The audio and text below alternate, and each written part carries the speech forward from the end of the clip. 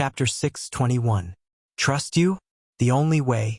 There's no better choice? King Kessel chewed on these words and seemed to be deep in thought. Thales controlled his breathing and stared at the king.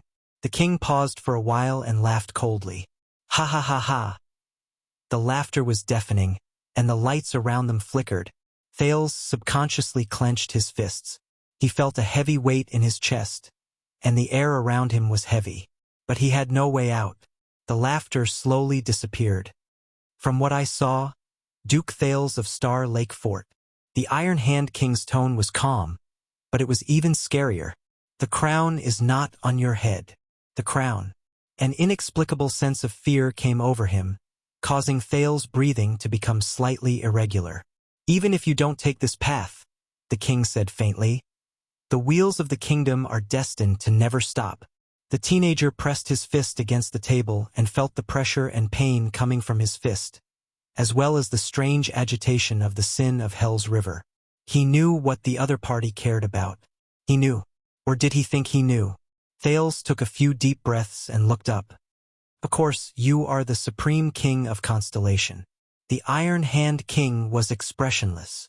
You can ignore me, scoff at the West Baron, and reject this proposal with one vote. Thales adjusted his mood and changed the topic. Anyway, you are very confident, and you have more than just Sand King in your hands. He pointed at the letter on the table and maintained a calm tone. Just like how you can threaten Jean Inlay to replace Western Desert and force South Coast Hill to pull your carriage for you. You can do it again in another place. King Kessel snorted in disdain. But what's the price? In the next second, Thales changed the topic. In order to execute Sand King, father, how much have you invested? How much have you paid? As he listened to Thales' words, King Kessel frowned slightly. Whether it is the huge amount of money spent on preparations, the astonishing scale of the standing army of the royal family, or the western front lines that you have been operating for more than 10 years, the prince was unhurried as he continued to speak. Human, material, financial, and mental strength, including the political games behind the scenes, are not easy to do. Even the opportunity is too rare. It's not every year that there's an unlucky prince wandering outside, convenient for you to use as an excuse and bait. The king coldly snorted. If your plan had succeeded and you had reaped huge benefits, then these costs would have been nothing. But now. Thales paused for a moment and looked at him. King Kessel pursed his lips. His expression was tense. My guess is that the reason why Supervisor Kirk complained about being poor in the Imperial Conference and why the Department of Finance had insufficient budget is because Thales spread his arms towards the table. In the end, it was because you mobilized the regular army for Sand King and emptied the national treasury, didn't it? At that moment, King Kessel suddenly raised his eyes. His gaze was so sharp that it was as if it had physical form, and he inched closer to Thales. The atmosphere in the room was extremely stifling. That bargaining chip, that orphan of the Amole family. A few seconds later, the king spoke coldly. Where is she? The teenager exhaled and glanced at Zayn's letter. In that case, father, you're not satisfied. You don't want to give up on Sand King's efforts for nothing. You're denying yourself and wasting all your efforts. Iron Hand King's eyes grew colder and colder. However, Thales' tone became harsher. He withstood the pressure and insisted on finishing his sentence. Otherwise, father, your so-called Sand King plan will be tantamount to a tyrannical and evil act. The gains do not make up for the losses. It will harm the kingdom. The crime lies with you. At that moment, the coldness in King Kessel's eyes reached its peak. Could not be any colder. The everlasting lamps in the room seemed to have sensed something. They flickered rapidly in that second, as if they were shivering. It seems that the sword Fakenhas gave you is really useful. The king enunciated each word clearly. It was meaningful and ominous. Who told you to be arrogant and fearless? But the prince only laughed bitterly and ignored the king's hint. But this is not the end. The Iron Hand King's gaze was fixed on Thales. It was as if his gaze was about to pierce through him. Thales said loudly, after Sand King's failure at the last minute, The regular army of the royal family took back Bladefang's camp, removed their armor, retreated, and ceased all activities. The people of Western Desert returned to their hometown dejectedly. They were dejected and admitted that they were unlucky. The second prince arrived safely in the capital. Father and son were reunited, and he was conferred the title of duke. These peaceful appearances kept most of the people in the kingdom in the dark. They slept peacefully and did not know the truth. Thales narrowed his eyes. But father, you and Fakenhaz, if he is the only one, all of you know the undercurrent of Sand King. All of you know what happened a few months ago, and what did not happen. King Kessel did not say anything. Only his gaze was distant, reflecting the shadows of the lamps. When you passed by each other, you saw the sharp blades behind each other's backs. But both of you have excellent acting skills and enough self-control. That is why you pretended not to know and greeted each other with a smile. You maintained the most hypocritical peace and the most fragile tacit understanding. Asterisk bang. Asterisk Thales slammed his palms on the table, causing the everlasting lamps around him to flicker. Trust me, father. This is the last step between Renaissance Palace and the West Baron. Behind us is a bottomless abyss. The prince stared at the king. Next time, you will not be so lucky. King Kessel lowered his eyes. No one knew what he was thinking. One of the everlasting lamps behind him dimmed, pulling the king's side profile into darkness. Thales took a deep breath and said solemnly, "When that time comes, if you want to deprive the vassals of Western Desert of their armies and expand the regular army of the royal family, the price will only be higher, and the situation will only become worse." King Kessel did not respond. He only turned his head silently and buried the side of his face in the darkness without any light. Admit it, father. Sand King's failure left behind a huge mess that pushed you and Western Desert to the edge of a cliff. You no longer have any room to maneuver unless you completely give up on Western Desert. Thales paused to give the other party and himself time to think. At this moment, who? The king's voice rang faintly, as if he was not there. What? Thales was puzzled. What who? King Kessel's expression was complicated. When you left in the morning, your mind was filled with women. Women. Thales furrowed his eyebrows. At that time you were muddle-headed and distracted, the king said coldly. Light and shadow appeared on his face at the same time. You did not have the confidence and courage you have now. You did not care about the kingdom, politics, and all these things when you were blinded by women this morning, let alone risking your life to barge into the palace and give advice to the emperor. King Kessel leaned forward slightly and stared at Thales with a thought-provoking gaze. What changed you when you were outside the palace? Thales was stunned. What changed me? He snapped out of his daze and gritted his teeth. That is not important. Thales tried his best to sound more sincere. What is important is, father. Now, when we are at our wits' end, we have another choice. King Kessel pursed his lips. Thales suppressed his restless power of eradication, slowed down his tone, and probed. Fakenhaz was the first to take a step back. For this, they offered their most powerful bargaining chip, enough to suppress Western Desert. King Kessel turned his head and snorted in displeasure. Amore. The prince nodded and fixed his gaze on the king. Accept it. Even if you don't earn a lot, at least you have a chance to make up for Sand King's huge loss. Accept it. Perhaps you can't solve the problem once and for all, but you can minimize the worst consequences. Accept it, let me communicate with them, give us a chance, and give Western Desert a way out of this mess. The king snorted softly and did not comment. Please believe me, be it from a realistic perspective or a long-term perspective, this is the only way. It is also the most efficient, easiest, most peaceful, and the path closest to success. Thales' words had unknowingly become urgent. If you still want to complete Sand King, father, at least don't let it become a mess. Then this is not only the best choice. It is also the last choice. Thales looked straight at the king. Father, for the sake of the kingdom, don't be rash and act in a fit of pique. Don't drag this out until you are beyond cure. Let me do it. End it now, right now, before it is too late. Once he finished speaking, King Kessel did not answer immediately. He sized up Thales carefully, as if he wanted to see every detail on his face clearly. This made Thales feel uneasy. Very good. Thales observed the king's reaction and silently cheered himself on. This is indeed something he cares about. At least he still cares. Fortunately, he still cares. I hope he still cares. More than 10 seconds later, the king snorted softly. Extravagant rhetoric and eloquent words.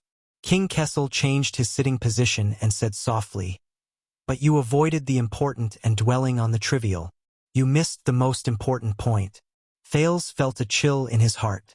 The king turned his head and said with a playful tone, "That is, even if I accept this proposal, why is it necessary for Sand King to be carried out by you, Duke Thales?"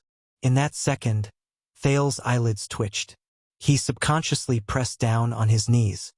Because Fakenhas gave me the bargaining chip. Thales took a deep breath and met the king's gaze. And I, as the introducer, the middleman, and the guarantor, should have some remuneration, right? King Kessel snorted softly. So this is actually a deal. The king stared at Thales, and his tone became more dangerous. A two-party deal between Fakenhas and me. A deal. Thales clenched his fists.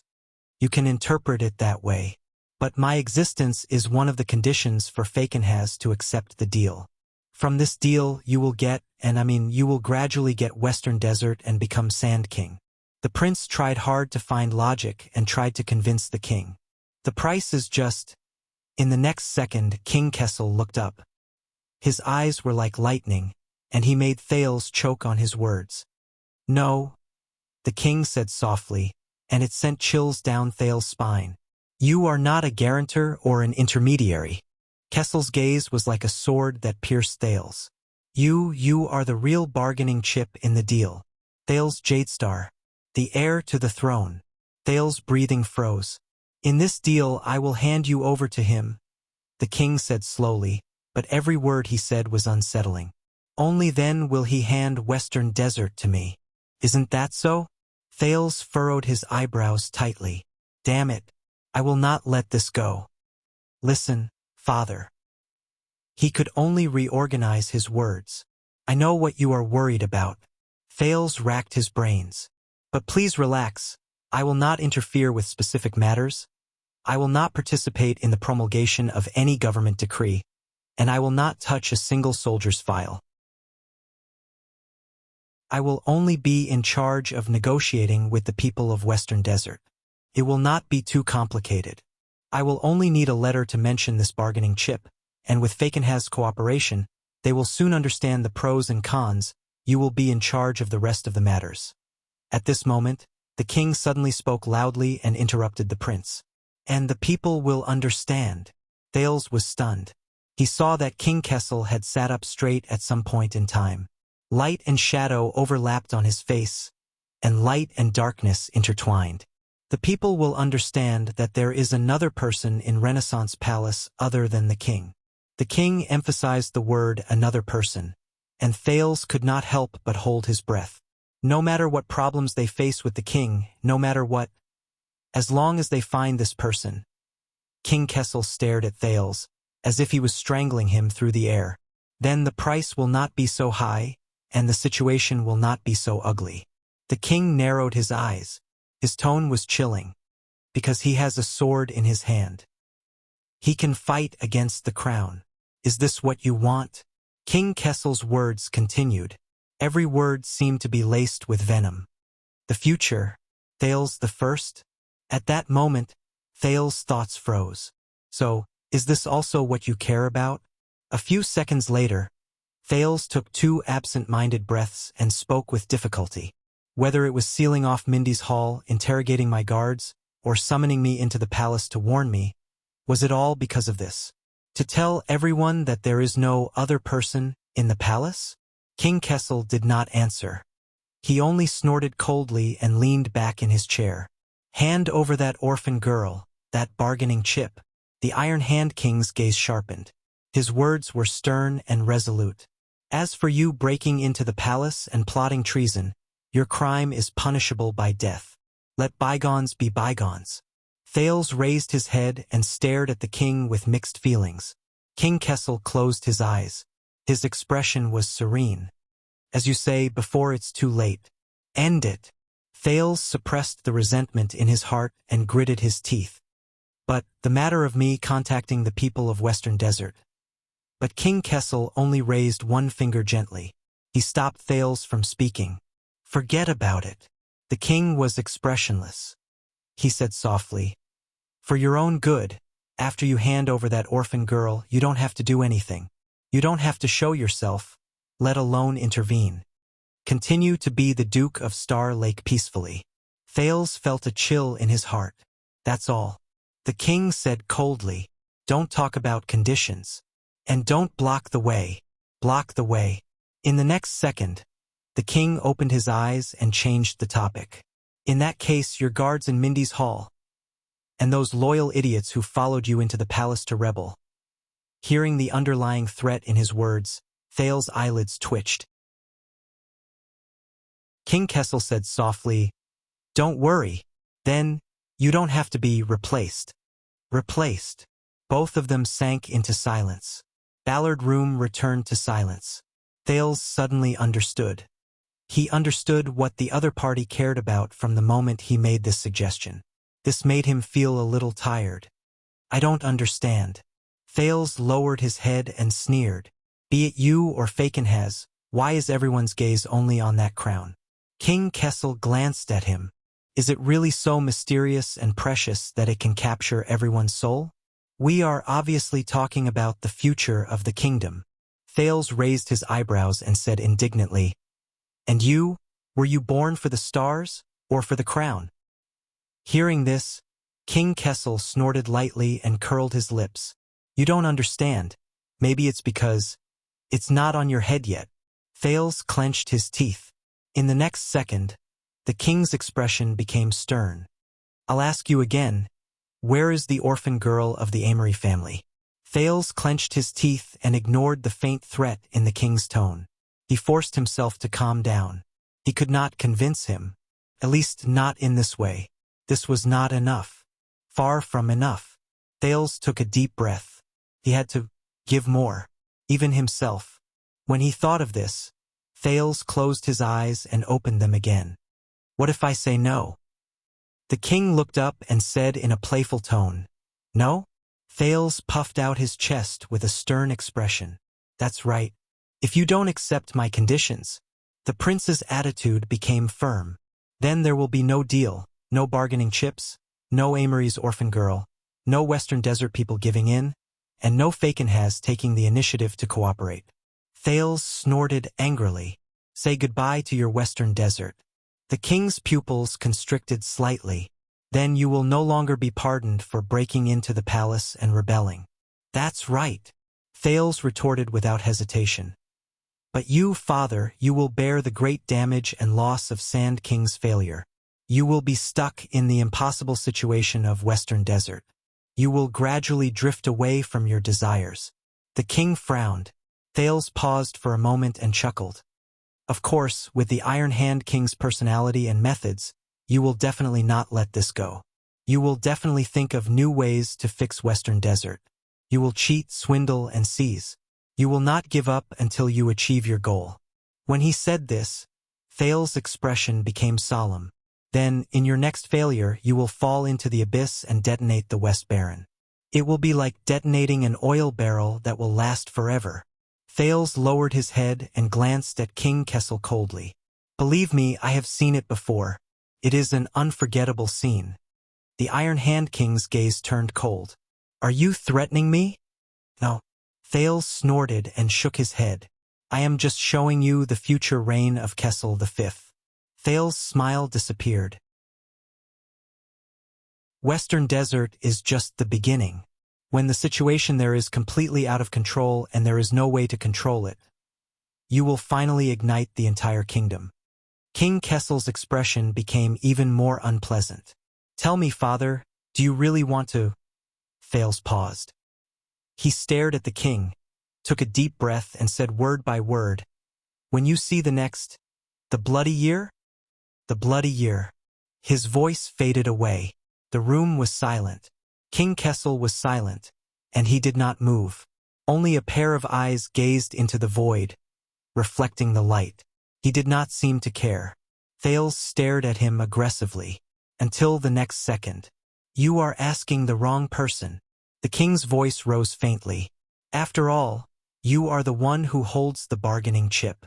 In the next moment, Thales shuddered. He felt the sin of hell's river roaring angrily in his blood vessels, bringing with it a piercing pain. It made him restless. "You should ask yourself, if I do not accept your conditions, if I am not willing to give you the weight of the crown." The king's words were very slow and intimidating. "Then you would rather hold the bargaining chip in your hands and watch with folded arms. Watch the stars fall to the ground and the kingdom burn?" Thales suppressed his power of eradication, but he could not help but be stunned. King Kessel lowered his head slightly. His gaze was like a blade pointing at Thales. "Tell me, Thales Jadestar." Thales forced himself to meet the king's gaze, but he could not help but gulp. "Do you want to witness the bloody year with your own eyes while you are alive?" The king said casually, "Believe me, I have seen it before. That scene is unforgettable." Thales' breathing froze. He was about to refute, but he stopped himself. The king laughed coldly. "See, if you really understand what it means to be born for the stars, then you should not hesitate on this question. As for whether you will be the one to carry out the Sand King's orders, you should not care." Thales was stunned when he heard this. He did not know how to answer. "So, this will be the last time I ask you." The king's voice gradually hardened. He was no longer indifferent, like a sharp blade being unsheathed. "It will also be your last chance. The bargaining chip, the orphaned daughter of Amore. Where is she?" Thales lowered his head and bit his lip. "Not enough. Not enough. King Kessel will not accept my conditions. He will not tolerate any transactions that are beyond his control. He will not allow even the slightest flaw to appear on the crown. The benefits of the kingdom, and even the bloody year, are not enough to convince King Kessel. They are not enough to convince the Iron Hand King. Sweet nothings, threats, and promises are all useless. He had to do more. More. More." The sin of hell's river seemed to sense his emotions. It surged and filled his entire body. "If you want to enter this circle, Thales, you have to climb to the top. The first thing you have to do is to bow down to them. Open up your body and mind, let their world and ideas rule over your entire being, and turn you into a person you cannot recognize. Only then can you start playing this game, and only then can you play it well. Bow down to them. Open up your body and mind.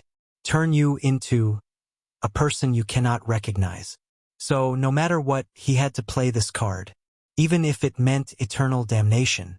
As the sin of hell's river roared excitedly, Thales sucked in a deep breath and raised his head. "Father, listen."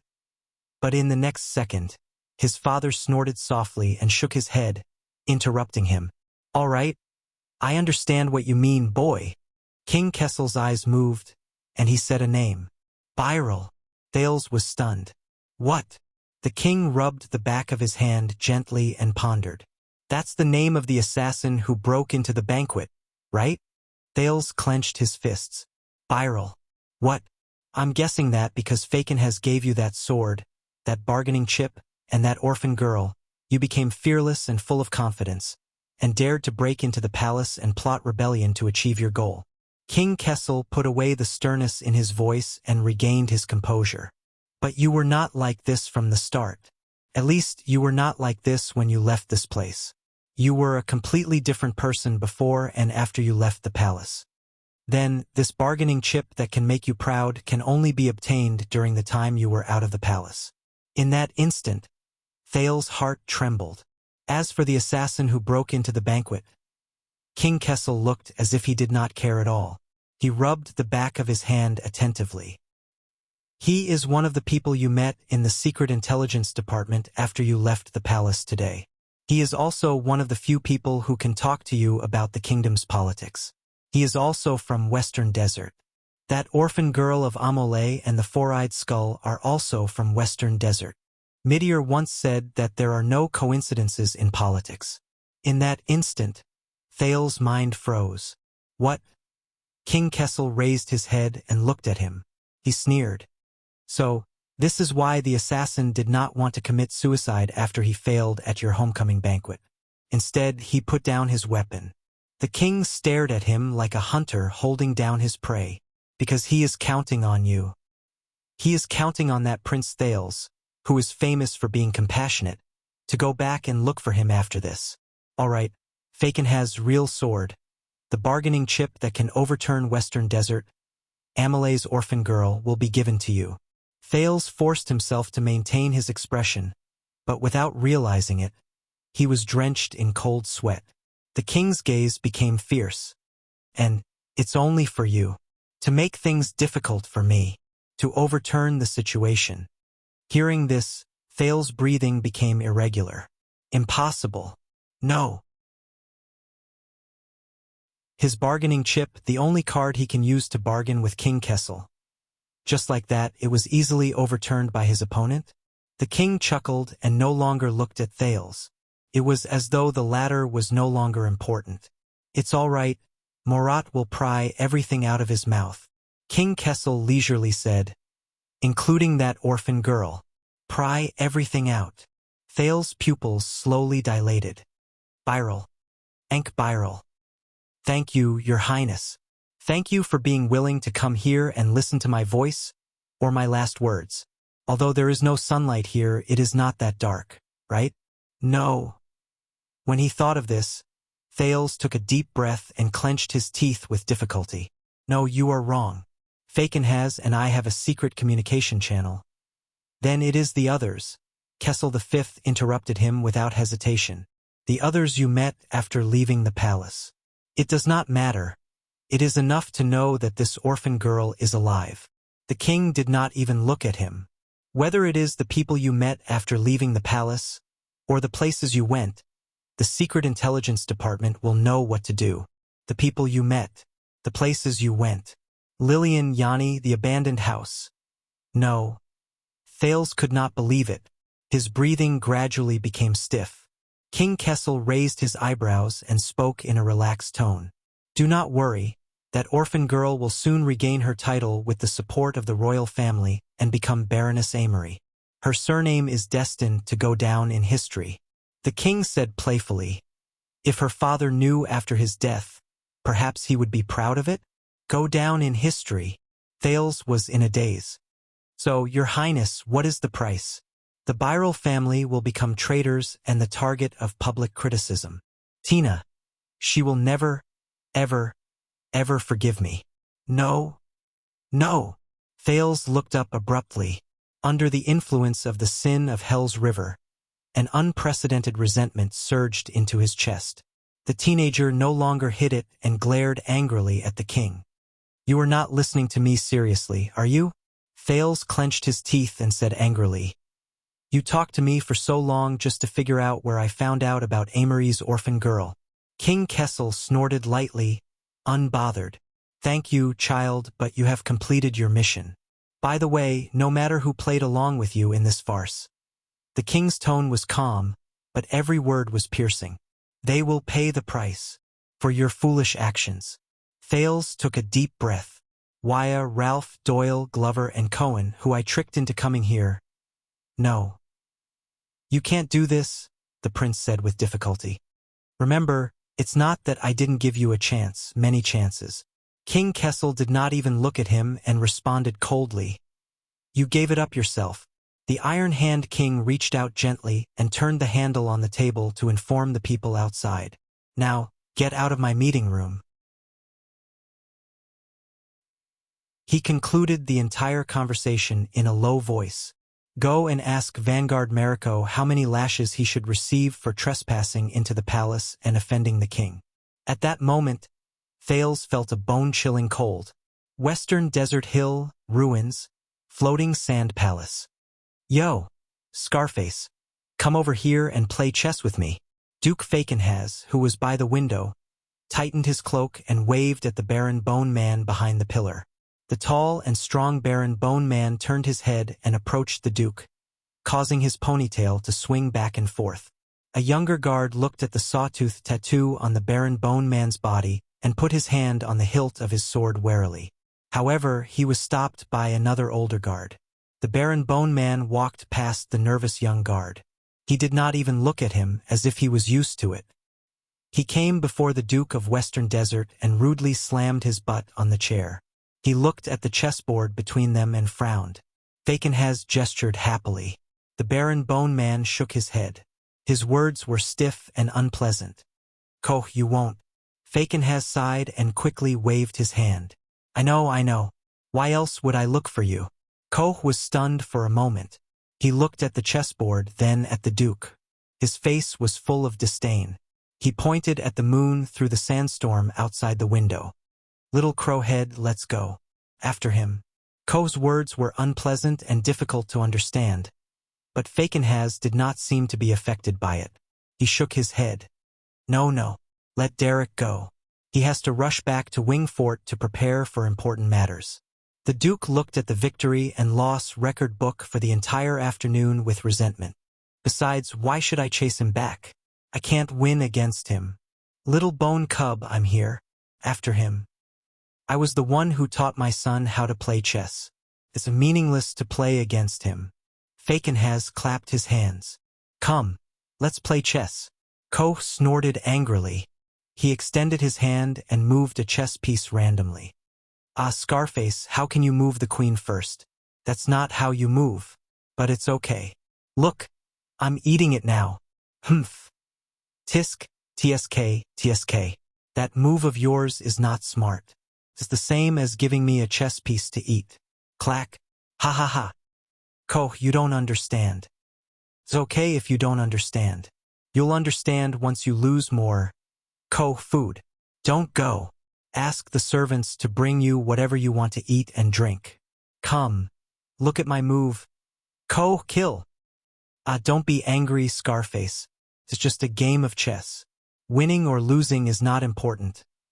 Back and forth, Fakenhas was having a lot of fun. Not long after, the chessboard was filled with Koh's pieces that had been eaten. After he finished his last move, the Duke grabbed Koh's hand in satisfaction and pushed the latter's king down. He lay on his chair and sighed. It's been a long time since I had such a satisfying victory. Awesome. Fakenhas leaned back in his chair and shook his head. However, the Baron Bone Man stared at the satisfied Fakenhas and said in a muffled voice, "Bone cub, kill." When he said that, Fakenhas' smile disappeared. The Duke got up from his chair and stared coldly at the Baron Bone Man. His expression was disgusting and terrifying. Koh stared back at him without showing any signs of weakness. A few seconds later, the Duke of Western Desert laughed and waved his hand. "Nonsense, I'm playing chess.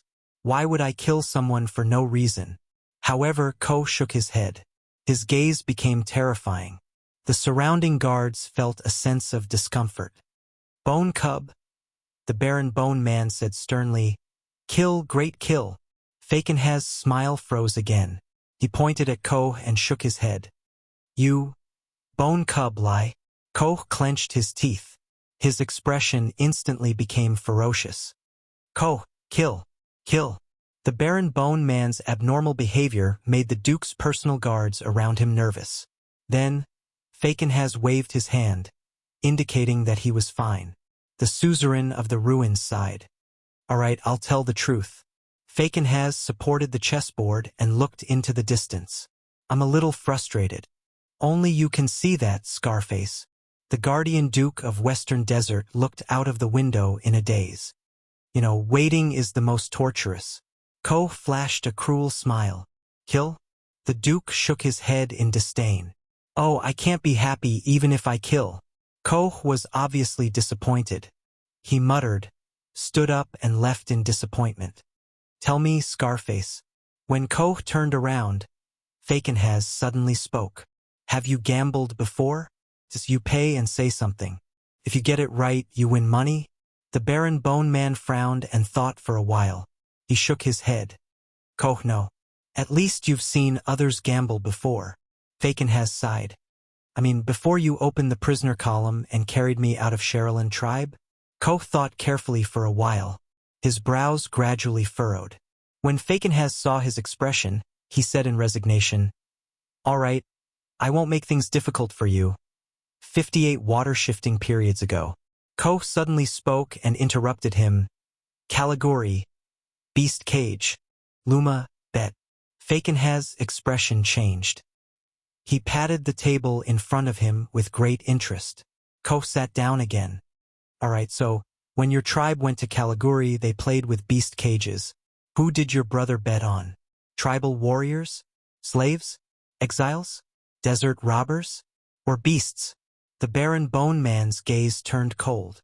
Koh kill. Fakenhas' eyes lit up. Ha, your brother made a bet, and you personally went down to fight and kill? Koh nodded. Look at this tattoo of yours. How many did you kill? Koh stood up and pulled open the clothes on the side of his back. He pointed at a few serrated tattoos as if he was very familiar with them. 8? Wow. Fakenhas sighed and said, I guess you're rich. But Koh was silent for a while before he shook his head. Luma, lose. What? Fakenhas frowned in puzzlement. But you're still alive. How did your brother lose? Did he bet on the wrong thing? Koh's expression turned gloomy. Tribe, bet on bloody thorn lizards. Fakenhas' smile also gradually faded. Oh, your tribe has ordered you two brothers to fight each other in pairs. The Duke sighed and said, This is the highlight. This is the highlight of the show. My guess is that he wants to attract big bets and make a big profit. Koh gritted his teeth. His cheeks trembled. Luma, no. Koh, no. Fakenhas nodded. Of course, you refused, so you can only lose money? The Baron Bone Man paused. After a while, he looked up with difficulty. Tribe, kill. Cage Master, kill. Holy Chief, kill. Tribe, kill. Sand Servant, kill. The Duke shrugged. Yes, I guess so too. Everyone is very unhappy, especially those who placed bets. I heard someone mention it before. He snorted softly. Your tribe set up a monster cage, and perhaps even received bets, but did not complete the duel. He must have lost a lot. Koh did not say anything. The Baron Bone Man only shook his head. His gaze was terrifying. Tribe poor. Luma, pay life. Fakenhas paused. Koh gritted his teeth and looked up while his body trembled. Koh, punish, life. The Duke of Western Desert did not say anything. He only sighed, extended his hand, and patted Koh's shoulder. Koh turned his head and revealed a ferocious expression towards the invisible air. Ah, I remember now. Your bastard old tribe. Fakenhas' eyebrows twitched as he came to a realization. That unlucky fellow who was attacked from the bottom to the top by you, from the head to the ribs, and only died after wailing in pain until dawn? Koh snorted and did not answer. Fakenhas chuckled. Well done, Scarface.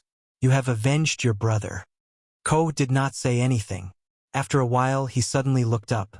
Bone boy, bet. Fakenhas was stunned. He understood and nodded. Yes, I am betting too. The Duke looked to the east and giggled. Bet on another round. Bloody thorn lizard. Koh frowned. Tisk. TSK. TSK. The Duke of Western Desert shook his head. How should I put it? A full 6 years.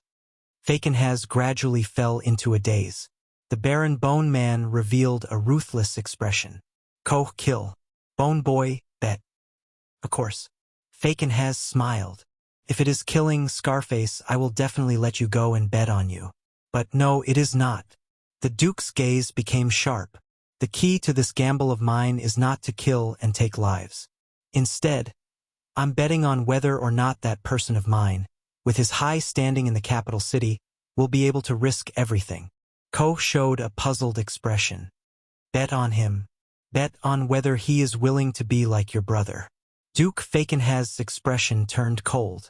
He waved his hand and swept all the chess pieces on the table. Pay with your own life. In exchange for your life,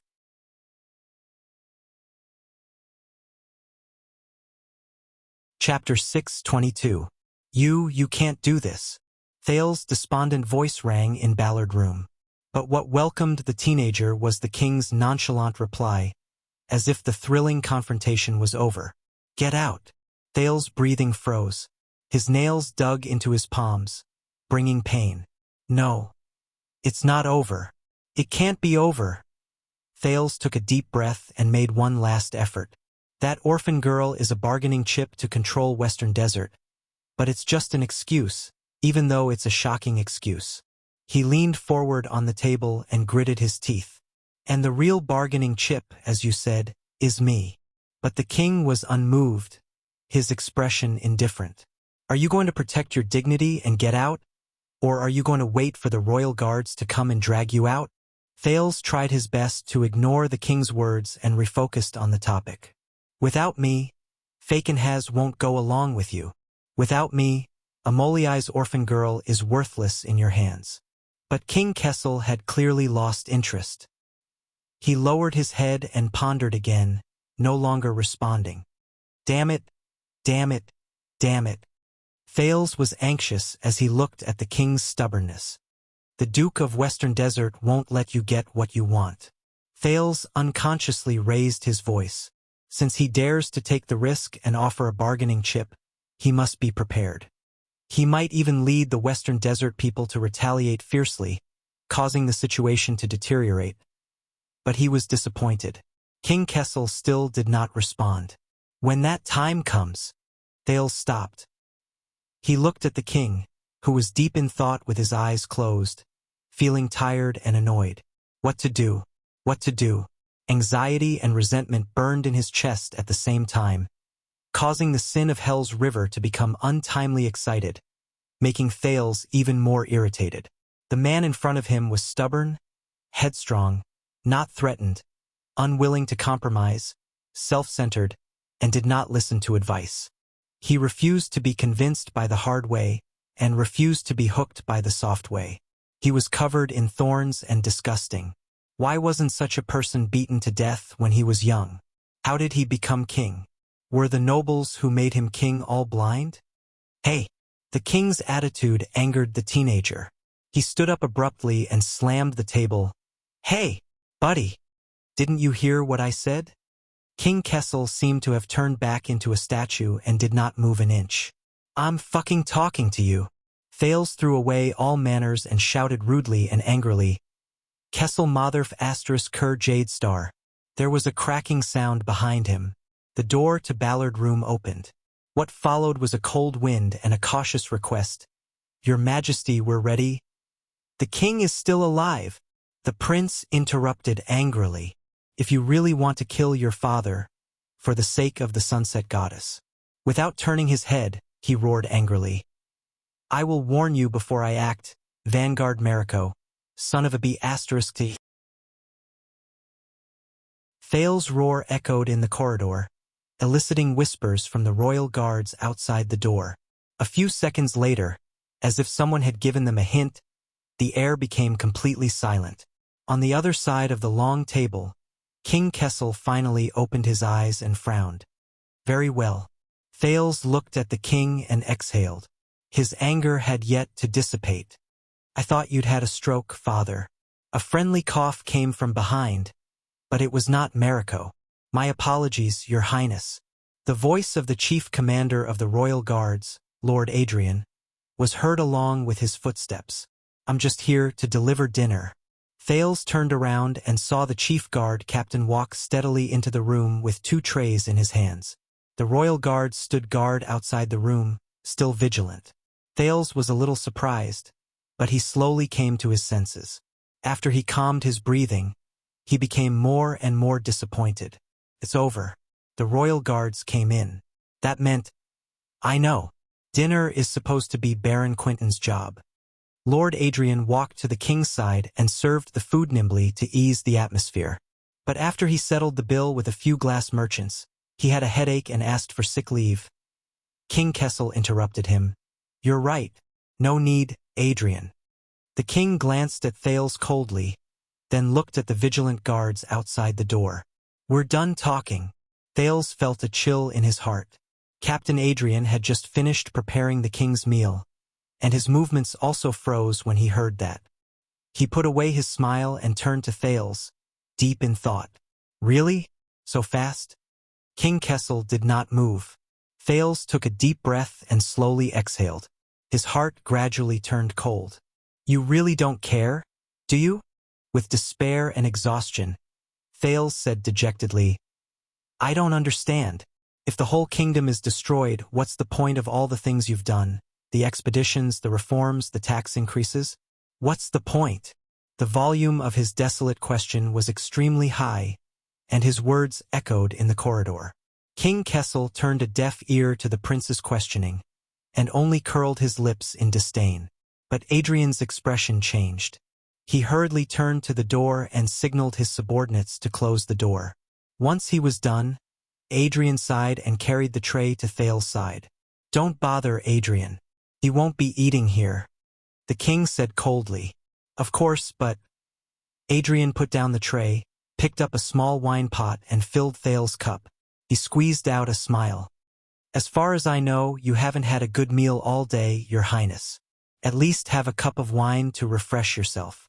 Northern rye from the Northern Territory. I hope it's to your liking. But Thales had no interest in dinner at the moment. He just stared at King Kessel with bloodshot eyes. I don't drink. Oh, right, I heard Mallows say that before. Hearing that, Adrian had no choice but to take the wine pot away and sighed. It's a pity. From the harvesting of raw materials, brewing in the cellar, long-distance transportation, to the selection of dishes in the kitchen, countless people overcame all difficulties and advanced wave after wave, just to deliver it to you. Countless people overcame all difficulties and advanced wave after wave, just to deliver it to you. Just like himself, he fought hard just to sit here. But, listening to Adrian's words, Thales looked at the expressionless king, but felt even more sorrowful. Smack! A crisp sound rang. Adrian turned his head in surprise. The wine cup in front of Thales had been swept to the ground and shattered. Your Highness. Before Adrian could finish his sentence, he was stunned again. Thales' hand had appeared out of nowhere, grabbed the wine pot in his hand, and pulled at it in an unquestionable manner. The prince still stared at the king. He lifted the lid, aimed at the mouth of the pot, and tilted his head back to drink. Eft! The wine entered his throat. Thales only swallowed a mouthful before he spat it out pathetically. Damn it!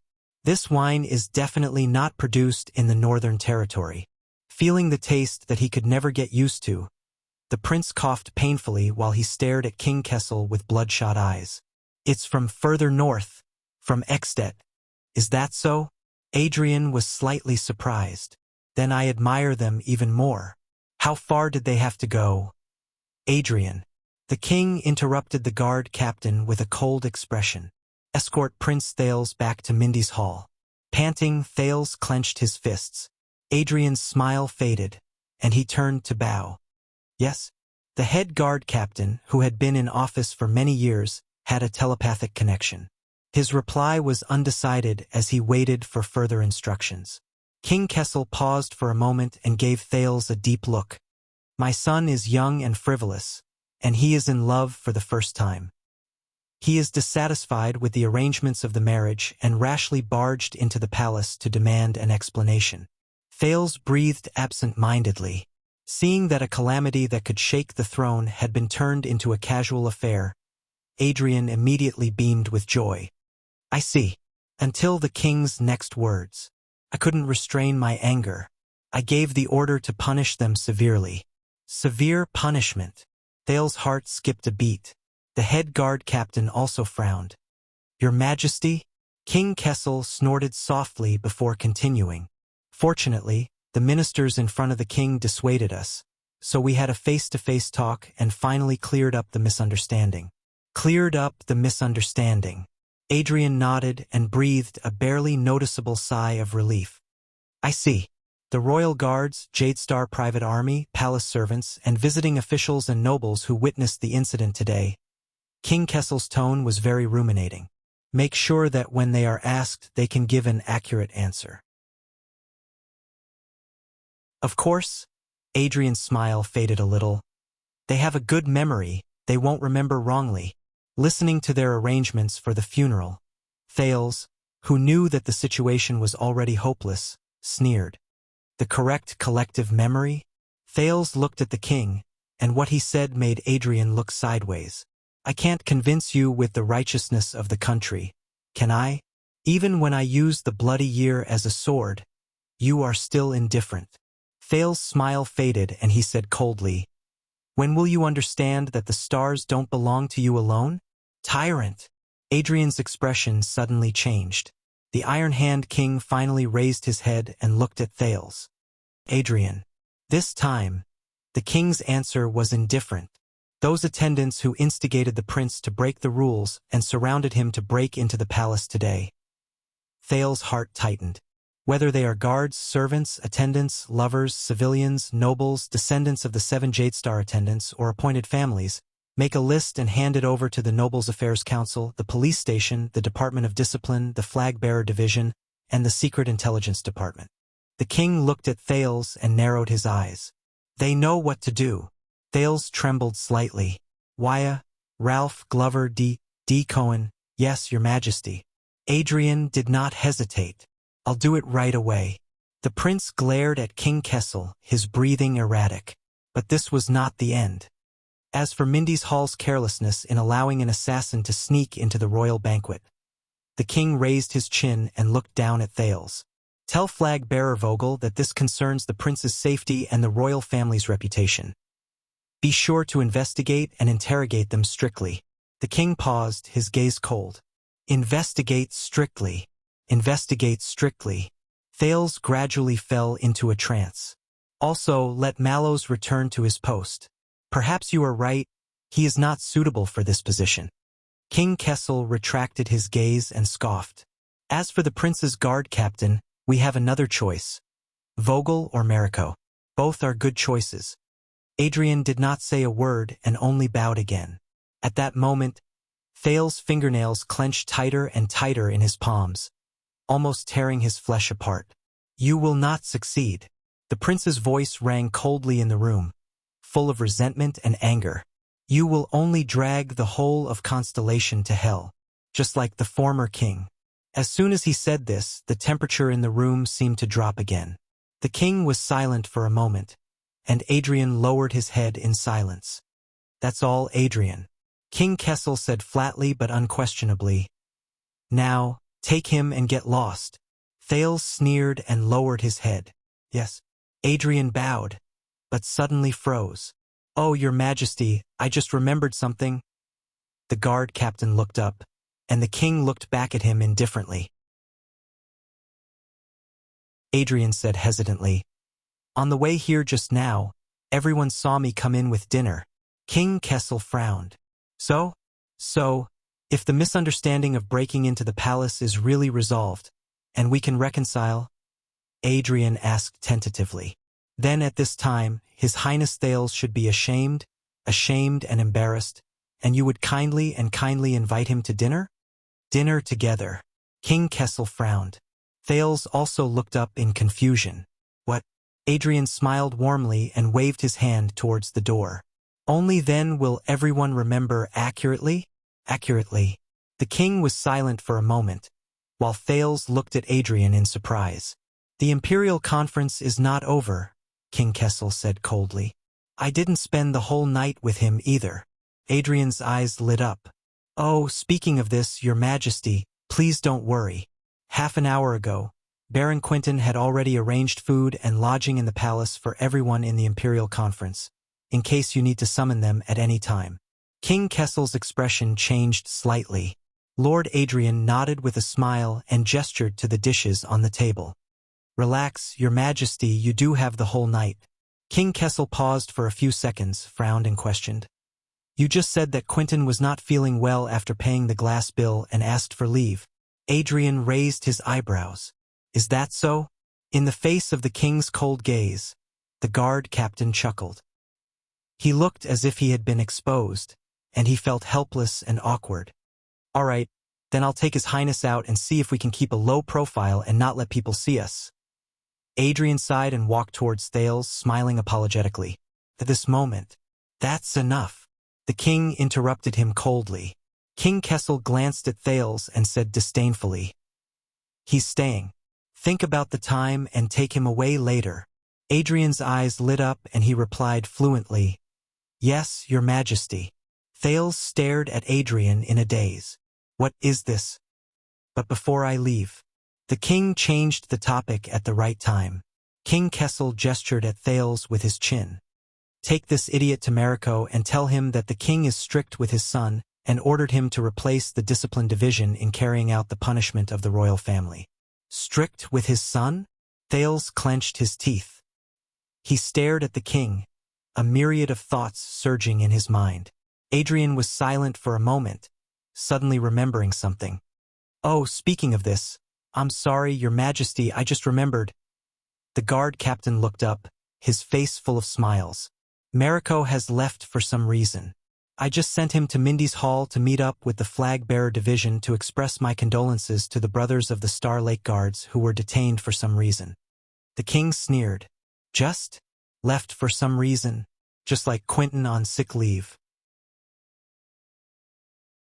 "Yes, just like Quentin," Adrian answered without hesitation. But he realized something was wrong halfway through his sentence. He chuckled and said, "You're right." He chuckled and said, "Ah, maybe it's still different." There was a moment of silence in the room. The king turned his head and glanced at Thales, who had a complicated expression on his face. "You take good care of him." "Of course." Adrian did not even blink and answered without hesitation, as if he could not read between the lines. "Mariko is still young, he should run more errands and train more." Bang! The king slammed his palm on the chair. "Adrian." King Kessel snorted angrily, his gaze as sharp as a sword. "You've made up your mind to go against my wishes?" Adrian's expression turned solemn. "It's my fault, your majesty." He took a step back and bowed deeply. "It may not go against your wishes," the guard captain said respectfully, "but it suits your needs." King Kessel stared coldly at his guard captain, anger boiling in his eyes. "Suits your needs." Thales watched the confrontation between Adrian and the king in silence. Dinner together. He suddenly understood what the other party was doing. But what's the point? His battle in Renaissance Palace. 10 seconds of silence. King Kessel did not answer, but the anger in his eyes slowly faded. "It's Gilbert. Did he beg you to soothe his cheeks?" Adrian looked up. He was confused at first, but then came to a sudden realization. "What? Oh, your majesty, if you want to summon Count Casso, I'll—" King Kessel exhaled, feeling a little helpless and annoyed. "Enough. Get lost." The king waved his hand impatiently. "I'll give you 5 minutes. Come back and take him away." Lord Adrian nodded, obedient and convinced. "As you wish." But the guard captain's footsteps immediately stopped. "But from an outsider's point of view, your highness will at least have to finish your meal and chat before leaving with me." Adrian said awkwardly, "A quarter of an hour? A quarter of an hour?" The king and Thales were stunned for a second. Clang! In the next second, King Kessel, who could not take it anymore, knocked over his wine glass and glared at Adrian. "Ed." "Yes, your majesty." Lord Adrian bowed and hurriedly replied before the king. "Lord Adrian." "Then a quarter of an hour it is." Once he finished speaking, without waiting for the king's response, Adrian turned around and left, but he stopped halfway. "I'm sorry, your highness, but I have to take away your knife and fork." The guard captain walked to Thales' side, glanced at the stunned prince, and apologetically took away the knife and fork beside the plate. "I believe a spoon will be enough. After all, the Far Easterners can eat with only 2 thin wooden sticks." Thales looked at the guard captain with a complicated expression. "Thank you, my lord," he said hoarsely. "Thank you and Gilbert for fighting for me." A quarter of an hour. But things had already come to this. "What else can I do?" "You're welcome, your highness." Adrian smiled as he weighed the knife and fork in his hand. "By the way, your sword is indeed quite heavy." It's not easy to hold it in my hand." Thales laughed bitterly and ignored the king, whose expression was almost frozen. "That's not mine, it's Caribbean's." But Adrian didn't let him continue. Instead, he said to himself, he continued, "But after we found its scabbard, it will be much more convenient." The guard captain of the royal guards nodded in a profound manner. After all, since ancient times, swords cannot escape its scabbard. Cannot escape its scabbard. In the next second, Thales suddenly raised his head. "What?" He looked at Adrian in surprise. Lord Adrian smiled faintly, blinked, and immediately left. As the door opened and closed, he walked out of Ballard Room. Thales stared in the direction he left in a daze. "Tormund Mallows, you son of a B***th watchman, the guard captain I hate the most. Isn't he being interrogated by the flag-bearer division and unable to take care of himself? And he still has time to care about my business?" Thales clenched his fists. The door closed. The room returned to silence. "Looks like you're very popular." The king stared at the door and seemed to be deep in thought. "And this makes you feel uneasy?" Thales took a deep breath, returned to reality, and looked at his father. The king snorted coldly. "Eat." King Kessel nonchalantly grabbed his knife and fork. "Unless you want to starve and be whipped. That doesn't feel good." Thales grabbed his spoon and stared at his soup bowl. He could not fight against the king. He could not turn into another sword. Just like Temple and Imperial style, the source of their formation determined that they were bound to fight against each other, and they were as incompatible as fire and water. Neither of them would easily lower their heads to the other. And him, Thales stared at his own reflection in the bowl. So, he could not use the bargaining chip given by Fakenhas to negotiate terms with King Kessel. He could not hold the sword given by the Western Desert people and claim credit from Renaissance Palace. That would not work. Thales clenched the spoon in his hand and frowned slightly. Not enough. He had not given enough. Not enough. Far from enough. The sin of Hell's river surged and filled his brain, but it made him think more clearly. He had to give more. More. Since ancient times, swords cannot escape their scabbard. 1,000 blades are sealed, and they are evil. Thales stared at King Kessel, who was quietly eating. He slowly became lost in thought and gradually understood. "Are you ready?" Deep in his heart, a small voice reminded him. "Thales?" In the next second, the prince suddenly raised his head. "I know." Thales fixed his gaze on King Kessel. His tone was calm and unperturbed. "I know that I can't hide Amoliai's matter from you. As long as I still want to use it as a bargaining chip, I can't hide it from you, much less convince you." But Thales' tone changed. "But you won't succeed, even if you have that orphan girl in your hands. But it's not because Fakenhas won't compromise, nor is it because you lack means." Kessel V did not say a word. He just lowered his head and ate. Thales sucked in a deep breath. His next words were directed at the king as well as himself. "But because this is destined." The king responded to him with a cold snort. But Thales was not discouraged, nor was he impatient. He pierced a piece of what looked like a sausage with his spoon. "Your Majesty, I just figured something out. That is, whether there is a Sand King or not, whether you want to centralize power, expand the army, reform, or make the country rich, no matter how many years pass, you are destined to lose everything." Across the long table, King Kessel, who was cutting meat, paused. The prince's expression did not change. He continued to focus on his plate. "Remind me, how did the Sand King fail? From vision to goal to assumption, from planning to preparation to execution, it was grand, precise, and logical. But at the last moment it fell short of success. He was forced to take a step back, fold his cards to stop his losses, and win with less losses. What exactly went wrong?" The king did not answer, but he slowly raised his eyes and looked at Thales. Was it the imperial conference that held each other back? The kingdom's secret intelligence department spoiled everything? The regular army was eager for quick success? The legendary wing was short-sighted?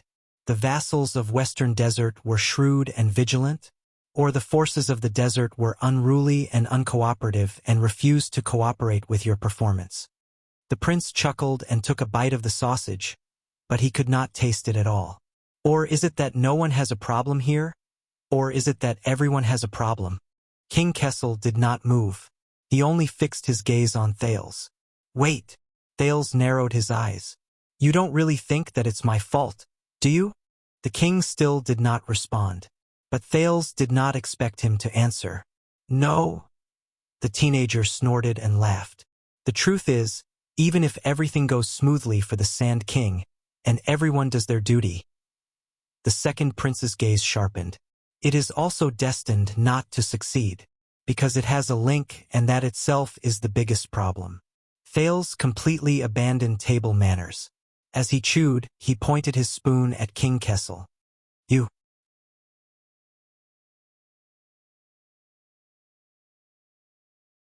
Chapter 6:23. King Kessel was silent for a second before he chuckled. Me? The king put down his knife. He looked interested, but his words were cold. Let me guess. Fakenhez thinks the same? Thales shook his head. When the branches rot and the leaves rot, one must ask the root. If there is a problem with your rule, your majesty, the first person in the kingdom to pay the bill, and the first person to reflect and hold accountable, is definitely and only you. The king's disdainful sneer rang out in the room. He lowered his head again and continued eating. Thales smiled as well, unperturbed. Yes, you probably think that if the kingdom's rule is unsatisfactory and there is a problem with Constellation's development, it must be due to the officials' deviation in execution and the poor governance of the lower ranks. Minor adjustments and corrections will not harm your grand strategy of ruling the country, nor will it harm the wisdom of the nobles before you, or the wisdom of your king. Just like the Sand King. In your eyes, how could it be wrong? It must be that the people who do things are not courageous. There must be mistakes in execution. The enemy is too cunning. There must be accidents that happen more frequently than expected. It must be that unlucky prince's problem. But Thales' smile turned cold. Only the simplest and kindest of citizens would have such naive and beautiful fantasies. Only the most sinister and vicious scoundrels would say such slanderous words. Thales pointed at the king and said seriously, No, the reason why the Sand King failed is because of you, your majesty. The sound of a knife clashing with a plate responded to him. Yes, perhaps certain that victory was in his grasp. King Kessel did not even raise his head as he spoke perfunctorily. I, the king of Constellation, am the kingdom's weakest link? But Thales shook his head decisively. On the contrary, your majesty, Kessel. Thales smashed his spoon on the plate. In fact, you are the strongest link in the center of the kingdom. King Kessel's knife cut the food in front of him into two. He raised his head slightly. The tip of the knife in his field of vision was facing Thales' face. But that is precisely why I failed. The prince said calmly, as if this was the most common sense. Your majesty, it is precisely because you are too powerful, too outstanding, too wise, too terrifying, and too decisive. King Kessel looked at Thales at the end of the knife and was silent for a while. Flattery won't absolve you. Thales shook his head. He scooped up a spoonful of soup made of some unknown substance and put it into his mouth. Think back, your majesty. Before the Sand King, from the Desert War until now, from Bladefang's camp to Blessingstown, from the Emergency Control Order to the Border County Development Tax Exemption Order, from the Legendary Wing to the regular army, how many things have you done to Western Desert? How many times have you stabbed them, and how many times have they gritted their teeth but could do nothing? Thales raised his head, and his voice grew sharper. And since when did you replace the treacherous desert and become the greatest enemy that threatens their survival? Across the long table, King Kessel's gaze was focused on the tip of the table knife. So much so that today, before you had the idea to take action, the Western Desert people had already made hundreds of contingency plans, like birds startled by the mere twang of a bowstring. There was nothing else but how to resist the threat of Renaissance Palace. Even in their dreams at night, they imagined the scene of the regular army of the royal family invading Western Desert. Under this premise, your majesty, whether it's the army, the tax, the land, or the rule, no matter what you want to do with that land, the people of the western wilderness will never let you get what you want. Thales said coldly, "So, how could the Sand King succeed? How could he succeed?" This time, King Kessel was silent for an exceptionally long time. Finally, the king raised his head slightly. "You overestimate them." Thales chuckled and nodded. "Is that so? So, you think that when you ordered the army to march west, everyone believed that they were going to rescue me? You think that the suzerains of Western Desert really took your bait and were unaware of the conspiracy? You think that the main forces of the three great families did not fall into the trap only because the legendary wing dragged things out? You think that the kingdom's secret intelligence department and the regular army messed up the plan because they were not capable enough? You think that between you and Fakenhaz, who was the first to find me in the desert and seized the initiative in the Sand King? At that moment, King Kessel's gaze turned sharp. Thales sat up straight and said solemnly, "You are the one who underestimated them. Your Majesty." King Kessel did not comment, but his gaze flickered. "I know. I made the same mistake." Thales was slightly dazed as he recalled the past. Before the new year, when I escaped from Dragon Cloud City, I thought that my plan was flawless and that no one could see through it. With the help of the kingdom's secret intelligence department, such a complicated political situation, such a strange situation, and such a coincidental time, anyone would first suspect that Prince Thales was kidnapped by the forces of Dragon Cloud City and did not sneak away on his own. Thales heaved a deep sigh. But I was still caught, on the first day I escaped from Dragon Cloud City. King Kessel's gaze shifted. Thales stretched out his left hand and rubbed an abnormal bone. He furrowed his eyebrows tightly, as if he was feeling the pain of it cracking again. "I was caught by a boorish man in Dragon Cloud City who was one of the best in the Western Peninsula when it came to sword-wielding, but whose political IQ was said to be the lowest in the world." Thales sneered faintly.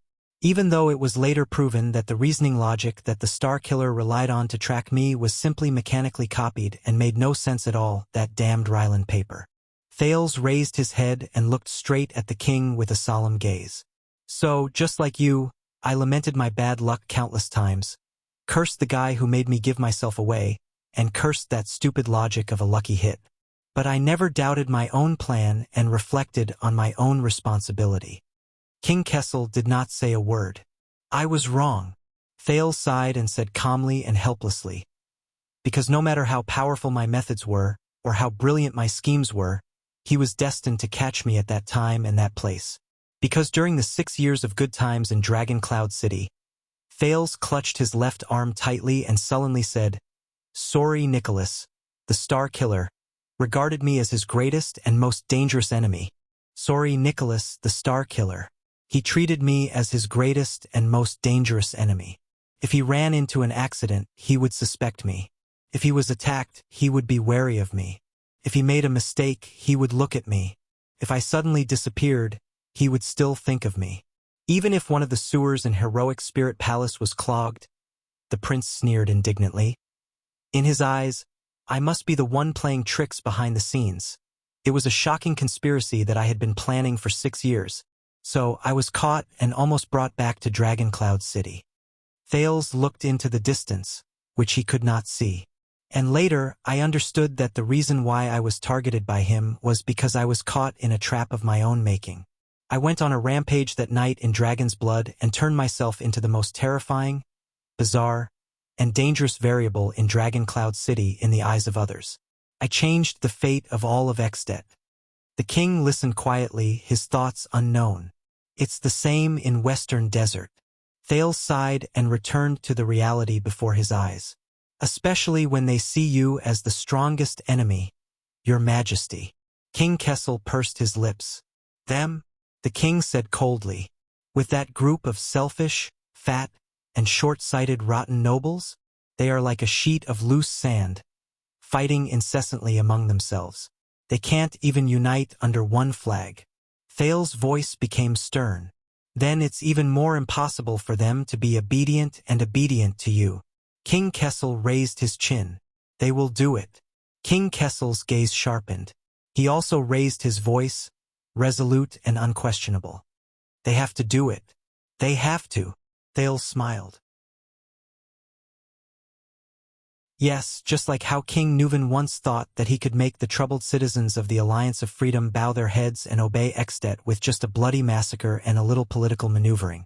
That way, they would never rebel against his granddaughter and shake up the entire political situation in Northland, he said sarcastically. In the next second, the youth's expression turned cold. His tone changed. But do you really think that as long as you are strong enough and clever enough, everyone will bow their heads and everything will go smoothly? Then why don't you simply declare that everyone in Western Desert is a traitor and rebel, and order the regular army to attack and annihilate them in order to pacify the country? Why do you still do everything possible to bypass the Imperial Conference and keep a low profile to advance Sand King? Why do you still use me as a famous chess piece and bait? Thales paused, looked at the king, and called him by his name. Because you also know this, Kessel. The king frowned. Looking at King Kessel's deep expression, Thales understood something. Unlike his previous opponents, this time, he could not hold up a sharp sword and face the Iron Hand King. In the face of a ruler, a person may cooperate, be loyal, or obey. Thales recalled the conversation in his memory. But a large group of people.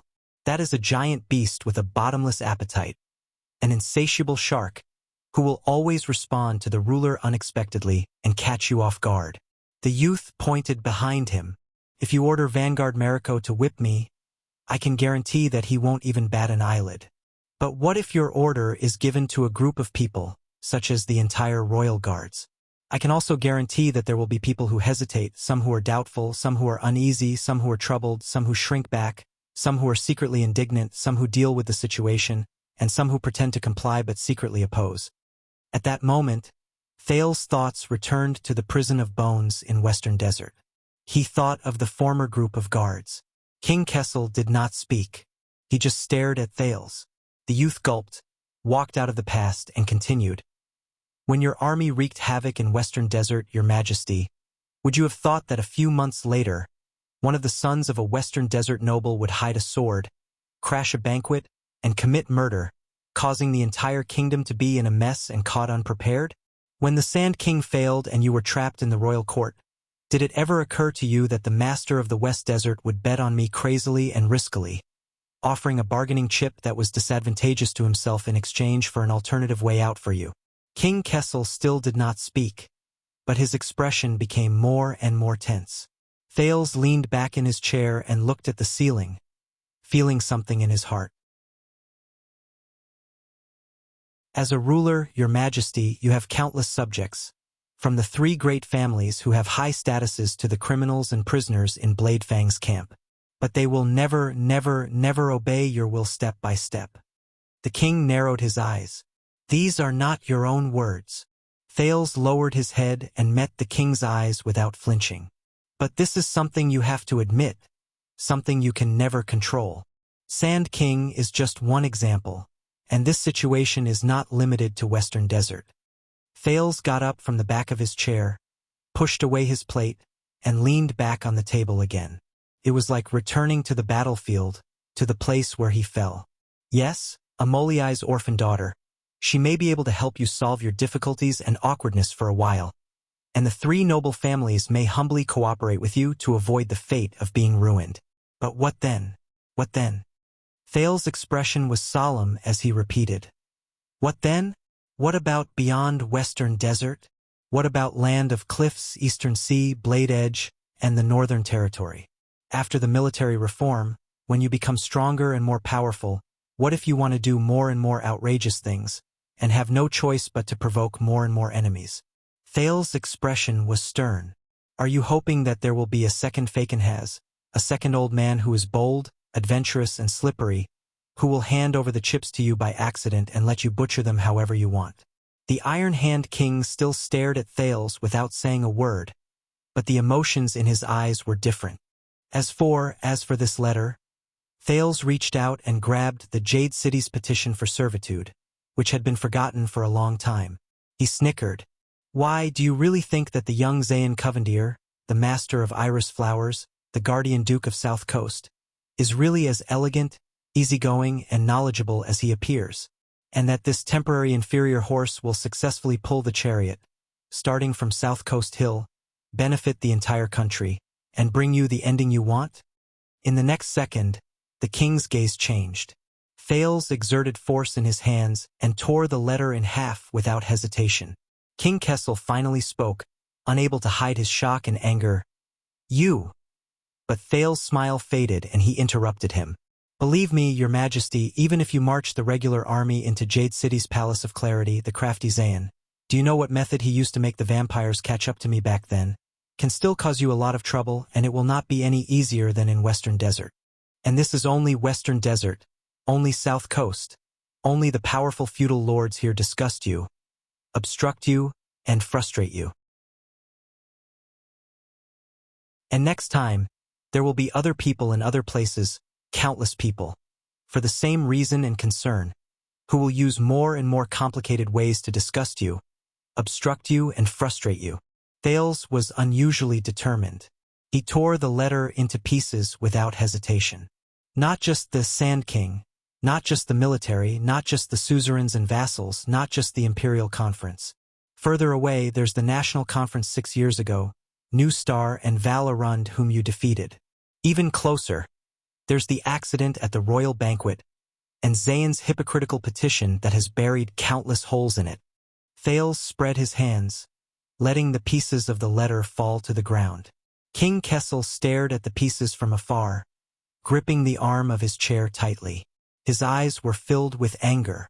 Once their interests are harmed, their rule is in trouble, and their living space is squeezed. Thales' voice continued, sounding cold and ruthless.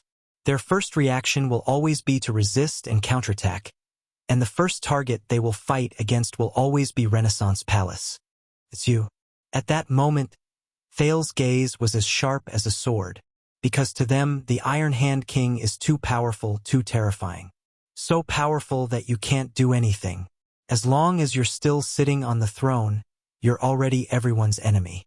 You're bound to encounter their instinctive vigilance and resistance, whether it's on the surface or in the dark. Because to them, the Iron Hand King is too obvious, too special. Now that things have come to this, the excuse and convenience that the bloody year gave you to revive the kingdom have been used up. Your actions can no longer be hidden, and Renaissance Palace has long surpassed all threats without them realizing it, becoming their main enemy. King Kessel took a deep breath, suppressed his raging anger, and closed his eyes. But Thales was not affected at all, as if everything was within his expectations. So when you look around, there are enemies everywhere, and when you move forward, every step is arduous. So from the inside to the outside, everything is not going well for you. From the top to the bottom, nothing is going well for you. Thales shook his head gently. "No, your majesty, you can't do anything. Can't do anything." His voice was deep and sorrowful. Can't do anything. In the next second, King Kessel suddenly opened his eyes, alarmist. He said coldly, "Eloquent and eloquent." Thales hummed in agreement and spread his hands. "But there's nothing you can do." The youth's eyebrows gradually furrowed. "You can defeat them, but you can't destroy them. Faced with a pile of loose sand and a mess, you are caught in a dilemma and don't know where to start. You don't even know where they will jump out to stop you, or which part of the chain will go wrong." Throughout the Sand King, you looked awe-inspiring and took the initiative to attack, and no one dared to face you head-on. In fact, most of the time you were just swinging your sword in vain and suffering from hidden losses. At that moment, King Kessel's expression became a little ferocious, but Thales' words continued, making him feel uneasy. "And they are all over the kingdom, at all levels, all over the world, north, south, east, west. They are hiding in every gap of interests, ambitions, desires, stances, and will. They are unexpected and unpredictable. They can change from cowardice to fearlessness at any moment, from meekness to zealotry, from indifference and selfishness to fury and desperation, and from conformism to boldness and aggressiveness. You can never see them. When you swing your sword to kill, The opponent is nowhere to be seen. But when you suddenly look back, you are shocked to find that enemies are everywhere. Thales thought of something and could not help but snort softly. It's just like a police officer on the streets of the capital. It's useless to only kill the most ferocious and vicious criminals, because he's facing the entire lower city district. His enemies are hiding in the unreachable corners and the most inconspicuous mediocrity. They are constantly sprouting and sprouting, leaving him overwhelmed and powerless. Thales raised his gaze and looked straight into the king's eyes. And you, your majesty, what you are facing is the entire constellation. At the end of the long table, the king sank his face into the darkness where the light could not reach. The enemy is weak, I am strong. The enemy is rotten, I am new. The enemy is scattered, I am one. Thales said in a low voice, that is your greatest and only advantage. But the enemy is divided and I gather. The enemy is hidden and I show. The enemy is in the dark and I am in the light. The enemy is confused and I am clear. The enemy is outnumbered and I am outnumbered. The enemy is strange and I am upright. Thales said coldly, these are your most painful and uncomfortable predicaments. King Kessel looked at Thales with a strange gaze. If you behave as usual and act as usual, your majesty, Thales said, then it is not hard to foresee that not just the Sand King, but everything else that you want in the future will be greatly hindered. In the next moment, Thales' gaze turned fierce. You won't succeed. That's what I'm telling you. Be it military reform, land inspection, tax reform, centralization of power, or other bullshit. You won't succeed. Thales glared at King Kessel, as if he wanted to use his gaze to cut open the other's skull and see the thoughts inside. Until the day you die with unfulfilled ambitions, your majesty, Roland said in a low voice. He repeated, emphasizing each word. You will not succeed. His voice fell. Ballard Room was dead silent. For a long time, Thales and the king faced each other in silence. Neither of them said a word. Finally, King Kessel moved. He reached out and grabbed the knife. Amidst the hissing, the king lowered his head and began to eat again. At the beginning, you changed your address, King Kessel said calmly. You no longer call me father. Thales' gaze moved slightly. Yes, because I am no longer sitting here as your son, your majesty. The prince remained calm, but his voice was steady and firm. In the name of the Duke of Star Lake, I attend the Imperial Conference to give my voice to the noble and wise King Kessel. The king stopped cutting the meat for a second. Interesting. King Kessel's expression was indecipherable, but he began to eat again. Then what's your suggestion? Thales took a deep breath and spoke cautiously. You know I'm right. You've always known. It's just that you're used to holding power. You're no longer willing to lower yourself and bow down, the prince said with a frown. To listen to different voices. King Kessel picked up a glass of wine, took a sip, and snorted coldly. Thales lowered his head and adjusted his breathing. The old way no longer works, your majesty, the teenager said seriously. We need. Thales paused and changed his words. No, it's still you, only you. In the face of such a predicament, you need to change your mind. King Kessel's gaze moved imperceptibly. Change my mind? Thales nodded slightly, his expression serious. Let me handle the matter of Western Desert, your majesty. I'll take over and fulfill your wish. The king was silent for a while, then smiled coldly. So in the end, this is still the same condition as before.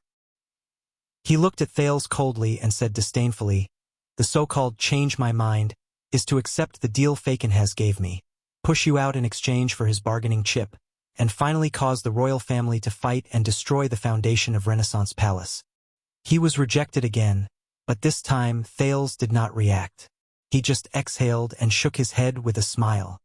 No F***ck Fakenhas. Thales said with a smile. King Kessel narrowed his eyes. The prince chuckled and said rudely, F***ck his deal, F***ck his sword, F***ck his bargaining chip. He said sincerely, to hell with that eccentric old man who harbors ill intentions. From now on, This has nothing to do with him, Your Majesty. Thales said solemnly. And it only has to do with you and me. King Kessel parted a piece of meat and responded with a sneer. That's you, Duke Thales. It's your kindness acting up, or your greed acting up. The king raised the table knife, the tip of the knife pointing at Thales' cheek in his field of vision again. You want to advise me to slow down the pace of moderation in the face of those local vassals, and govern gently and gradually? Thales smiled faintly and did not answer. King Kessel's smile disappeared. Then I've seen it too, and I'll return your words, the Supreme King said coldly. You're destined not to succeed. Thales raised his eyebrows. He heard King Kessel say faintly, in a tone that he rarely heard him preach, You're right. Moderation means compromise. Compromise means retreat. Retreat means wavering. Wavering means giving up, and giving up. Kessel the Fifth paused and snorted. It means that you've been on the wrong path from the beginning. You'll soon be trapped in their seemingly righteous, but actually sinister and cunning stance. You won't be able to control yourself. At that moment, a cold glint flashed in the king's eyes. And one day, when you're no longer in line with their interests, when you no longer respond to their cries, when you no longer cater to their wishes, you'll be opposed, despised, expelled, abandoned, and betrayed by them. King Kessel said softly, just like the Sand King in the past. The king paused and continued faintly, and my father.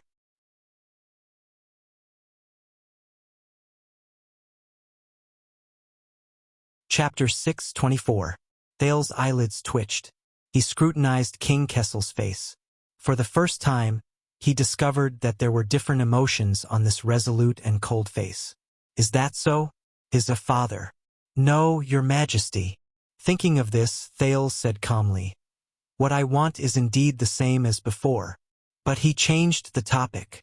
But not for so-called gentleness, so-called compromise, so-called gradual progress. Thales' expression darkened. At least this time it's not. King Kessel's table knife cut the next piece of food and knocked it against the plate with a crisp sound. Then what is it for? The king mocked. Could it be that this dinner has really changed you? Thales looked at him silently. At that moment he was filled with emotions. Do you still not understand, Your Majesty? The prince lowered his head, picked up his spoon and sighed. You can't defeat them. You can't do it alone. Thales stared at his spoon, watching it dig out a piece of food. You need me. You need me. King Kessel was silent for a while. Isn't it too late to ask for peace now? Hearing this, Thales could not help but smile. But his smile was a little bitter. Ask for peace. Who said I'm asking for peace? Thales raised his head, his expression gradually turning cold. I'm here to declare war on you, Your Majesty. At that moment, the king's table knife knocked against the plate. Kessel slowly raised his head and looked at his son. What? Thales' expression was gloomy and his tone was solemn. From today onwards, Your Majesty, I will give you a weapon that has never been seen before. I will truly help you succeed. Across the table, King Kessel stared at him coldly, his expression unfriendly. Amoliai's bargaining chip. It is no longer in your hands. Thales shook his head. No, not the orphan daughter of the Amolai family, the prince said nonchalantly. That's at most a bonus. A bonus? Thales nodded. Yes. Just like the Sand King, it was just a beginning. It was a bumpy wagon at the beginning that deviated from the path, but it was eventually pulled back to the right path by us. King Kessel did not speak. He knew that Thales had more to say. As expected, in the next second, Thales' expression became stern. In order to defeat them and your slippery and unpredictable opponents, Your Majesty, you have to change your strategy. You can't just charge around with your strength anymore. You can't be so aggressive anymore. You can't wield your sword aimlessly anymore. You can't be alarmed every night. Thales said in a low voice, You need them to jump out, stand up and shine. You need them to be lax, to be careless, to make mistakes. You need to understand them, control them, and numb them. At that moment, the king's expression changed slightly. Yes, your majesty. Thales's attitude was frank and magnanimous, as if this was the most logical and natural thing to do. In Constellation, in this mess left behind by the virtuous king, the situation is so clear that there is no way out. What you truly need, what you lack. In the next second, Thales's expression became stern, and his voice suddenly turned cold. It's an opponent who can stand up to you as an equal. At that moment, Kessel V's eyes suddenly widened. Thales looked at the king from afar and actually felt a strange sense of calm and relief. That's right. Since ancient times, swords could not escape from their sheaths. What he wanted to become was not a sword. It was a sheath. And this opponent, he must be like you, strong enough, noble enough, able to summon heroes to shake the kingdom. With his existence, Thales did not continue, but glanced at King Kessel tentatively. For the first time, the Iron Hand King, who always said what he said, replied in a low voice, "I'm listening." Thales sighed in his heart. He found it. Receive the enemy, observe the enemy, deal with the enemy. In this hurried and arduous battle with King Kessel, Roland's heart sank. He charged, fell, resisted, was defeated again, and got up again and again. Finally, he came to the last step.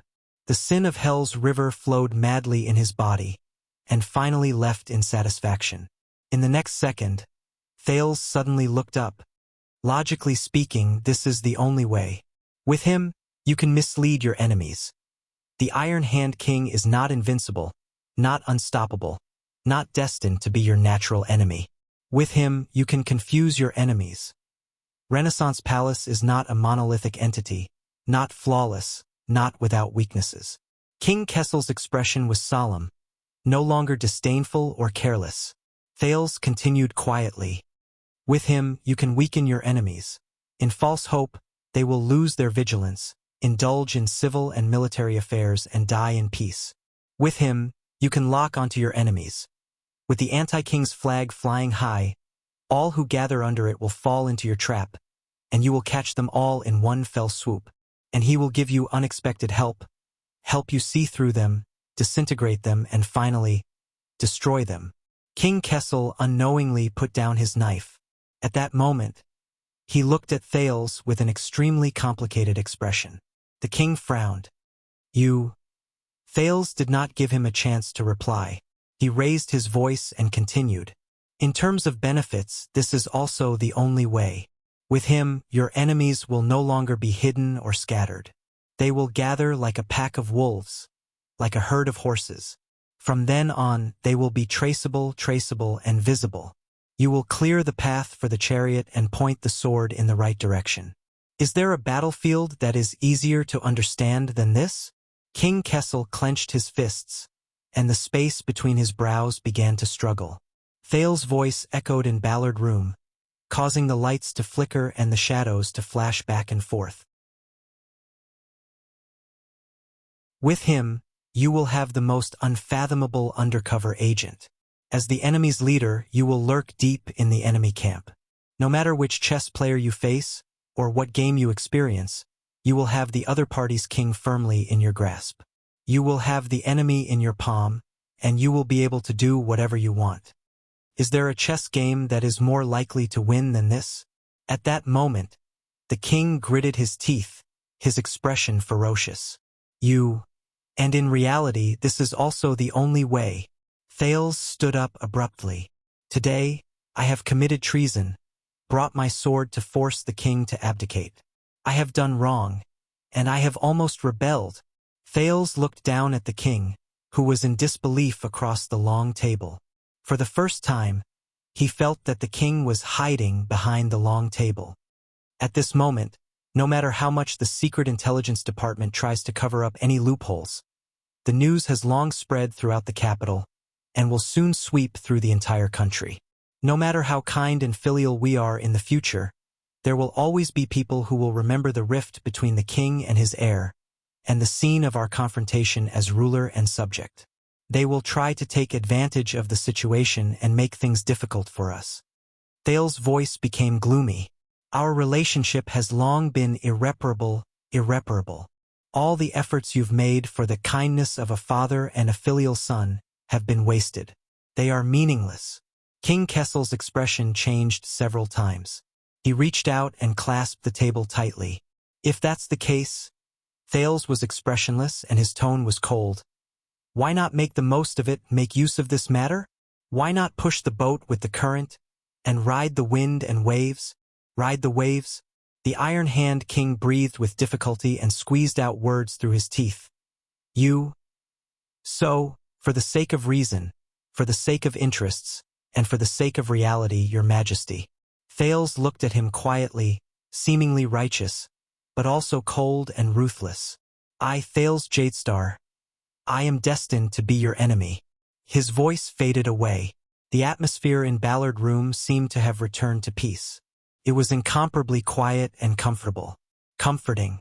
After a few seconds, King Kessel recovered from his shock and questioned him in disbelief. Do you know what you're saying? Thales let out a long breath. Strange. He smiled slightly. More or less. No. The Iron Hand King interrupted him with suppressed anger. You don't know. King Kessel took a deep breath and adjusted his breathing. On the surface, you want to break off all ties with me, clearly oppose and denounce me, stand as an equal with the Supreme King, walk into that sinister and greedy camp, become brothers with the enemies of the kingdom, speak up for them, and become their flag and hope? Behind my back, you are going to conspire with me. You are going to be my spy against your conscience. You are going to work with the tyrant. You are going to destroy your previous stance and foundation. You are going to sell your soul to the royal power.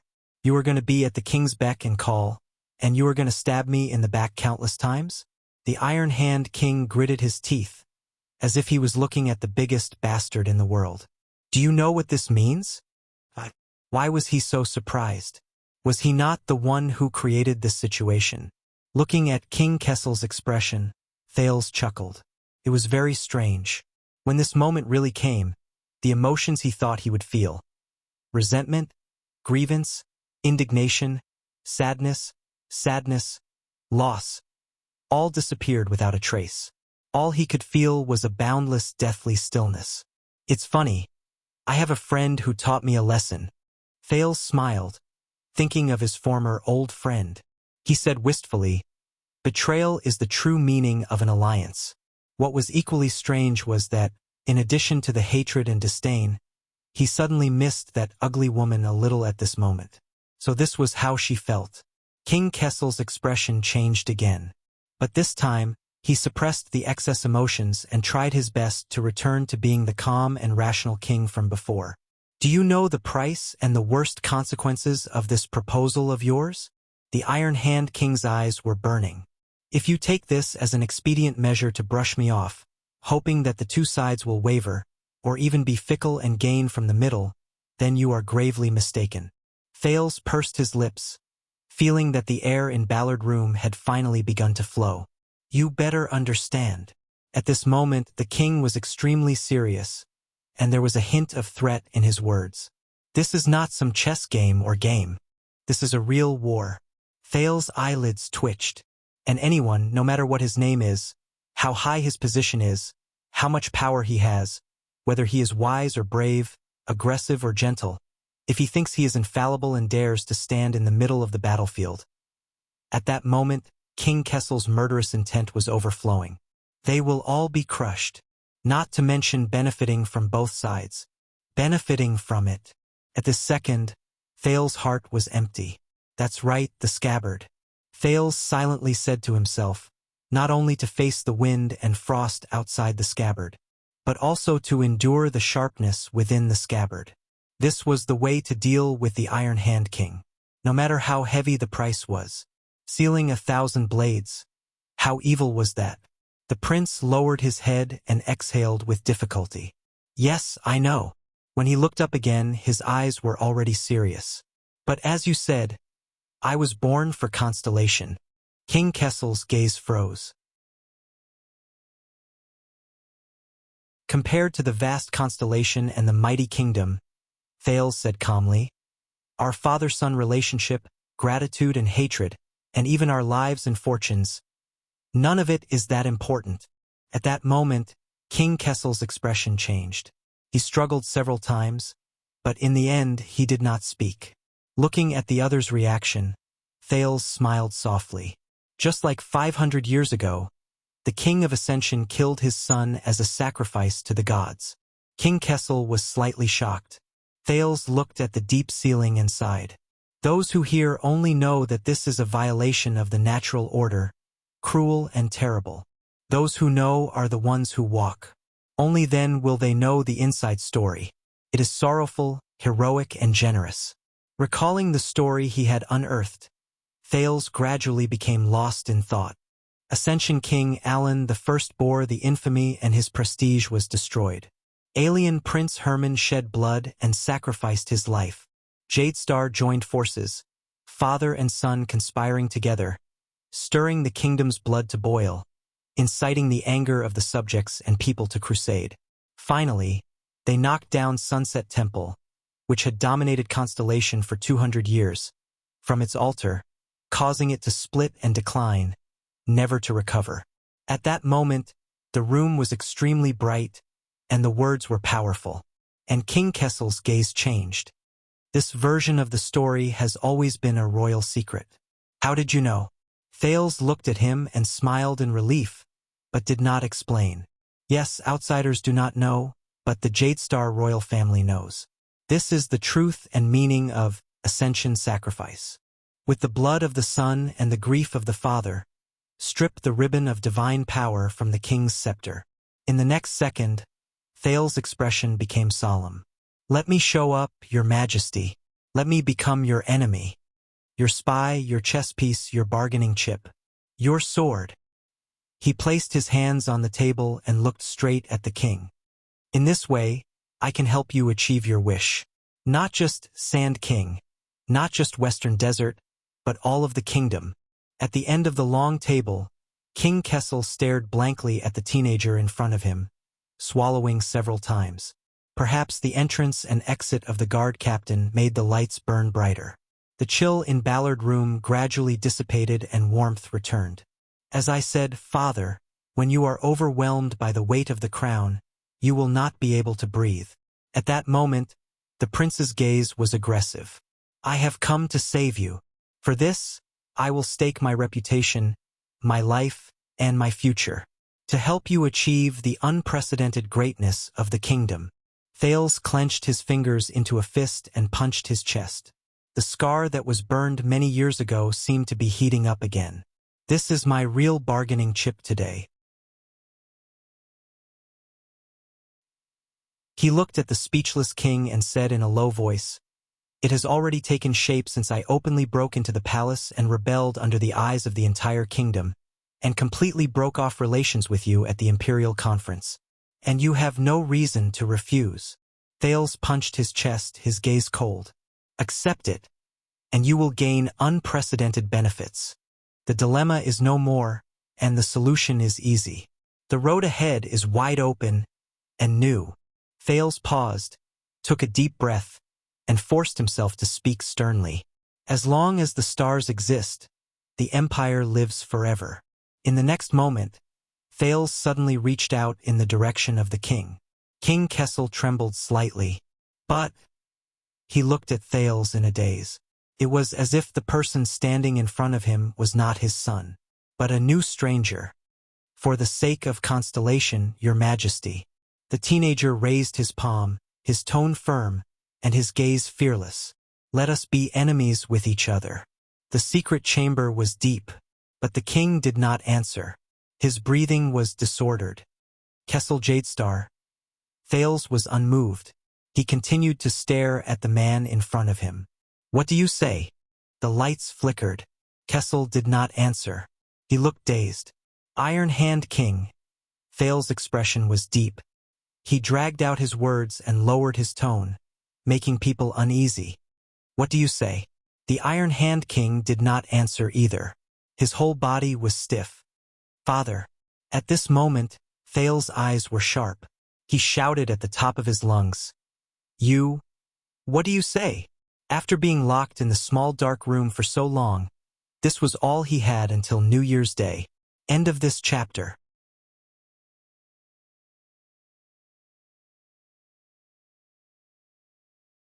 Chapter 6:25. It was late at night, and the temperature was getting colder. In the corridor outside Ballard, the royal guards arranged as few people as possible, for the sake of secrecy, and as many as possible for the sake of abundance. They formed the most efficient and strictest defense and siege formation, filling every corner within sight. The guards in the innermost circle maintained absolute silence and concentration as they waited for the enemy to arrive. They were all experienced and capable elites transferred from the Six Wings. They stared at the door of the Imperial Conference Room as they pressed their hands on their weapons. It was as if what was locked behind the door was the most mysterious, cruel, and terrifying beast in Renaissance Palace. It was grinding its teeth and claws, growling, and could break through the door at any time to devour people. But they could not be timid, let alone retreat. They were the Emperor's Praetorian Guards. They had an oath that they would guard this door until the Emperor's order reappeared, or the minister would rest. Lights flickered in the corridor. As time passed, anxiety spread in the air, and the fingers on the hilt of the swords became tighter and tighter. But the heavy stone door remained motionless and silent. In the face of countless increasingly sharp gazes, it was unperturbed. It fulfilled its duty and locked all the beasts behind it. Just like the past 600 years. 6 doctors who specialized in trauma first aid, toxicology, and pharmacology were urgently summoned by the court baron and ordered to wait outside. Confused, they were anxious but did not dare to ask questions. They could only force themselves to stay alert in the suffocating atmosphere and tremble in the endless speculation and prayers. They were also waiting. Behind the third row of guards, a few nobles were calm and collected. They could even pace leisurely and talk in low voices. But as time passed, their expressions remained the same. It was just that they paced faster and faster, and the intervals between conversations became shorter. The air was dead, and the palace was dark. Heralds and trusted servants kept their heads down. They kept appearing from corners, seeping into the crowd and disappearing again and again. They came and went without warning, and their tracks were fleeting. Only the whispers and shadows of ghosts could be heard in the ears of a few people and on the dimly lit walls. Time was probably still moving forward, but it seemed to be moving slower and slower. It stopped moving forward and admired the changes it brought to its surroundings. In the silence, the guards had never felt that their breathing was so heavy, to the extent that they could even raise 2 inches of dust in front of their noses. They had never realized that their hearing was so sensitive. Just the sound of their bones rubbing against each other was enough to make the muscles of the soldiers 2 feet away tense up. And their eyelids were so afraid of loneliness that they would bump up and down every once in a while to greet each other, for fear of being left alone. As for their hearts, they were so strong and powerful. As a result, when the heartbeats of hundreds of people in the palace gathered together and became faster and heavier, it felt as if a huge monster known as Renaissance Palace had just woken up from a long slumber and was slowly waking up. And that stone door, which everyone stared at with rapt attention, was the ferocious eye that was about to open. This made everyone tremble with fear. What happened? What would happen? What if? What should they do? Should I swing my sword? Or should he back off? The political knowledge gained from years of guarding the palace allowed the royal guards to force themselves to remain calm. But at the same time, they could not help but feel uneasy. They wanted to turn their heads, look at each other, and exchange their emotions. At the very least, they could find some comfort in the same doubts. They could get rid of their confusion and loneliness when they were led by their own kind. But the guards' orders were clear. This sword will only be brandished for the Emperor's edict. It will only be broken for the Emperor's edict. There is no other use for it. The habit that was engraved in their bones and formed through countless training sessions made them restrain themselves and remain vigilant. This made them force themselves to get rid of all distracting thoughts and focus their gazes, which had become a little unfocused because of the long wait. They placed their gazes on the heavy stone door that they had guarded countless times but had never once made them this anxious or nervous. Boom. Everyone trembled at the same time. The dark stone door, which seemed as if it would never open again, suddenly cracked open from the center. Boom. The huge beast opened its eyes. That was everyone's first thought. With a mechanical and unpleasant sound of friction, the stone door slowly opened to the two sides like a pitch-black eyelid. A golden-red brilliance shone from the crack of the door. It was like the brilliance of a lamp, but also like the bright red of blood. In just a few seconds, the stone door stopped. It only opened a crack that allowed a single person to pass through. It shone with a golden-red brilliance, just like the half-opened eyes of a beast. It looked like it was asleep, but not asleep, as if it was not awake. It was as if the huge beast was immersed in a nightmare. Cold wind assaulted them from behind the door. The royal guards in the first row were extremely vigilant. They took a step back together. This door of Renaissance Palace. It's quite heavy. The huge black beast in front of them opened its deep and ominous mouth, and its voice was deep and mocking. But it doesn't move. An even darker black figure peeked out from the narrow beast's eyes.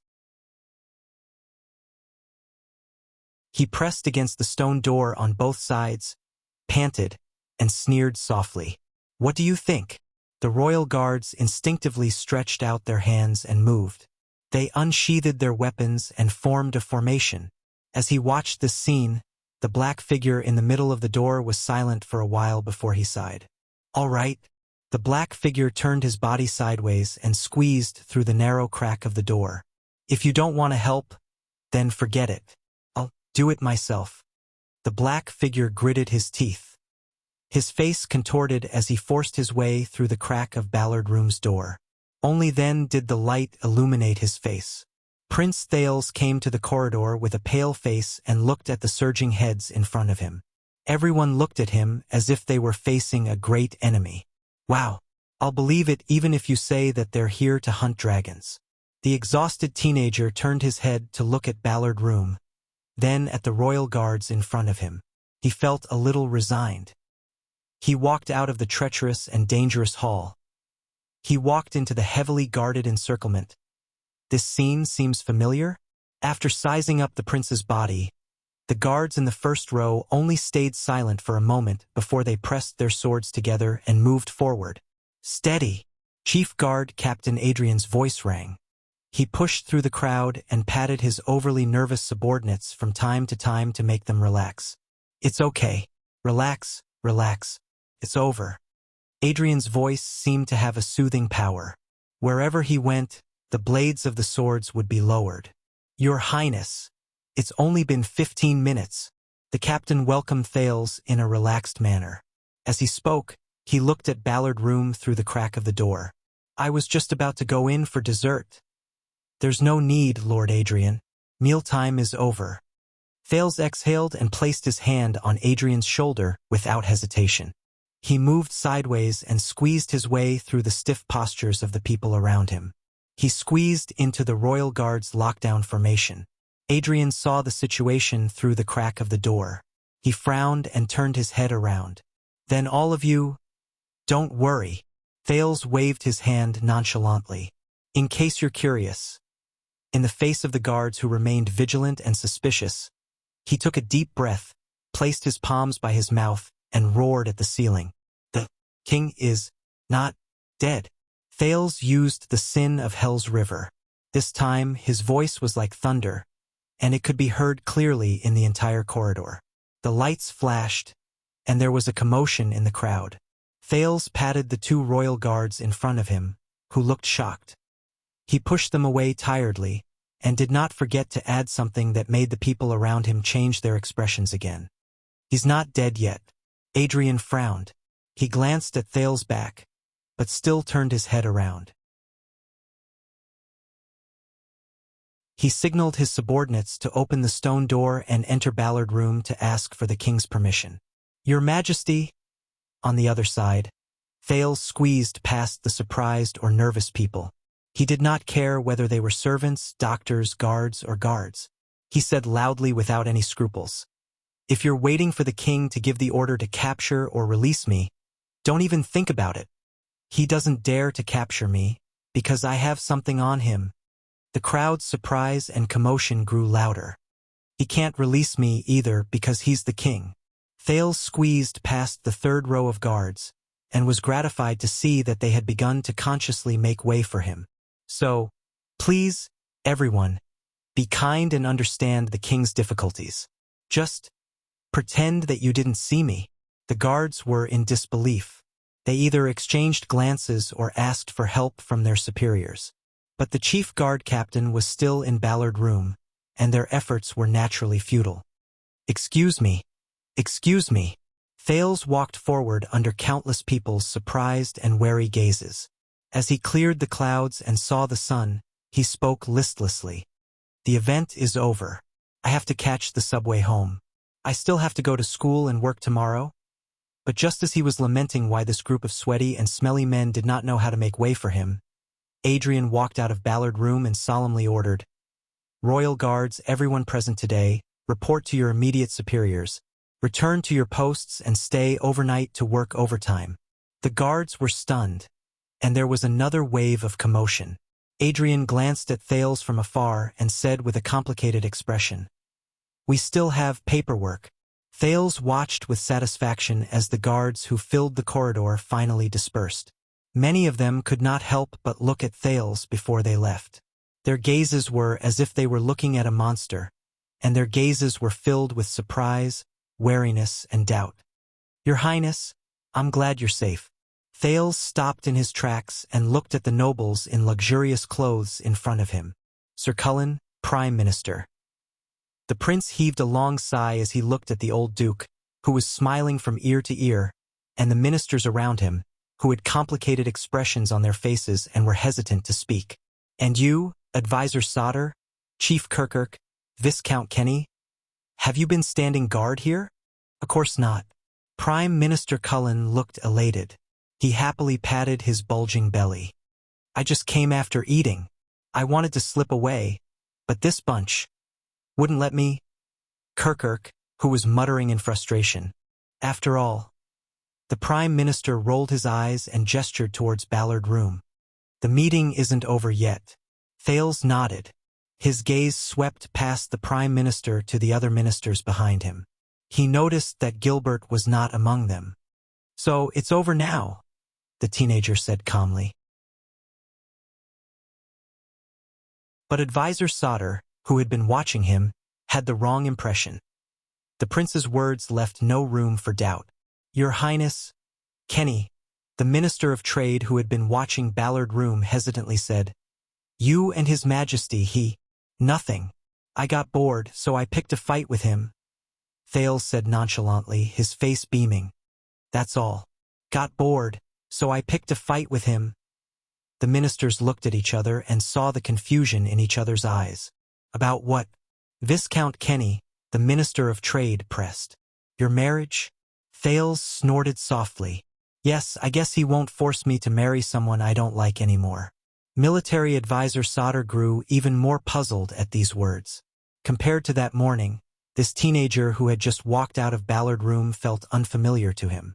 Apart from those who stayed behind to keep watch, the surrounding royal guards gradually dispersed, casting glances at this group of central high-ranking officials from time to time. "I see," Viscount Kenny persisted. "Then may I be so bold as to ask, the candidate you rejected, which family's young mistress is from?" Thales exhaled, feeling inexplicably irritated. Who cares whose family it is? Fortunately, the smiling Duke Cullen interjected in time and personally took over the topic that the already exhausted Thales was extremely annoyed about. "Then I'm sure you won't mind considering my granddaughters?" Thales smiled perfunctorily.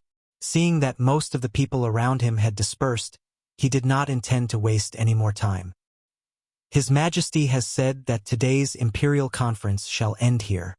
If it's time to disperse, so be it." As soon as he said this, everyone was surprised.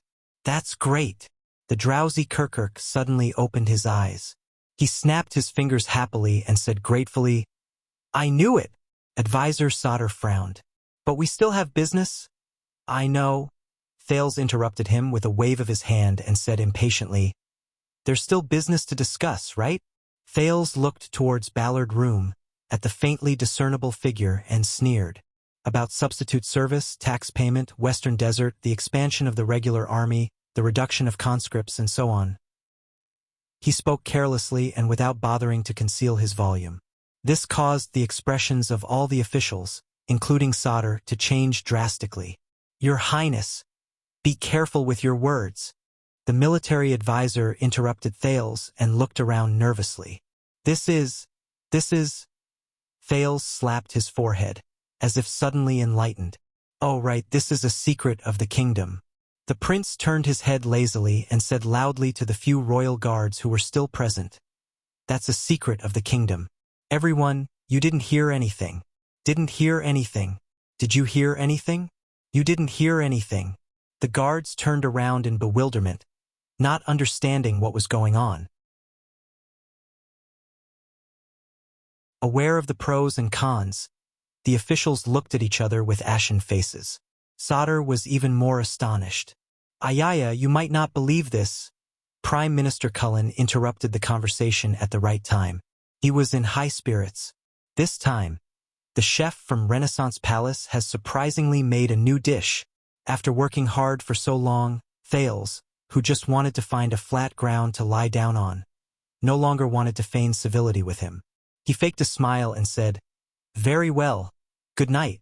Without looking at the Duke of Eastern Sea's expression, he turned and left. No, the meeting is not over.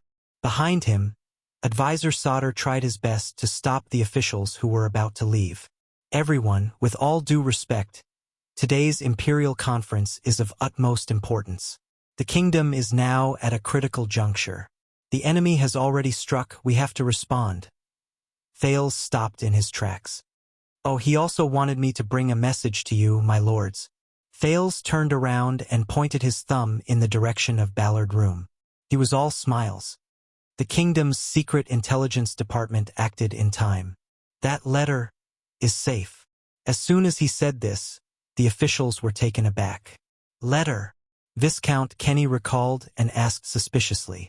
Oh, you mean the letter that just arrived today? Advisor Sadr said in surprise. And it's safe. What do you mean?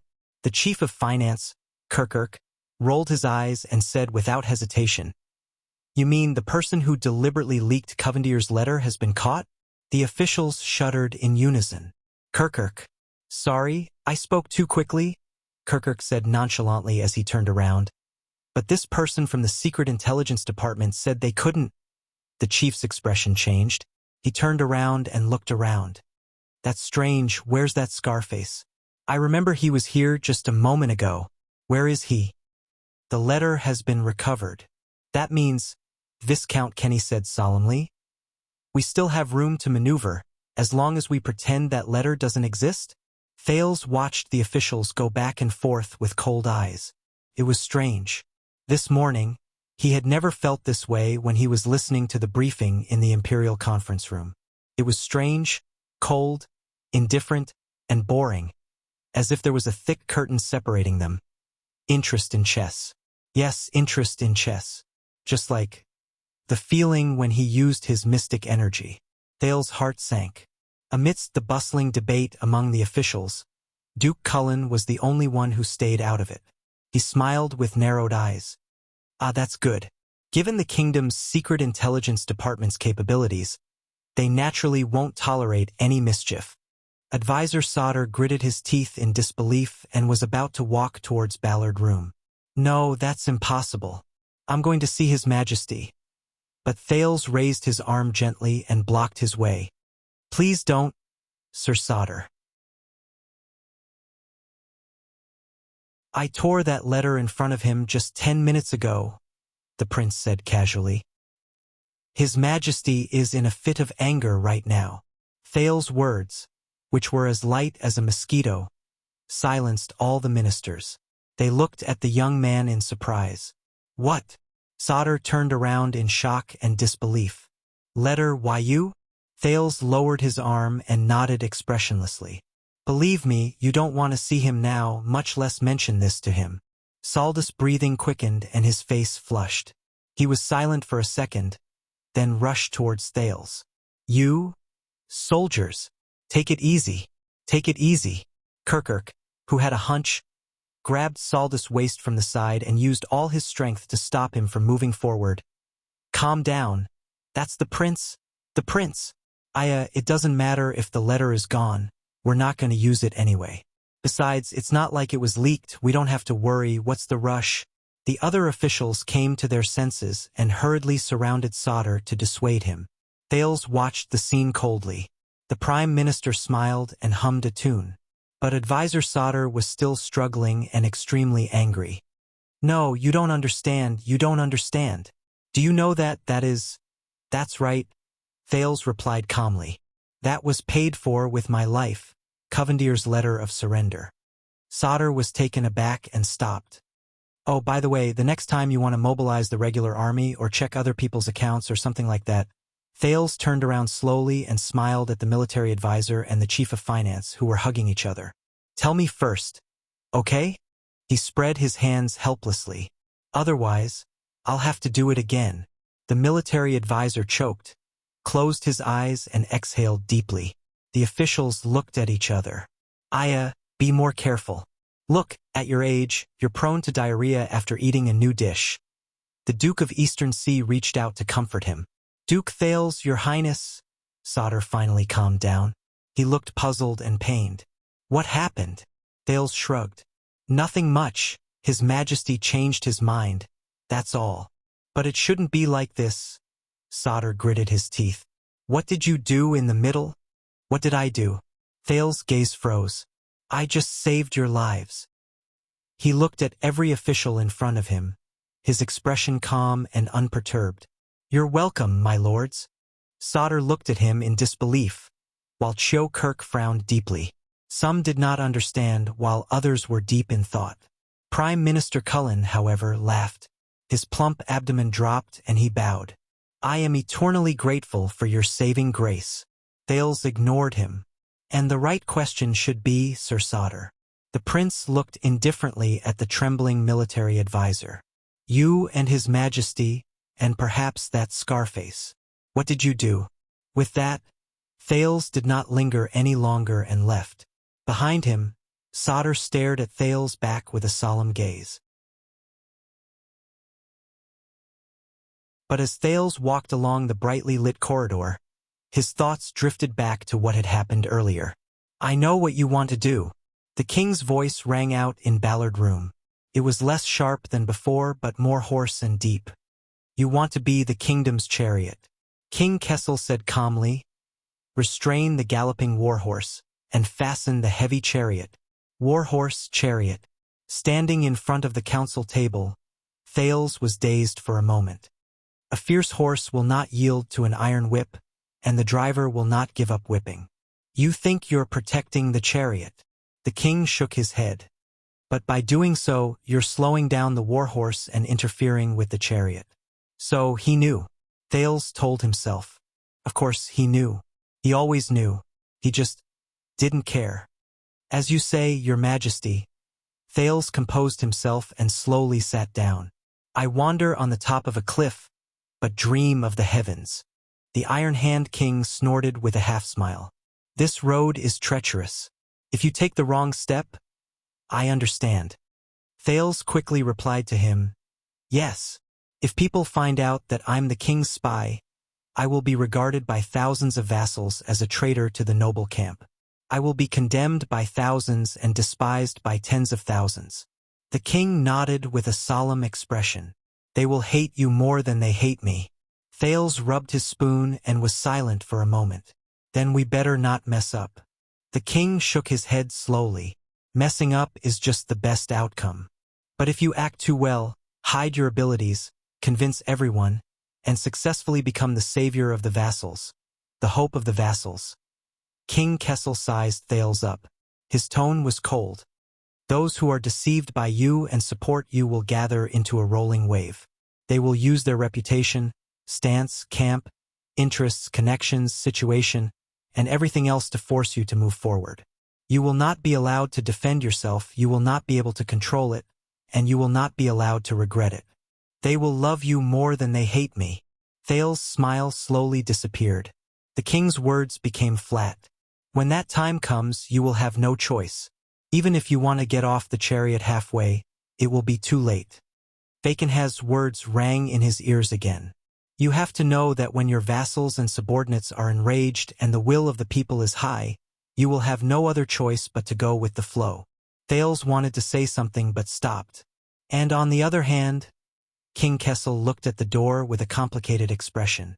When you raise the war flag of rebellion against royal power, far more than just the feudal lords will unite.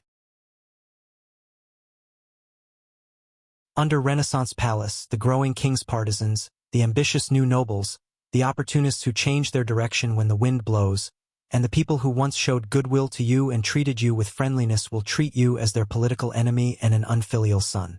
In fact, they will not hesitate to make things difficult for you so that they can raise their status. Thales gritted his teeth. Gilbert, Puttray, Sodder, Kirkirk, Viscount Kenny. Many faces flashed before Thales's eyes. There were even a few seconds when the purple mask flashed before his eyes. From that moment on, the title of heir will no longer protect you. On the contrary, it will magnify the fear and scrutiny you face, and increase the price and pain you have to pay. In the eyes of many, the day of the new king's coronation will be the day of disaster. King Kessel narrowed his eyes. They will hate you more than they love me. Thales did not speak. He looked around and exhaled heavily. The night breeze caressed the windowsill. Their figures intertwined with the lights. Ballard Room was cold and quiet at night. The portraits of several famous ministers of the past on the wall, Wise Minister Halva, Oracle London, Hyena Ambertabark, Lumberjack Parramatta, silently watched the conversation between the father and son, flickering in the light. This made Thales ponder. In history, were the predecessors who guided the country in this meeting room, and the decisions they made, as cold and cruel as this heavy palace? Then I can only pray, Thales said absent-mindedly. King Kessel did not say a word and only stared at the prince quietly. A few seconds later, Thales looked back at the king with a tranquil smile. Pray that they are not true love.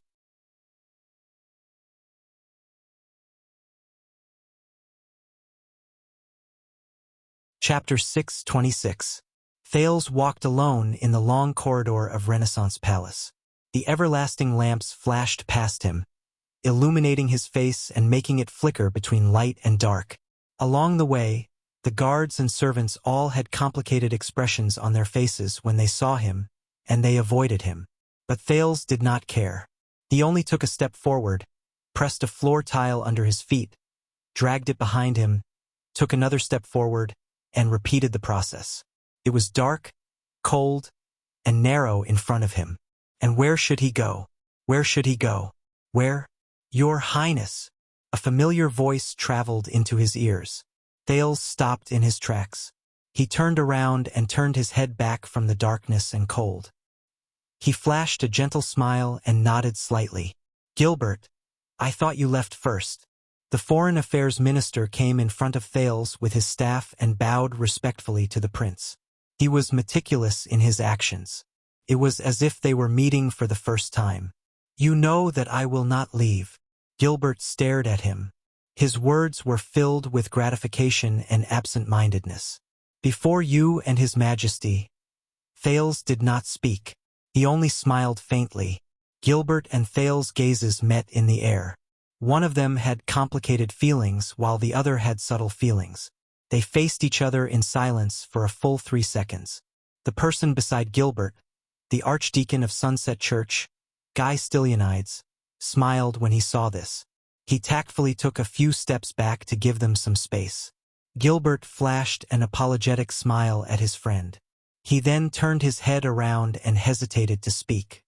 So, His Majesty. Thales nodded. There was not a hint of emotion in his voice. He let me go. That's it?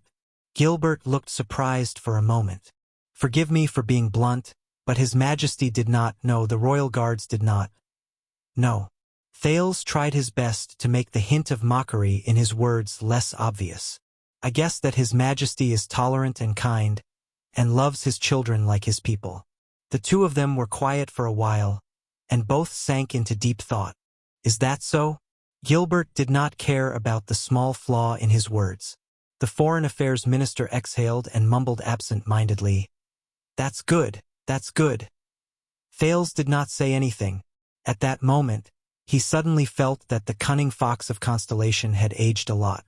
However, the scene of Gilbert calmly driving the carriage with a lantern and bringing the dirty and pathetic child beggar into Mindy's hall felt like it was only yesterday. Right, it's quite a coincidence. Gilbert snapped out of his daze and smiled again. When you were having a heart-to-heart talk with His Majesty, I felt bored, so I went out of the palace for a walk. I happened to wander near Mindy's hall, so I took a look and casually asked around, "Mindy's hall?" A thought struck Thales, and he said in surprise, "Gilbert."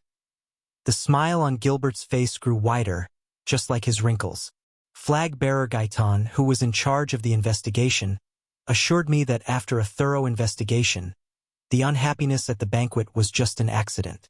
The guards and servants around you are all fine, and they should be released immediately. Mindy's hall should be unsealed immediately as well. Of course, some necessary security work has been strengthened. I hope you do not mind. Thales stared at him in surprise. From here to Mindy's hall, you cannot reach it merely by strolling. Constellation's cunning fox's expression did not change. Looks like I'm not old yet. My feet are fast enough. Thales did not speak. Gilbert suddenly thought of something, and his eyes brightened. By the way, I ran into Vanguard Mariko in the corridor just now. He was with your subordinates, the ones who followed you into the palace, including Wuxia. I also asked around. He and them, got along quite well, and they had a pleasant conversation. They had a pleasant conversation. Thales was silent for a long time. His emotions were complicated. Thank you. Gilbert shook his head. His smile remained the same as before, and he looked behind him. Thank Guy. I did not want to say this, but I am thankful that the people still believe in the holiness and majesty of the Sunset Goddess, and that they gave extra respect to the Archdeacon. At that moment, Thales felt a suffocating feeling in his chest. Gilbert, the Foreign Affairs Minister, turned his head around and sighed. And I hope that this will make you feel more at ease. Thales took a deep breath and felt his voice tremble. However, Gilbert, who had always been good at reading people's expressions, did not seem to see the prince's distress and hesitation. He only clapped his hands and said apologetically, "Oh, my bad, Your Highness. You must be tired. Coincidentally, I called for a carriage. Why don't we go back together?" Gilbert! Thales had no choice but to raise his voice and use all his strength to interrupt him. "Aren't you curious?" The prince's breathing quickened. He glared at his teacher. "About why I broke the rules and barged into the palace. Why I disobeyed the king." Gilbert paused. The smile on his face slowly faded away, and he lowered his head in silence, as if he was avoiding Thales' gaze. Thales took a deep breath. "And what I said to His Majesty just now. This is not a joke." In Ballard Room, Thales quietly listened to King Kessel's words. "Whether you succeed or fail, if you are not careful and make the slightest mistake, you may be overturned by the warhorse and abandoned by the carriage. Not only will you never be able to be crowned, you will also have enemies everywhere. You will be surrounded by enemies, and even your life will be in danger." Surrounded by enemies, and in danger. The king's warning was clear in his words. When that time comes, the nobility of the Jadestar family will not be able to save you. The vastness of Constellation will not be able to accommodate you. Even the king. King Kessel paused for a moment. He looked at the staff of Constellation leaning against the chair with a complicated expression. "Will not be able to protect you. The king will not be able to protect you." Thales' gaze froze, and Asda's words echoed in his mind. "What I am looking forward to, Thales, is not your ultimate success. Instead, You will be caught between your own nature and the gazes of others. In the end, you will be torn apart by conflict, destroyed by conflict, and devoured by regret. Then what if? After a few seconds, the teenager raised his gaze and his smile was a little stiff. Do you think Dragon Cloud City will accept political asylum? King Kessel did not respond to the joke. His gaze was profound, and no one knew what he was thinking. All right. In the end, the teenager sighed, and the relaxed and joking expression on his face disappeared. It seems that you really do not have a sense of humor. The king stared at him without saying a word. It was night, and the lights were dim. Two shadows facing each other were cast on the stone floor and extended to the walls. They were dark and cold, bottomless.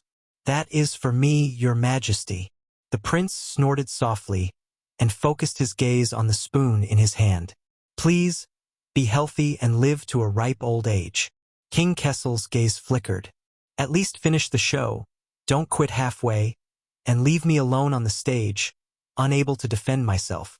At that moment, Thales looked at King Kessel, but he thought of King Neuven, and his head that rolled in a pool of blood. Believe me, the feeling of a person's curtain call, Thales said emotionally with lingering fear in his heart. It's not that good. Kessel did not reply. Perhaps it was because it was late at night, and the lights in the room became soft. The light and shadow between the two were no longer as sharp as the edge of a sword, and they were clearly separated. Instead, they were one, and light and darkness coexisted. You know, King Kessel suddenly said, you could have not done this. Thales' gaze shifted. You could have behaved yourself, followed the rules, not revealed any attitude, not got involved in any trouble, and not acted impulsively like you did at the banquet and today. Your actions were shocking. Then you would have worn the 9-starred crown and ruled over the entire kingdom. The Iron Hand King said softly. It was only a matter of time. The 9-starred crown. Thales' breathing stopped. The word seemed to have magical power. It seeped into Thales' brain from the air and became a constantly growing thought. When that time comes, the whole of Constellation will be ruled by you. The whole of Constellation will be ruled by you. The king's voice was long and deep, with an indescribable meaning. The teenager tightened his grip on the spoon in his hand. It's too late. Thales shook his head, dispelling the thought that he should not have. I openly broke the ban and barged into the palace so that everyone could see it. It's too late to turn back now and put on a show of family harmony, fatherhood, and filial piety. The king did not care. That's not important. Thales shook his head. No, besides, if the kingdom falls before I'm crowned. But the Iron Hand King's voice drowned him out. That's not important. Kessel V leaned forward, and his aura was oppressive. What's important is that at that time, you will no longer be held back, and you will have nothing to worry about. You can overthrow the old system, set things right, push all the blame onto the Iron Hand King, use my mistakes to strengthen your rule, and use my brutality to set off your benevolence, just like the virtuous king after the Red King. Thales found that his breathing was speeding up. Then, piece the kingdom together into what you want. The king's words were tempting. Where Constellation goes, it's all up to you. Do as you please, and do as you please. No longer held back, and I will have nothing to worry about. Do as you please. Thales gulped. In a daze, he once again saw the young man with the crown, facing the towering palace wall alone. That familiar yet unfamiliar back. But this time, the young man stood behind King Kessel, dressed in a luxurious robe and had an extraordinary bearing. He looked down at the people in the capital outside the window as if he was examining a chessboard. His posture was calm, his expression indifferent. Thales' heart skipped a beat. But, he opened his mouth to speak, but it was difficult for him to speak. In the dead silence, King Kessel's voice reached his ears faintly. When I was young, my mother said this before. The blood of the emperor's bloodline can only be as dazzling as gold and endlessly majestic in two places. Dazzling as gold and endlessly majestic. King Kessel slowly raised his head and looked at the portraits of famous ministers in Ballard Room. Legends. The light was dim, but the historical figures in the portraits were still vivid, looking at them with burning eyes. Never faded. Never moved. Thales pursed his lips tightly. The iron-hand king lowered his head and knocked on his chair in a daze. Throne. The night wind swept past the window. The everlasting lamp in the room trembled and leaned in the same direction. It was neat and uniform. There were no exceptions. Thales held his breath. 450 years ago, the alien star, who questioned the church's scriptures, became a legend. The king of Ascension ruled over Constellation and sat on his throne. In the cold wind, the king's gaze met Thales, and his tone was cold. Which do you want to choose? I understand, Your Highness. Gilbert only closed his eyes gently, but this action seemed to have used up all his strength. Thales frowned. Really? You understand? Gilbert let out a long sigh. Yes. When he opened his eyes again, he seemed to have aged a great deal. Whether it was during the royal banquet or after the investigation of Mindy's Hall, you were young and impetuous. It was only natural that you felt indignant when you were wronged. Young and impetuous. It was only natural that you felt indignant when you were wronged. Thales listened quietly and subconsciously clenched his fists. Is this the meaning of Gilbert's actions today? Gilbert tried his best to put on a smile. Obviously, during the 6 years in Dragon Cloud City, you have gotten used to the way Northlanders interact with each other. That is why when you entered the palace you were so… I know, I met King Nuvan before. The first time I met him, he almost forced me to jump off the fortress wall. Northlanders, the way they express their opinions is always, very memorable. Thales did not speak, but the Foreign Affairs Minister only looked at him lovingly and kindly, as if he could tolerate all of his audacity. Gilbert, the prince said faintly. This morning, I actually managed to attend the Imperial Conference in a dignified manner, even though I caused a huge disaster. I heard from my father that it was because of your suggestions and persistence. Gilbert was stunned for a moment before he smiled in a sentimental manner. You know, when I woke up this morning, I thought that there was nothing worse than a hangover, until I heard the news of you stepping forward bravely during the royal banquet last night. He sighed and said, Your Highness, I just feel that if there is any misunderstanding between you and His Majesty, there is no better way than to clarify it in person. And if you want to explain what happened at the banquet to His Majesty, then you should first show your face in front of all the lords during the Imperial Conference. They will more or less be of some help to you. Thales was silent for a long while before he forced out a sentence with great difficulty. Thank you, teacher, for all of this. Gilbert smiled in a gratified manner. He waved his hand. It is my duty. It is not worth mentioning. Thales felt complicated. He wanted to end the conversation and leave as soon as possible, but he could not help but blurt out, But you know, Gilbert, my actions today have consequences. Gilbert paused for a moment. No, listen to me, Your Highness. The Foreign Affairs Minister took a deep breath and said with a smile, Prince Thales yearns for freedom. He rebelled against the engagement and pursued true love, which is why he barged into the Forbidden Palace and interrupted the Imperial Conference. This is probably a classic love story that people are happy to see. It is romantic and bold, and it echoes with your experiences in Northland. He looked at Thales seriously. Everyone will understand. Thales frowned. But this is not what I wanted to say. Gilbert chuckled and raised his hand to stop him from speaking. But I do not suggest using the Lady of Blazing Blood as a cover. It will leave a bad impression, especially after she led the Northlanders to a great victory. Thales frowned even more. Gilbert, you know that my wanton attempt to force the abdication of the throne is tantamount to treason. Your Highness! Gilbert, who had always been gentle, suddenly raised his voice and interrupted him. This surprised Thales a little. Gilbert took a few deep breaths, and with great difficulty, his twisted face relaxed. I must admit that I was negligent just now. Gilbert forced a smile. It has been 6 years.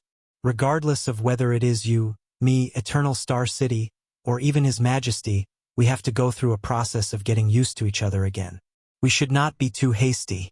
But Gilbert stared at him with eagerness and anticipation. Since you and His Majesty have cleared up the misunderstanding, then the biggest problem is solved, is it not? Thales stared back at him in a daze. He did not know how to answer. As for everything else, such as getting used to each other, we and the entire kingdom can take our time. Take our time. Unknowingly, there was a hint of a pleading look in Gilbert's eyes. Just like in the past. Just like in the past. This made Thales feel even more unfamiliar. He also felt guilty. What if it is not? Thales heard his own voice echoing in the palace. If I barged into the palace, it was not just because I felt wronged. He could not lie to him. What if His Majesty and I did not clear up the misunderstanding? He could not pretend that everything was fine as Gilbert wished. What if we cannot go back to the past? Gilbert became silent, and his eagerness disappeared along with it. Your Highness? The Foreign Affairs Minister sucked in a deep breath, as if he wanted to use this action to muster up his courage. What happened? Thales forced a smile. Let me put it this way. My conversation with him did not go well. Gilbert did not answer immediately. He sized up Thales, and there were a few times when he wanted to say something, but he swallowed his words. No, I mean, after hesitating for a long time, Gilbert's voice trembled a little. What happened to you, Your Highness? Thales looked back at him and maintained his smile. What? Something is wrong with you. Gilbert shook his head and stared at Thales with an incredibly complicated gaze. Compared to this morning, you are like a completely different person. If I did not see it with my own eyes, I would even suspect that you have been impersonated. Perhaps you are right. Thales thought in his heart. What happened to you after you left the palace? Thales was silent for a while before he answered truthfully. I went to Lower City District. Gilbert was stunned. Lower City District. But that is not where you... Yes. Gilbert was silent for a while before he said, You are rash, Your Highness. You must know that you have a noble status, and your every move is... But before he could finish speaking, he was interrupted by Thales' vague and absent-minded answer. I am afraid of him. Gilbert was taken aback. What? Thales looked at him and smiled. He then turned his head around to look at the end of the long and dark corridor. When I was still abroad, even though my life and wealth were in someone else's hands, and I was in a precarious situation, I was never afraid of the sinister vampires, the powerful born kings, or the ruthless Chapman Lampard. Yes, most of the time I was not afraid. But when I returned to the kingdom, I saw him. Thales stared at the darkness at the end of the corridor, and his mind gradually wandered off. Gilbert furrowed his brows. When I was in the same room with him, I always felt like an idiot and a coward. I could not help but try to figure out the meaning behind his actions and guess the meaning behind his words. I was paranoid and uneasy. The prince snorted softly. Yes, I know this sounds ridiculous, but yes, I am afraid of him. Thales turned his head around and looked straight at Gilbert. His words were pained and sincere. But tell me, Gilbert, why would I be afraid of him? Gilbert only stared at Thales in a daze. He did not know what to do. It was completely different from the cunning fox of Constellation's usual confidence and composure. Yes, he is the supreme king of Constellation, but is he more cunning than the vampire, more powerful than King Nuven, and more ruthless than King Chapman? Is he more difficult to guard against than Shadow Shield, which he thinks about every day? Thales' gaze was sharp, and he spoke faster without realizing it. Is he more sinister, ruthless, fatal, and terrifying than the countless jackals, wolves, tigers, and leopards who wanted to harm me along the way? Gilbert found it difficult to understand this question. His lips opened and closed in disbelief. But he is your father, Your Highness. Thales smiled. Did you know? In Lower City District, I met a boss who ran a decent business. He was absent-minded and pretended to be polite when he faced a tall, strong, and fierce police officer, Thales said absent-mindedly. But when he faced a gangster who could not see the light of day, he trembled in fear and panicked. In the same place, there was an ordinary girl who resolutely rejected the rich man's promise of a luxurious life. She would rather continue to stay by her mediocre, useless, petty, and cowardly husband. She lived her mediocre life, and there was nothing special about her. It was very puzzling. Thales' voice drifted. And in my hometown, there was a ruthless gangster who was unfortunately disabled. He hid in a small, run-down house and struggled to survive. He gave up on himself, but he rejected the help of his friends in the gang. He would rather die than return to the brotherhood, which had once given him a glorious and imposing presence. As he listened to these words, Gilbert became puzzled again. Just like you, I do not understand these things. Thales stared at Gilbert and became determined. But in the end, I understood.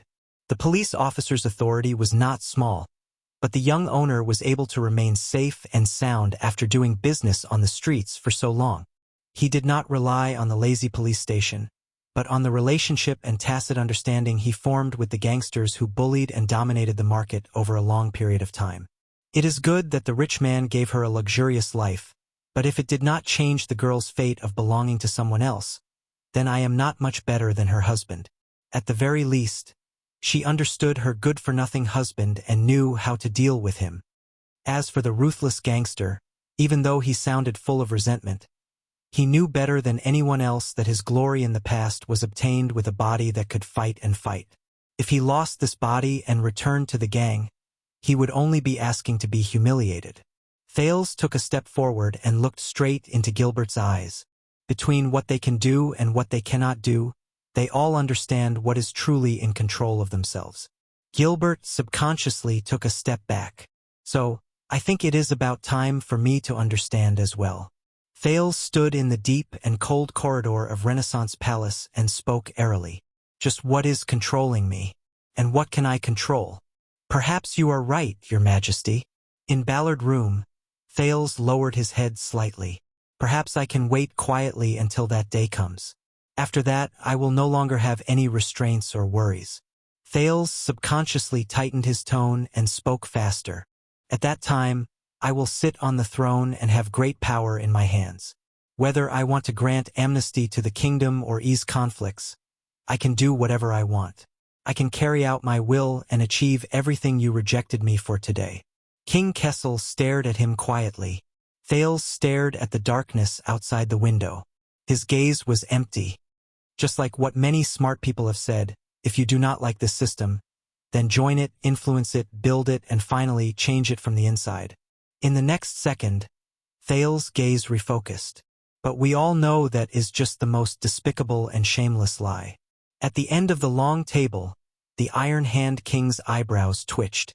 Thales stared at the king firmly. Just like how you are unwilling to compromise with the nobles, no matter what, even the slightest bit, even if it actually helps you in the short term. Join it, change it. Such bullsh*t is how it deceives and bewitches you in the first place. It restricts your freedom, collapses your resistance, takes away your weapons, softens your will, and eventually frustrates all your efforts. Thales' tone became more resolute and unquestionable. If you believe it, you lose. Because once you compromise and drift along, the first to be changed will be you, not it. Thales stared at the king and enunciated each word clearly. Because you are just one person, one person. King Kessel stared at the prince silently. Expressionless, he suddenly spoke. The king snorted coldly. Where is it? Thales stared at the king as if the most terrifying beast was hidden in the king's eyes. Then look around, Your Majesty. Thales spread his hands and asked with a chuckle. Where is it not? The lights flickered. The night breeze blew gently. The two faced each other in silence. Ballard Room seemed to be the same as usual. Nothing had changed. King Kessel did not look back, but he frowned deeply. But Thales did not notice his reaction. Instead, he leaned back in his chair and continued to speak. 6 years ago at Broken Dragon Fortress, That was the first time I saw the Archduke of Black Sand region. Thales gradually became lost in thought, as if he had returned to that winter 6 years ago, as expected of an ambitious and ruthless man of his generation. His vision was broad, his bearing extraordinary, and he could command the loyalty of countless heroes. The teenager paused and snorted softly. To be honest, he was much more charming than you. King Kessel's expression did not change. Thales became serious again. Half a year ago in Dragon Cloud City, I saw him again, Chapman Lampard. Thales' expression changed. But guess what I saw this time? As usual, King Kessel did not respond. I saw the common elected king of Exdet, the kinslayer, Chapman I. Thales continued to speak, his gaze becoming more and more solemn. I saw him sitting in King Nuven's seat, starting to think, play chess, and set up plans like King Nuven. He began to enjoy the same pleasure as his uncle, entering the same perspective as him, walking the same path as him, encountering the same troubles as him, and falling into the same vicious cycle as him. The chains that once bound King Nuven were also slowly binding him. He was already panting and sweating profusely. Thales widened his eyes, as if he was watching the most incredible drama. King Chapman thought that he had successfully overthrown King Nuven and destroyed the latter completely by staking everything on his king-killing bid. At this point, Thales' eyes dimmed. Physically, yes, but spiritually, in terms of values, in a larger sense, Thales gritted his teeth. He did not. The teenager looked up abruptly and met the Iron Hand King's eyes, because he had no choice but to be ruled by the values of the born king. He was imprisoned by his vision, oppressed by his methods and habits, and occupied by his way of thinking. He was haunted by Nuven's soul day and night, thinking what Nuven thought, doing what Nuven did. He was immersed in it, unable to extricate himself, until he became Nuven's slave for all eternity, just like how Nuven became the slave of the kings who preceded him when he was alive. At that moment, Thales suddenly thought of the Black Prophet in the kingdom's secret intelligence department. He sat on the wheelchair made of those demonic vines, relying on them to sustain his life, but was also firmly bound by them, unable to leave. 6 years, only 6 years. Thales' gaze was filled with rare sorrow and fear. I was surprised and saddened. King Nuven, who had been dead for a long time, only used 6 years to devour his nephew, the former Chapman Lampard, from the inside out, from head to toe. Not a single bit left. King Kessel still did not say a word, but his gaze was extremely serious. Among all the people I have met, Chapman is already a top-notch hero. Thales exhaled and was filled with emotion. Ever since the night of Dragon's Blood, he was clear that his enemy was not Nuven, but the things that once held Nuven back and defeated him. Enemies that were bigger, higher, and more terrifying. He killed King Nuven not for revenge or profit, but to prevent another Nuven from appearing.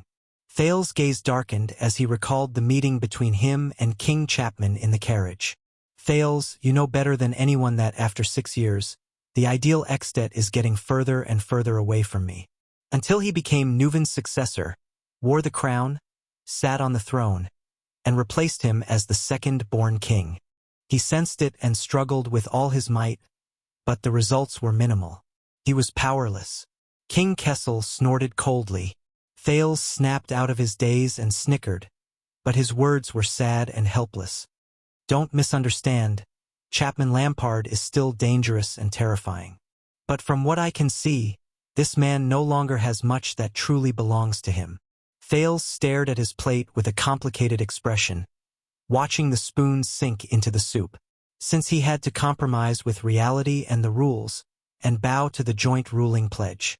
Since he temporarily gave up on his great idea. Then he was collared again, Thales said faintly, and became another Nuven VII. King Kessel fell into deep thought and did not speak. On both sides of the long table, the king and the prince stood facing each other quietly. At this moment, Ballard Room was extremely quiet. Even the wind was no longer noisy, as if this scene could not be disturbed, until Thales took a deep breath and looked at the Iron Hand King seriously again. In Constellation, I could not stand your methods and did not accept your will. Of course, I could lie low and endure it, plow slowly, seize power, and wait for the ascension. This may be a method that is more recognized and praised by others, a method that will be praised by history books and future generations, just like the last 2 months. But Thales changed the topic and hesitated. But after that scene at the banquet, I am afraid. King Kessel scoffed. Afraid? Thales took a deep breath, nodded and said, I am afraid that in my repeated acquiescence and concessions, in the silence of, I actually disagree but I won't say anything, I will gradually get used to it, slowly become numb and compromise with it. He said dejectedly, I'm afraid that I'll get used to your cruelty in destroying countless families without batting an eyelid. I'll get used to your indifference in the face of despair and pleas for help. I'll pay the price for today's punishment. In the future, when I meet the next anchor viral and the next injustice, I'll start to hesitate and hesitate. Thales' voice trembled. I am afraid that one day, I will be unaware of everything, calm, and finally lose myself and accept the status quo. King Kessel's gaze slowly changed. I am afraid that the moment I sit on the throne and wear the crown, I will sit back and watch others die for me without any burden, hesitation, and with a clear conscience. And not only will I get used to it, I will feel that it is only right and even worse. As long as someone is unwilling to sacrifice for me, unwilling to die for King Thales, I will be dissatisfied and angry. I will think that they do not love me, do not love their country, that they betray me or even commit treason. Thales looked straight into King Kessel's eyes, as if trying to see through all the defenses behind it. I am afraid that I will become so weak that I will not even recognize myself. I will no longer be Thales Jadestar, but an empty shell occupied by the King of Constellation. Thales' tone calmed down, leaving only emptiness and exhaustion. That scares me more than death, than failure, than being crippled and disgraced. His voice faded. Ballard Room returned to its dead silence. But this time, the surrounding lights seemed brighter. A few seconds later, King Kessel raised his head slightly, and his gaze fell on the portrait of wise Minister Halva on the wall. It seems that you have made your choice a long time ago, he said faintly. Thales snorted softly. I will not play by your rules, he said firmly. Nor will I play by their rules. Thales raised his head, his gaze solemn and firm. I will not become the next Chapman Lampard, or the next Kessel Jadestar. Thales paused for a moment. Just like how my blood has never, and will never, shine with golden light. Kessel V lowered his head and looked at the prince seriously and sternly. To hell with the legend and the throne. Thales clenched his teeth, clenched his fist, and hit his chest hard. My blood, from the beginning to the end, has always been bright red. My red. King Kessel sneered. The air in Ballard Room seemed to flow again. Thales Jadestar. He called Thales' name softly. Are you really prepared to become the king's enemy? Thales laughed when he heard that. You are old, your majesty. I asked this question 6 years ago. Kessel's gaze moved slightly. In the next second, Thales' expression turned serious and he spoke decisively. Fate, you have long prepared for me.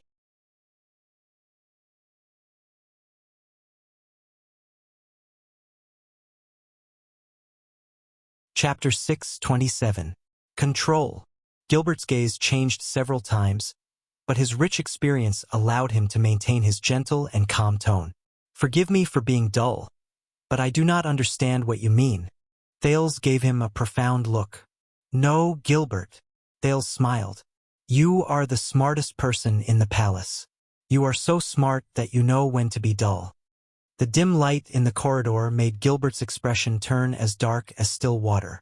You know very well that from the moment you brought me into Mindy's hall, everything I have and have achieved, be it using the name of the prince to make the Archduke of Northland listen to me patiently, using the interests of the city to make Dragon Cloud City hesitate in taking action, using my status to make a small group of people willingly obey my orders, and also my painstaking efforts to prevent conflicts, avert war, and help my friends. Thale's smile gradually froze. At the end of the day, all of these originate from him. Gilbert was stunned. He wanted to say something, but stopped himself. Thales continued. It also originates from what he represents. The kingdom, the system, the tradition, everything. This is why I am not afraid of Nuven, Chapman, and Shadowshield, but I am wary of him. I am afraid of him. Thales sucked in a deep breath. Because without him, without the things he gave me, I could only return to my original form and become that lonely and weak child beggar in the abandoned house in Lower City District. Thales clenched his fists. He remembered that night in Heroic Spirit Palace, Asda's direct question to him in the room of Heroic Spirit Palace. The prince said laboriously, am nothing. Am nothing. I know that King Kessel has always been domineering. Gilbert tried his best to find a way to interject and comfort Thales. His demands on you are too strict, which caused you to distance yourself from him and even fear him. Strict? Thales repeated the word, snorted coldly, and shook his head. King Nuven forced me, King Chapman used me, and Shadowshield hurt me. But they had to first raise their swords and resort to the most direct and brutal methods. But he is the only one. He is the only one. What he controls me with is not a certain saber, not a certain order, not a certain threat, and not even a clear hierarchy, interest relationship, or power chain. Thales slowly turned around and faced the shadows in the corridor where the light could not reach. His words were bitter. Instead, it's a towering net. It's called Constellation, or This Damned World. Gilbert shuddered and blurted out, Your Highness! But Thales raised his hand abruptly and stopped his teacher from speaking. And he is right at the top of the net. He doesn't need to say anything, do anything, or even show up. The existence and weight of the net itself, and the impenetrable structure of the net, are enough to make me lower my head and stagger. Thales was in a daze.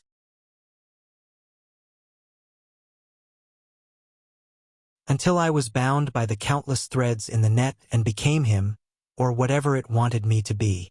I understand. Gilbert could no longer hold back and anxiously rushed to speak. I understand, Your Highness. However, you are father and son after all. You are his heir and you stand on the same side. As long as you resolve the conflict and misunderstanding, untie. Thales raised his voice and turned around. He stared at the Foreign Affairs Minister, and a cold smile appeared at the corners of his lips. Gilbert, you are a diplomat. You can untie a knot and a misunderstanding. You can untie the grudge between two people and the conflict between two groups. You can even untie the predicament of war between two countries. But how are you going to untie a net? Gilbert's gaze froze. If the owner of the pharmacy had a good relationship with the gang, he might have been able to pay less protection fees. Thales took a step towards Gilbert, and he was rather aggressive. But Gilbert, answer me. How is he going to get out of that net? That cruel net that he is so used to, that he has become numb to, that one-sidedly emphasizes that a person cannot seek freedom and security at the same time, and that he must give up on one of them, thereby justifying violence, exploitation, and oppression. Cold wind seeped in through the cracks, and it was bone-chilling. Gilbert did not react. He stared at Thales in disbelief. That good girl might be able to find a so-called good man like me and live happily ever after. Thales glared at his teacher. He had to get the answer no matter the cost. But Count Casso, answer me. How is she going to get out of this net?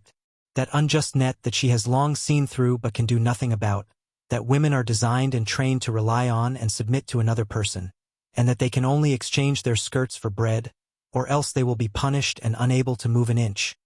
The lights in the corridor flickered, and ghostly shadows moved about. As he stared at the prince in front of him, Gilbert's right hand trembled. He subconsciously leaned against his cane, and his breathing quickened. As for that crippled, ruthless character, perhaps his old friends in the gang can help to provide for his living expenses. Thales gritted his teeth, and his tone was indignant. But Foreign Affairs Minister, please answer me. How is he going to get out of this net? That twisted net that he has lived in for a long time without smelling its stench, that keeps repeating that the strong and the weak determine their gains, that those who fall behind will be beaten, and that logic is full of loopholes, but it is rarely questioned? The stone wall in the palace quietly listened to Thales' questioning. As usual, it was silent and did not speak. Gilbert's chest rose and fell. He looked back at Thales in a daze. "Answer me, respected teacher. Answer me." Thales raised his voice. "Use all your knowledge and attainments in history, politics, grammar, and philosophy to answer me. How are you going to get out of this net?" The echo spread out in the dark and empty corridor, like a tiny pebble thrown into a bottomless, pitch-black abyss. "Your Highness." Gilbert was worried and anxious. "I do not understand what you are talking about and us." But Thales interrupted him. "Last night." The prince stared at the foreign affairs minister. "I, the Duke of Star Lake, Prince Thales, stood at the highest point of Mindy's hall, but I still felt helpless and helpless. I swayed, but I was not even allowed to take a step back, turn around, and give up, because the net that belonged to me had already bound me tightly, and it was airtight." When he heard these words, Gilbert's expression became gloomy. "In that net, I could only watch two living people fight to the death for a ridiculous reason in front of me. I could do nothing but watch my subordinates die because this was in line with my standpoint, in line with the interests of the kingdom, and in line with the best ending." The scene from the banquet flashed before Thales' eyes. "And if I put up even the slightest resistance and tried to tear it apart, just like what I did last night, when I appealed to my humanity instead of my own interests and tested the boundaries of betrayal, I would immediately attract this net's merciless punishment and counterattack. It would either force me to lower my head and become an obedient prince again, or it would completely eliminate me and turn me into a legend in history. Legend and throne. Legend or throne. Those were all his choices. Gilbert, can you feel it?" Thales felt anguish in his heart. "Can you feel this net that is untraceable but everywhere in our lives? And yet it is filled with so much despair that it makes it hard for us to breathe? It is so unstoppable and difficult to detect that even the strongest, smartest, and cleverest person I have ever met would unknowingly become its most loyal and obedient slave." Gilbert did not say a word and sank into bitter contemplation. "This, Gilbert, is the thing that has always terrified me." Thales took a deep breath and took 2 steps back. He rubbed the side of his forehead forcefully. "Just as Zayn said, when I returned to Constellation, what I received was not just the protection of the kingdom.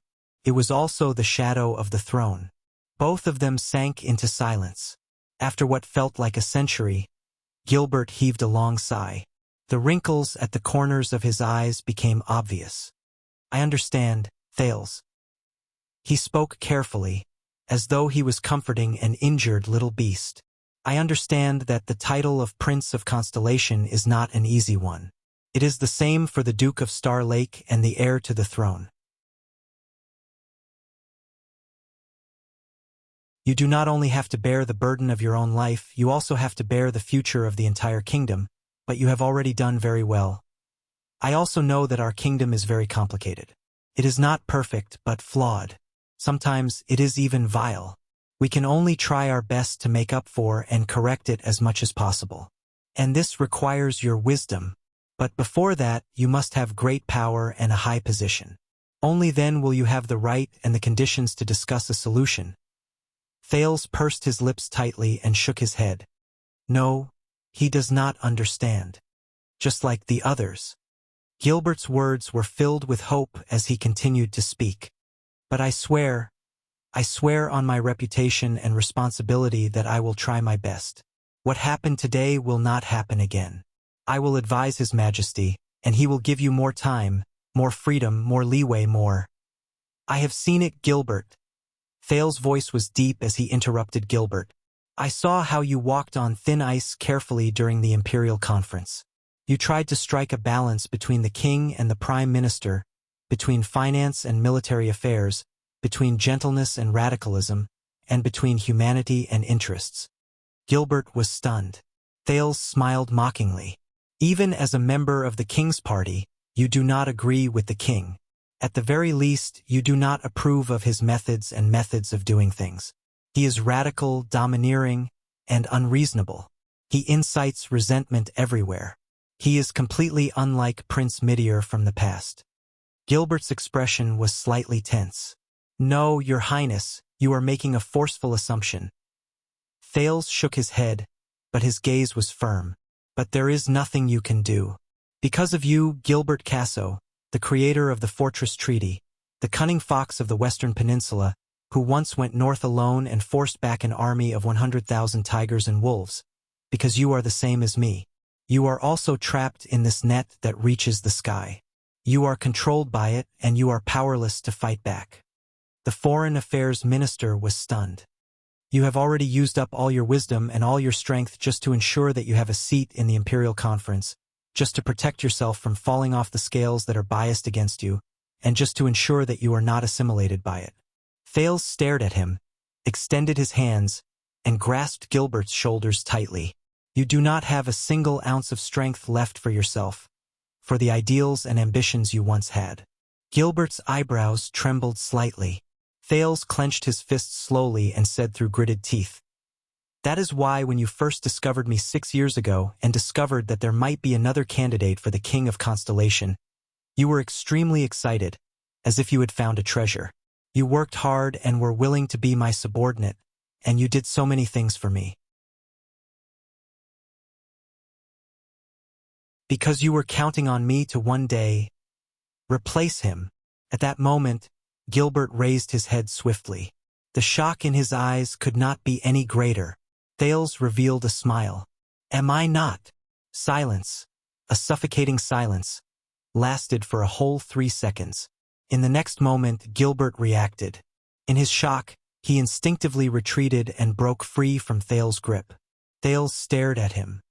He raised his hands horizontally, but there was only emptiness in his palms. Gilbert stared at the student in front of him in shock, as if he did not know this teenager anymore.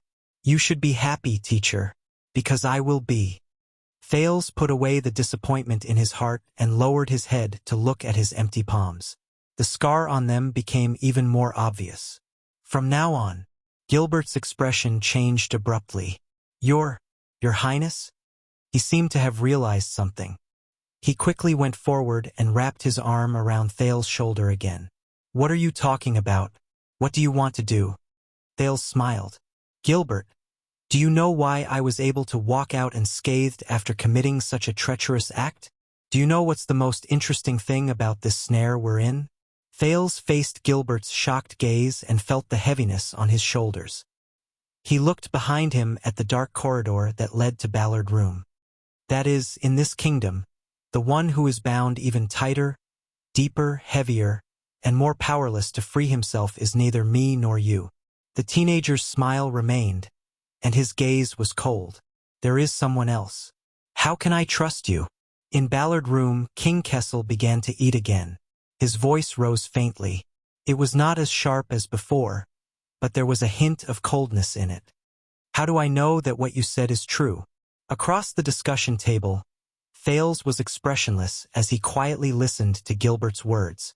"How do I know that you really want to be used by me, and not secretly strengthen yourself, accumulate fame, and gather support? How do I know that I am not nurturing a tiger and making you a threat that has never been there before? How do I know that you will not benefit from the chaos, take advantage of the situation, and turn against me in the end?" In the next second, King Kessel's words were cold and murderous. "Replace me." At that moment, the narrow secret room seemed to have become even narrower. There was no more space for him to move about. Thales sneered. He found it extremely absurd. "I have already said it, and you are still worried about this?" The king picked up a piece of meat with his fork and narrowed his eyes. "If you can deceive a duke like Fagin has, you can naturally deceive me. And how are you going to win my trust and ensure that you will fulfill your duty and become my sharpest longsword, my most loyal pawn, and my most trusted trump card?" Thales was silent for a while. At that moment, he finally realized that he was sitting in the same room as King Kessel. It was just like what he had used to threaten the Black Prophet in the Secret Intelligence Department. He faced the Iron Hand King alone, face to face. King against king. Jadestar against Jadestar. How much had he sacrificed for this moment? How much would he lose? Finally, the teenager took a deep breath and stared at the king. First of all, no matter what my intentions are, facts speak louder than words. The process and reality cannot be deceived. Your power and interests will visibly expand and grow through our cooperation. For example, this time, I will persuade the dukes of Western Desert to reduce their soldiers and pay taxes to support the expansion of the regular army. King Kessel did not answer, but Thales, who had crossed swords with him many times, gradually understood that this was the best answer. Second, if you are worried that I will go down this path until the end, that I am really in cahoots with the disobedient, and that I will defect to the enemy. Thales' tone was calm as he spoke slowly. I believe that you know why I made this proposal and embarked on this path. To fight with you on the battlefield, to fight with blood, to the extent that the kingdom is destroyed and countless sacrifices are contrary to my original intentions. This is the situation I do not want to see the most. King Kessel snorted, his emotions indecipherable. Third, as you said, there is a price for me to take this step. Thales' gaze did not waver. If I still want to return to Renaissance Palace, walk into the base camp of the king's partisans who regard me as their enemy, wear the crown and inherit the throne safely, peacefully, gracefully, and without bloodshed, and ensure that my head is on my shoulder, then I will have to count on your endorsement and acknowledgement at the last moment. Only by bowing down with the king can I not be pelted with eggs by the audience below the stage. This time, King Kessel frowned slightly and was silent for a long time. The Iron Hand King's gaze shifted.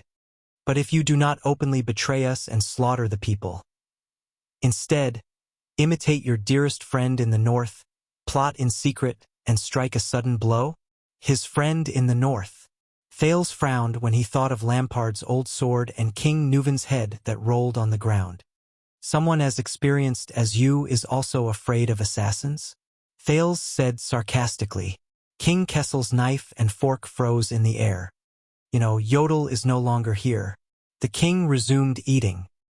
His voice was as usual, as if he did not care. Now you want to take my head.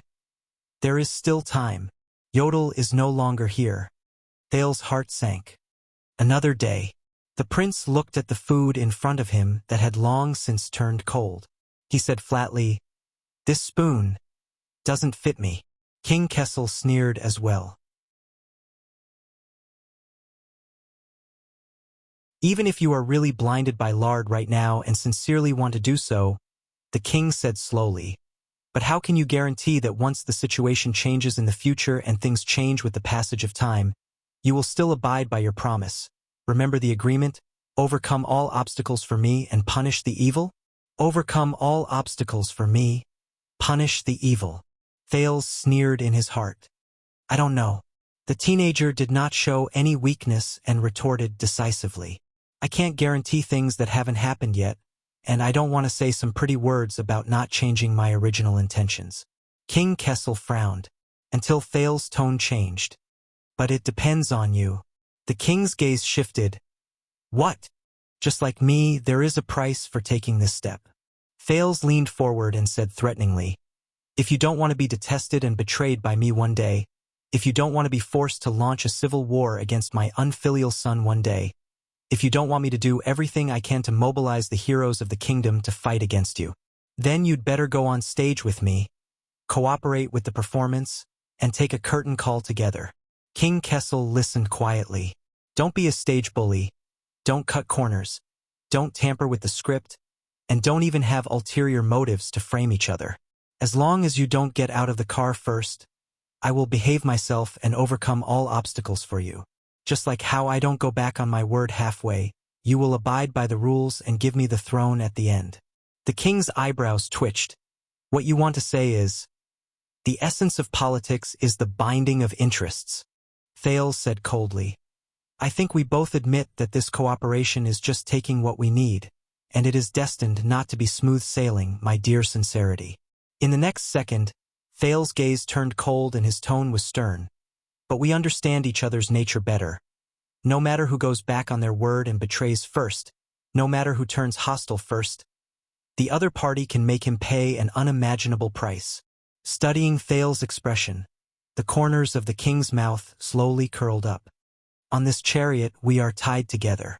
Thales said with certainty, we are each other's guarantors. This time Ballard Room was quiet for a long time. Just when Thales thought the everlasting lamp was about to be extinguished, the king's deep voice finally rang. Not enough. Thales' eyebrows twitched. Across the long table, the iron-hand king pushed away the plates and cutlery. You want to become the king's enemy? For the first time, Kessel Jadestar, who had always been cold and stern, raised his head and showed the teenager a bright, indifferent, and even somewhat mocking smile that the latter had never seen before. Words alone are no proof. End of this chapter.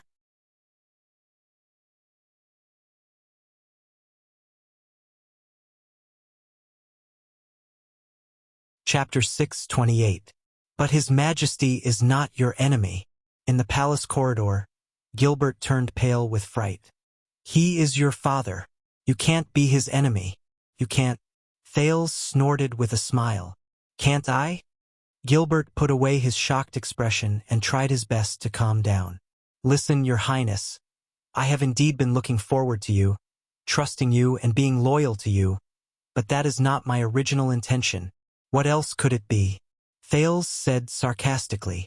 You want me to be a prince so that I can be a mascot in Mindy's Hall? Gilbert frowned and became more anxious. No, Your Highness, you should be the future that everyone looks forward to. Everyone. That's what you've been doing all this time.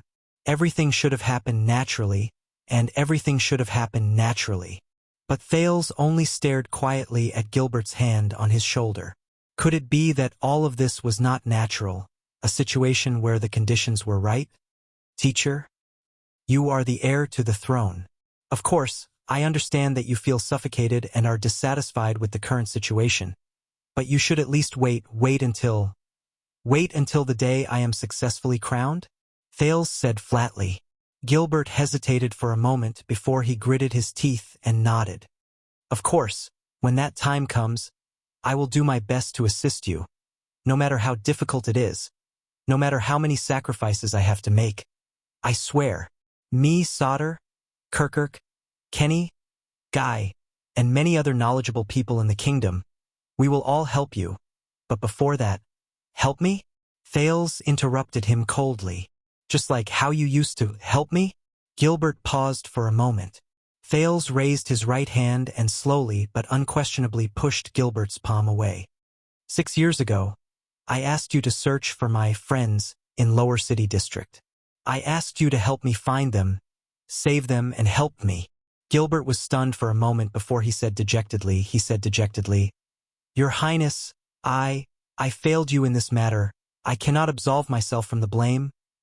I just returned from the kingdom's secret intelligence department, Thales said flatly. Do you know, I realized that they are not, as you said, refusing to help me because they hate me. In fact, the secret intelligence department is very interested in searching for my childhood playmates. Gilbert's expression changed slightly. Your Highness, the secret intelligence department has never been on good terms with you. But Thales interrupted him and continued on his own. They also told me that over the past few years, Gilbert, you used your connections and reputation to find the chief garrison officer.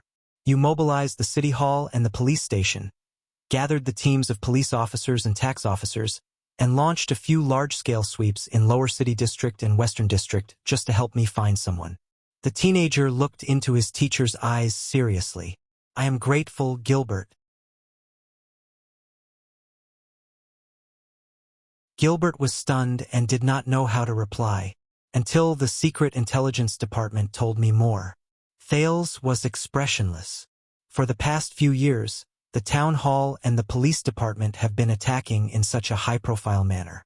They directly intervened in the dogfight between the Blackstreet Brotherhood and the Blood Bottle Gang. They chase away the tramps, disperse the beggars, and let the powerless people at the bottom suffer. They checked the vendors and closed the shops, leaving the pitiful, honest people with no way to survive. They hunted down petty thieves and extorted local gangs, but let the real scumbags escape. They caught a few typical criminals and used them as political achievements to appease the people, but they turned a blind eye to the more serious oppression and exploitation.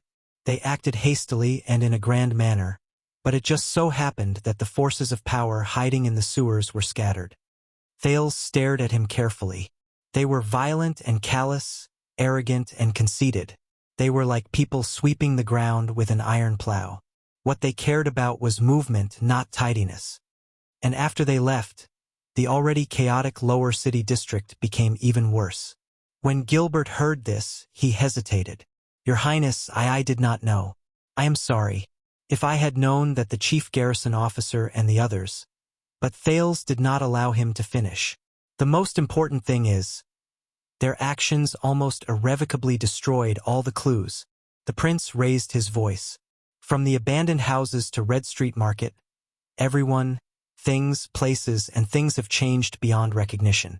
Now, if we want to follow the clues to find those child beggars, it is almost impossible." Thales carefully observed Gilbert's reaction. "It's as if someone did it on purpose, just to stop me from finding them." At that moment, the Foreign Affairs Minister's expression changed abruptly. "Is that so?" the teenager said softly in the dark palace corridor. "Gilbert, when you asked for help from the police, was what the Secret Intelligence Department told me the truth?" The Foreign Affairs Minister did not answer. Only Gilbert's steady breathing filled the air. The silence lasted for a long time. Thales shook his head and continued to speak. "6 years ago, when I asked you to find them, you told me that I could not, because it was for the sake of secrecy. I became a prince during the national conference, but you still told me that I could not, because it was for their safety. Then, when I went to Northland, you wrote that you were working on it, but the progress was slow because it was not to be noticed by those with ulterior motives. Then, when I returned to my country, you told me that you could not find them, and advised me not to look for them, because you cannot go back." Thales faced his teacher calmly, as if he was telling someone else's story. There was no answer. What answered him was still an embarrassing silence. Thales raised his head and chuckled.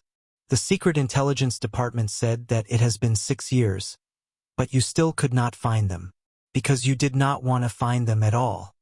Thales said softly, "Or should I say, the Secret Intelligence Department is lying?" But Gilbert only lowered his head, and his expression could not be read. This time, the silence lasted for a long time. "Forget it, Gilbert. No matter whether the Secret Intelligence Department lied, or how many lies they told, it is no longer important, no longer important." The teenager turned his head and said absent-mindedly. At this moment, Gilbert suddenly opened his mouth.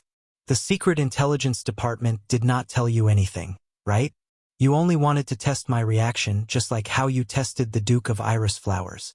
Thales sighed. "The cunning fox of Constellation." "Yes." Thales' gaze was desolate. "The Secret Intelligence Department was wary of me, so they did not tell me anything. What I know is what I deduced from what I saw and heard when I revisited the old places in Lower City District and Western District." Gilbert closed his eyes. Thales and Gilbert did not speak in the corridor. Both of them just looked away in tacit agreement.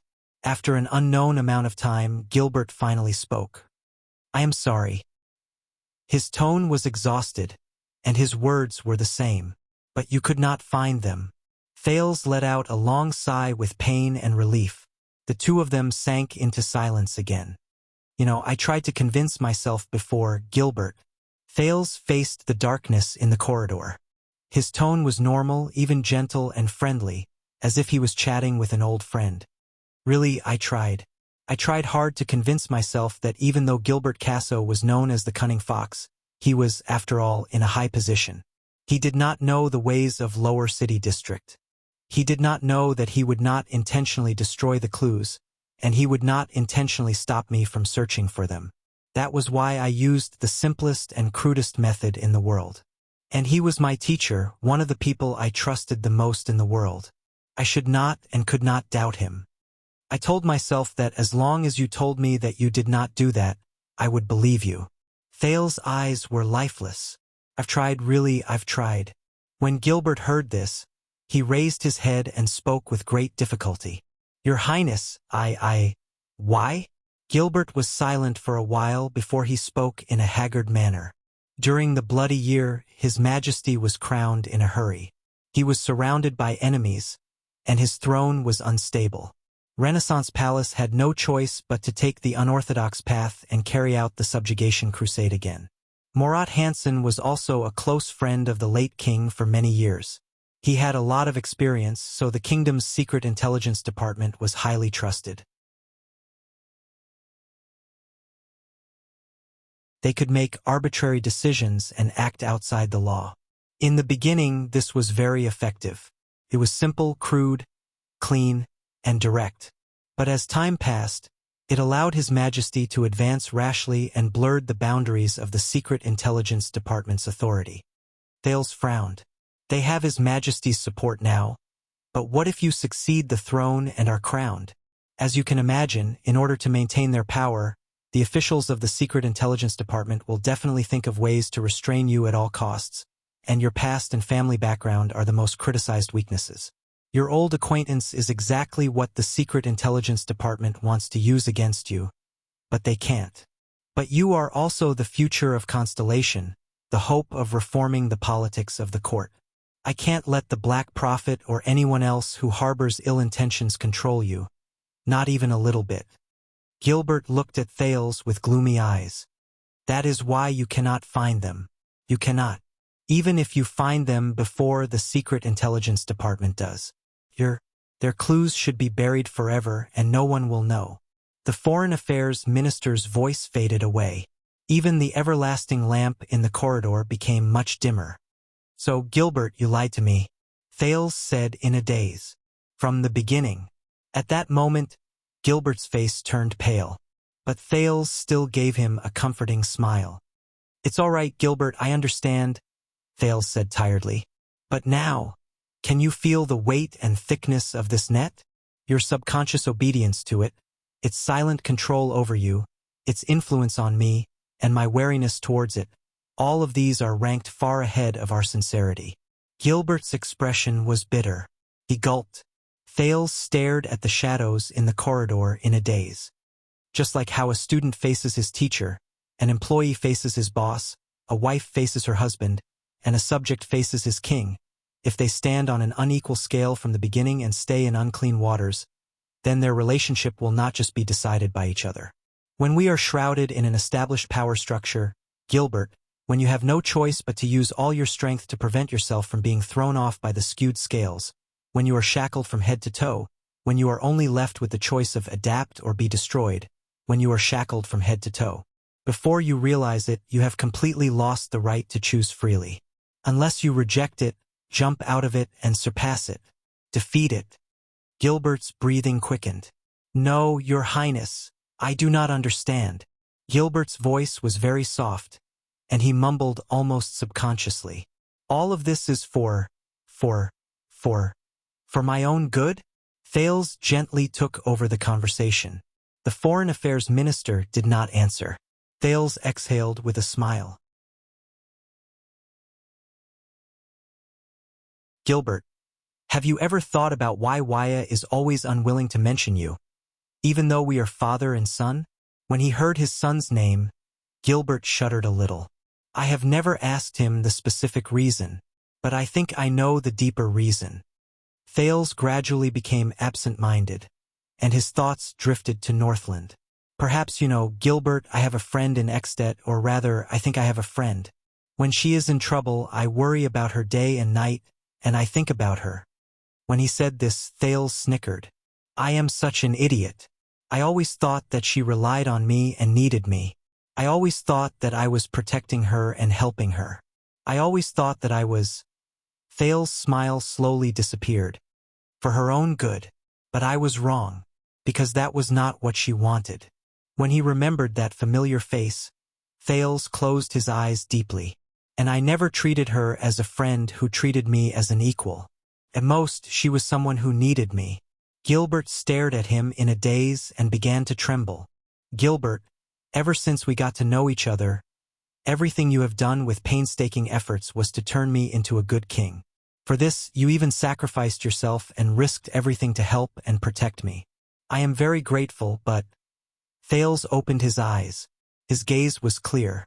But I am not the kind of wise king you are looking for, Gilbert. Just like how my father is not. Gilbert swayed violently. You can't make a mold for everyone in your mind, and then use all your means to influence and guide them. You don't feel the slightest anomaly, and even feel proud of it, thinking that it's for their own good. You just want to fit them into the mold seamlessly. Because be it me, Wuxia, my father, or even you, Gilbert, none of us are born to be molds.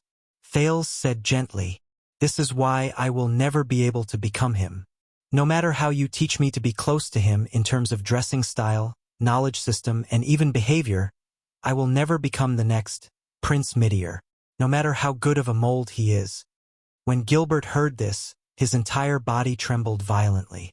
He cried out involuntarily, Your Highness, I... But Thales only smiled in a friendly manner, just like he always did. You are a good teacher, Gilbert, really. You treat your students meticulously. You do not care about how much effort you put in. You teach them everything you know. You answer every question. You are considerate and considerate. You are really good, so good that I cannot even find a single flaw in you. But when I met the old crow, I met Mr. Hicks, the one who shakes his head, talks all sorts of things, and always relies on what do you think to earn his salary in class. I finally understood. Thales took a step forward and looked straight into Gilbert's red and wet eyes. Your biggest problem, Gilbert, is that you are too nice. You are so good that your students can completely rely on you and need you. You are so good that you do not leave any room for your students to be bad. Gilbert opened his mouth to speak, but his lips trembled. 2 streams of tears rolled down his cheeks. But reality has proven that even without me being good to her, my friend can still live very well. Even better. Thales sighed and smiled subconsciously. I am happy for her. In the next second, Thales opened his arms without hesitation and embraced Gilbert, who could no longer speak. And I hope that you can be happy for me too, Gilbert. Thales pressed his lips against Gilbert's ear and said in a quivering voice, My friend. The Foreign Affairs Minister shuddered in his arms. Thales suddenly realized that Gilbert, who was dressed in bright clothes, was very thin. But in the next moment, the teenager restrained his emotions and forced back the tears in his eyes. He gritted his teeth and said, By the way, Count Casso, I do not like your class schedule. Thales let go of Gilbert, who was staring at him in a daze, and the corners of his lips curled up. It is too full. When he finished speaking, Thales raised his hand to his chest and bowed to Gilbert in a respectful and well-mannered manner, just like how Gilbert bowed to him 6 years ago. In the next second, he used all the strength in his life to suppress his trembling, straightened his back, picked up his feet, and turned to leave. He did not dare to look at Gilbert again. Asterisk thud. Asterisk the sound of a cane falling to the ground came from behind him.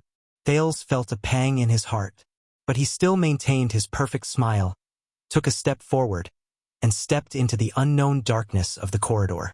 The palace was deep, and the lights were dim, but the absent-minded Thales did not walk far before he bumped into a familiar face at the corner. Oh, sorry, Your Highness. The chief of palace butler, Baron Quinton, who had once lectured Thales on wasting the royal family's wealth, rubbed his forehead. I didn't see you. It was not intentional. Thales also rubbed his chin in pain. It's okay, it was just an accident. But he was very happy that there was someone he could talk to at this moment, even if it was nonsense. Your Grace. Thales forced a smile. I heard from Captain Adrian that you are not feeling well? Oh, it's nothing. I used to pretend to be sick to avoid work. Quinton tugged at his exquisite cuff and wiped a notebook with a cracked cover. He did not care at all. It won't affect my work. I am sorry to have caused you trouble. The prince apologized gloomily. Whether it is the glass cup at the banquet or today. But Chief Quinton waved his hand and interrupted him. You know, the wine cups are actually not a problem. They are not expensive anyway. They are very expensive. But there are still many workshops and merchants who rush to pay for them, just so that the royal family and Renaissance Palace can use the wine cups they produce. Quinton sighed. And I have wanted to change those glass cups for a long time. They are fragile and easy to break. They always give the young ones an excuse to be slow. Now, I only hope that the metal and thick wooden cups will be more powerful. Thales smiled, nodded, and was ready to leave. But why? Thales paused when he heard that. Baron Quentin looked at him with a profound gaze. Your Highness, I have always found it strange. Why do Northlanders have to smash their wine cups when they drink? Smash their wine cups? Thales was silent for a while. You know, even though I have been there for 6 years, I find it strange too. Baron Quentin said, intentionally or unintentionally. Exerting force, throwing, smashing, colliding, breaking, shattering. But what can this prove? Extravagant? Overbearing? Bold? Fierce? Lust for power? Masculine? Quentin stared at him. His tone suddenly softened. You know, just use the rare and precious cups that have been passed down through history, used by our grandparents and parents. Everyone will be filled with gratitude, and drink a cup of wine in peace. Everyone will be happy. Isn't that good? Thales was silent for a while again. I don't know, but if I don't smash it in Mindy's hall. Thales raised his head and smiled weakly. Renaissance Palace will not get new wine cups, right? Quentin stared at him and pondered for a while. A new batch of wine cups may not be better than the old ones. Perhaps. Thales felt complicated. But you don't know. What if I know? Baron Quentin answered quickly. What if I have already seen it? Thales looked at him. Perhaps it is hard for you to imagine, Your Highness. The Baron sighed and rubbed the cracked old notebook under his armpit. But I have worked here for more than 30 years. When I was a brat, I held a pen and paper and followed behind my father. I kept records and took care of every Jadestar's clothing, food, housing, and transportation. The chief of palace affairs was absent-minded. Every single one, every single Jadestar. Thales did not speak. The Baron snapped out of his daze and looked at Thales. There was an indescribable emotion in his eyes. So, I have seen every single batch of wine cups. Every single batch. Thales was silent for a few seconds and nodded. You are very lucky. Quentin laughed self-deprecatingly and did not comment. In the next second, the prince smiled at the chief of palace affairs. But I remember that Hicks, Gilbert's teacher, once said something. Under the sun, everything is new. Hearing this, Baron Quentin was silent for a while before he sighed. You know, even if the Jadestar royal family is as rich as a country. He stared at Thales with worry in his eyes. You still have to pay for the batch of wine cups that were smashed. Pay. Thales pursed his lips. Yes, that is how it should be. Both of them were silent. Or should I record it down for you, Your Highness? Quentin broke the silence and patted the notebook. There was a hint of hope in his tone. You know, maybe when you grow up and are crowned, the creditors will give you free of charge? Free of charge. Thales raised his head and continued to stare at the darkness under the light in the distance. Thank you, Your Grace, but there is no need. Thales spoke faintly and was slightly absent-minded. I still have to pay. Or sooner. Or sooner. End of this chapter.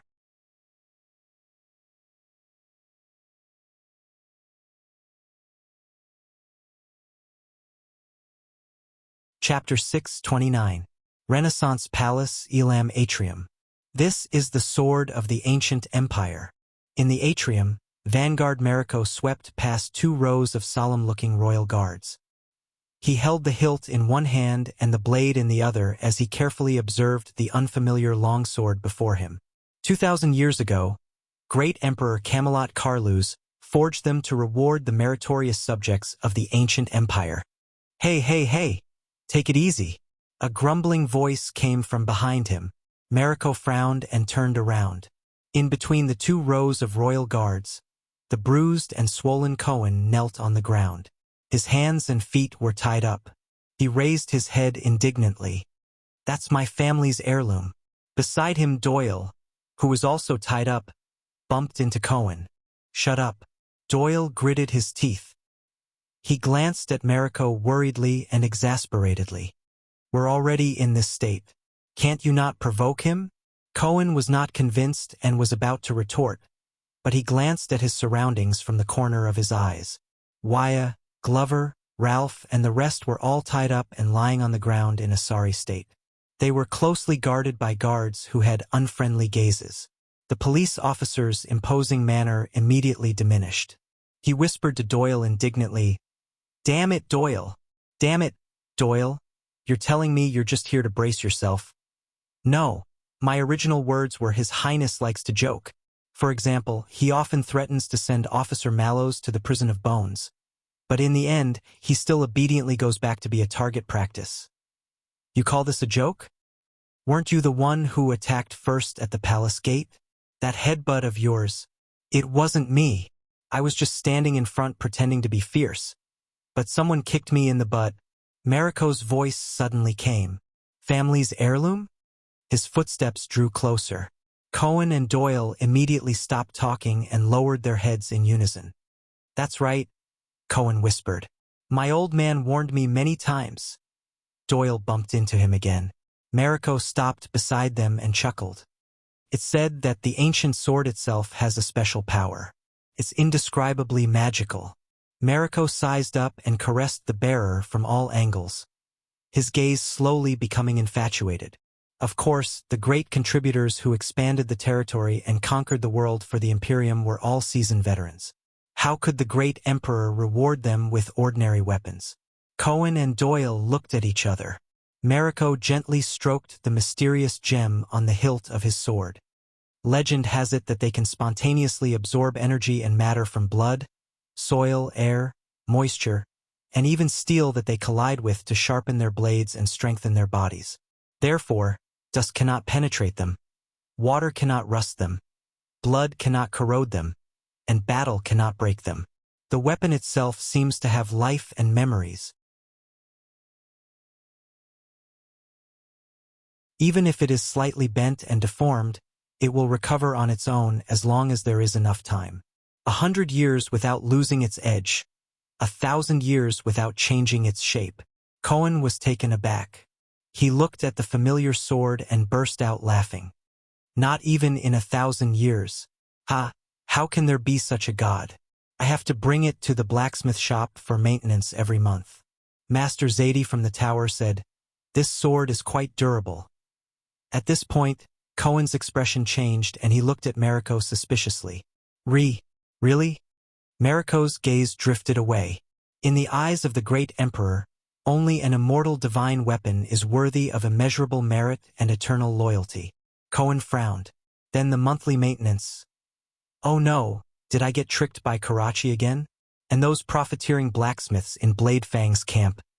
Time flies, and the years change. They were scattered all over the world in the chaos of war, but they are still rare divine weapons. Mariko stroked the back of the bearer's sword thoughtfully. They have been passed down from generation to generation and have never decayed. They use the sword to show loyalty and sincerity. They tell the descendants of the Imperium of the past prosperity of the Imperium. Cohen and Doyle exchanged glances again. Mariko exhaled. A long time ago, my ancestors also had a sword like this. Until the tyranny of the Red King, our family declined and we had to sell our ancestral property to rebuild our family business. Cohen replied with an "oh," but his expression changed as he thought of something. That's definitely not this one. Look at what I said, Doyle whispered beside him in exasperation. Mariko loves to collect weapons the most? Vanguard Mariko snorted coldly and allowed the bearer to stop. It's too heavy, it doesn't suit me. Only then did Cohen show a relieved smile. I've heard of you, Cohen Caribbean, the longsword of Twin Towers from Walla Hill, wisdom to the left, longsword to the right. Cohen could not help but frown when he heard the family language. Mariko's eyes flickered. Maybe you don't know, but 5 generations ago, before we changed our surname to Mariko to avoid disaster, our family tree crossed paths. Crossed paths. Cohen was stunned for a moment. Before he could reply, Doyle's eyes lit up and he popped his head out. Oh, that's good. By the way, Doyle and Caribbean also crossed paths, which means that the three of us are. But Mariko did not even look at him. He raised the heavy sword in his hand again. As a noble, it's not a big mistake to be unambitious. But I thought you only wanted to mess with street thieves, Mariko said coldly. Not stupid enough to break into the palace and rebel, Royal Knight Cohen Caribbean. Re-rebel? Cohen was shocked and smiled apologetically. It's a misunderstanding, it's a misunderstanding. I'm here for that. Have you ever been in a gang fight? It's when two people face each other and talk tough while 200 people stand on both sides and shout, but don't do anything. 20 people. But Mariko did not listen to him at all. His tone was cold. When you broke into the palace, there were 20 guards on duty. They were all heroes from the Vanguard Division and the Defense Division, young lads with bright futures. In the face of the arrogance of the nobles, they were neither servile nor overbearing. They were loyal to their duty. Even when they were beaten and injured by you, they remained resolute and protected the palace. Cohen was stunned and said anxiously, "That was a misunderstanding. I wasn't the one who attacked first." Mariko snorted angrily and became even more displeased. "For you, of course, it's just a small and harmless misunderstanding. But to them..." Mariko tightened his grip on the hilt of his sword. "This is the cause of the death of the late king." This was His Majesty's comment. As soon as he said this, the gazes of the royal guards around him became even fiercer. This will be recorded in the records of the guards of the Flag-Bearer Division. It will accompany them throughout their lives and be passed down in the history of the guards. The more Mariko spoke, the angrier he became. Not only will they be humiliated, but they will also have to bear the blame on behalf of others. The royal family will not be wrong, so they can only be the ones at fault for what happened today. They will be charged with the crime of overstepping their authority and dereliction of duty. They will also have to live in fear of offending the prince. Their punishment will not be determined, and their future is uncertain. It's all because of you. Mariko looked at Cohen, who had a stiff smile on his face, and gritted his teeth. Bossy, arrogant, and lawless. You've turned Renaissance Palace into a mess, and you've humiliated the royal guards. As soon as he finished speaking, Mariko turned his arm. The load-bearing sword spun in the air and neatly returned to its sheath. But when the head of the sheath turned back, it strangely hit Cohen's abdomen. Asterisk bang. Asterisk after being hit, Cohen fell to the ground in pain. He mumbled incoherently, "Grass nanny." "Sorry, it was an accident when I sheathed the sword," Mariko said coldly. Mariko said coldly as he pushed the load-bearing man away. "It's because it's too heavy."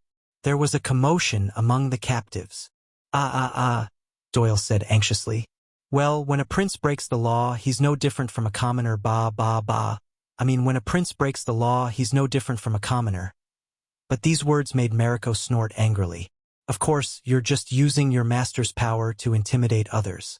So, not only do you not have to do anything, all you have to do is smile obsequiously, and a big shot like the Foreign Affairs Minister will use his connections to greet you. Whether it's overt or covert, he will threaten me not to use lynching." Mariko looked at Cohen, who was curled up on the ground in pain. His breathing gradually quickened. "But in the entire kingdom, no one dares to offend your noble master, because no matter how presumptuous and outrageous he is, no matter how many people he harms, no matter how much trouble he causes, His Majesty will still tolerate him and forgive him. He will still strut out arrogantly, point at my nose, and ask me to let you go, to let you continue to get away with it, as if nothing happened. And after that, we will have to unify our statements to protect his reputation." The more Mariko spoke, the more upset he became. In the end, he sneered. "And the captain will even say, 'It's our duty to carry the burden for the royal family.'" The vanguard looked at Cohen, who was at his feet. His gaze was slightly cold.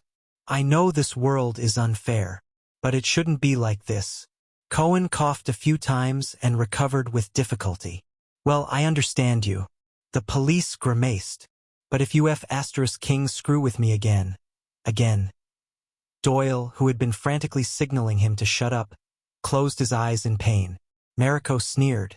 This time he did not hide it. He raised the load-bearing sword and aimed it at Cohen. Cohen was not afraid. He gritted his teeth and looked at him. You make it sound nice, but what you're best at? A deep voice rang out at the right time. Isn't it just touching yourself first, then being self-righteous and taking sides? The voice sneered and deliberately dragged out his tone.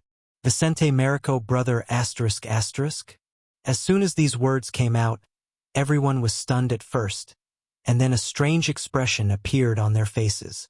Big what? Mariko's expression changed. He turned away from Cohen and looked at another captive. Even if you haven't heard it in person, you should know more or less. Glover, who was covered in wounds and looked disheveled, raised his head from the other side and sneered. I don't know about the other divisions, but the people in the Vanguard division call you that in private.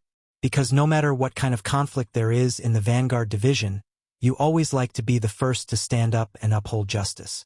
You're full of reason and pretentious. Why, do you think that as long as your D***ck is big enough, everyone will stick out their asses and let you poke them? Or do you think that poking everyone makes them feel good?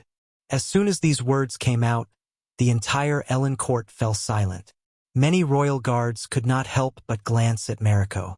But Mariko did not speak. He just stared at Glover. His nostrils flared. Among the captives, Wuxia sighed and nudged Doyle with his butt. I thought you were the most talkative one.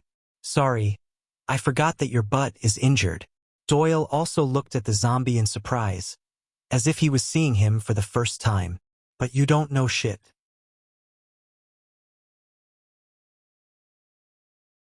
Glover struggled to move his bound arms and said to Mariko, Don't worry, I'm not going to kill you. Every time you lie to yourself, it's worse than the ***t that comes out of your mother's mouth when your father clamps her leg between his legs and ***ck her to the heavens. The zombie spat on the ground. Brother ***. The surroundings fell silent again. By the sunset goddess, Doyle whispered in disbelief. Where did he learn to talk so much trash? After a long time, Mariko took a deep breath, suppressed his emotions, and walked forward. Caleb Glover, it's you again. Mariko looked at the big man kneeling on the ground with a contemptuous expression and narrowed his eyes. Why am I not surprised? Glover snorted coldly and did not answer. Mariko looked at him with a complicated gaze. You used to be one of the best in the Vanguard division. You have a noble family, excellent abilities, and a promising future.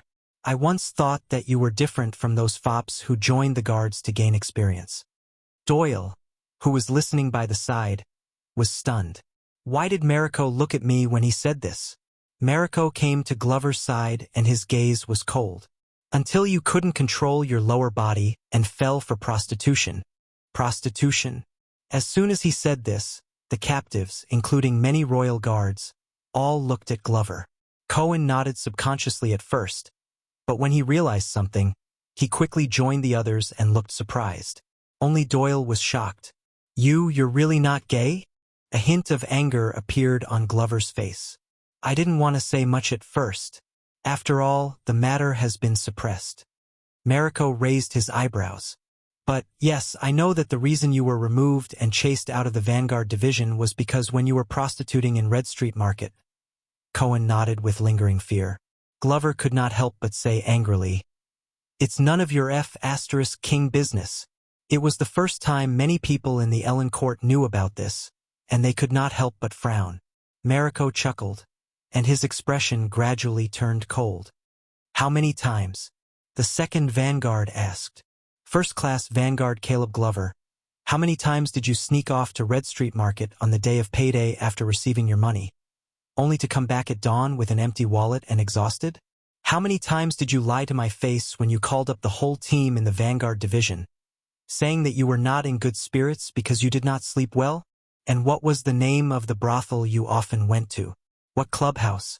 With every word Mariko said, Glover's expression became worse until the latter finally could not hold it in any longer. I like to prostitute. What's wrong? What's wrong? What's wrong? Mariko said coldly. Just because a colleague picked a prostitute you liked, you held a grudge and plotted revenge. In the end, you made a huge mistake and destroyed your own future. Cohen's mind raced, and he felt that this point sounded familiar. Glover remembered something, and his expression became ferocious. They deserved it. I know that Menides is a scumbag, Mariko said coldly. I also know that you have an old grudge against him, and I even guessed that he set a trap to provoke you first. But so what? Are you really stupid enough to take the bait? Do you have so much heroic spirit that you've lost your mind after being provoked by a few women? Glover's eyes trembled, and he clenched his fists tightly. Vanguard Glover, you abandoned yourself, murdered your colleagues, and maimed your own brothers and sisters, all because of a few prostitutes' pillow talk? Everyone, including the captives and the guards, was surprised and looked at Glover. Facing countless gazes, the zombie trembled. But in the end, he suppressed his emotions and sneered. Have you ever tasted a woman? Of course not. Brother *** is too big, and no one can fit inside. How pitiful. Mariko was stunned. Glover raised his head and smiled provocatively. Let me tell you, for that taste I can kill 10 more Menides. Mariko was enraged. He has already been punished. Thanks to you, Menides will have to spend the rest of his life in bed. Glover turned his head and spat. He's lucky. In the original plan, he had to spend the rest of his life in the dirt. His indifferent attitude agitated Mariko. The latter looked at him for a long time, then sighed and shook his head. I tried to help you. Mariko was disappointed. Before that, I helped you cover up in the Vanguard division. I just hoped that Officer Stanley wouldn't find out so quickly that you were addicted to prostitution. I've visited your brother many times, hoping that he could persuade you with his brotherly love, so that you could mend your ways and repent. Their gazes met, and Glover frowned. I didn't beg you to do that. Mariko shook his head. Now it seems that you are addicted and have no remorse. After the incident, I shouldn't have gone to Officer Adrian and Officer Stanley. Nor should I have visited the victims and asked them to spare your life to atone for your crimes. The Vanguard shook his head in disappointment. It would have been better to follow the rules of the guards and get rid of you in the well. Glover's gaze froze. He became angrier and enunciated each word. I didn't beg you to do that. Mariko's expression remained unchanged. He turned the load-bearing sword in his hand, and the scabbard hit Glover's abdomen. Amid the exclamations of the crowd, Glover fell to the ground in pain. You made the Vanguard Division the biggest joke in Renaissance Palace. The Flag-Bearer Division is still targeting us because of your rarely seen vicious infighting among the guards. Mariko paced around him. Not only did you not feel remorseful, but you also used power to escape punishment. You even had the nerve to come back and cause trouble in the palace. You brought shame to the entire Emperor's Praetorian Guards. Glover endured the pain and raised his head. Yo, brother ***. The disheveled zombie still squeezed out a smile and mocked. You poked me so soft.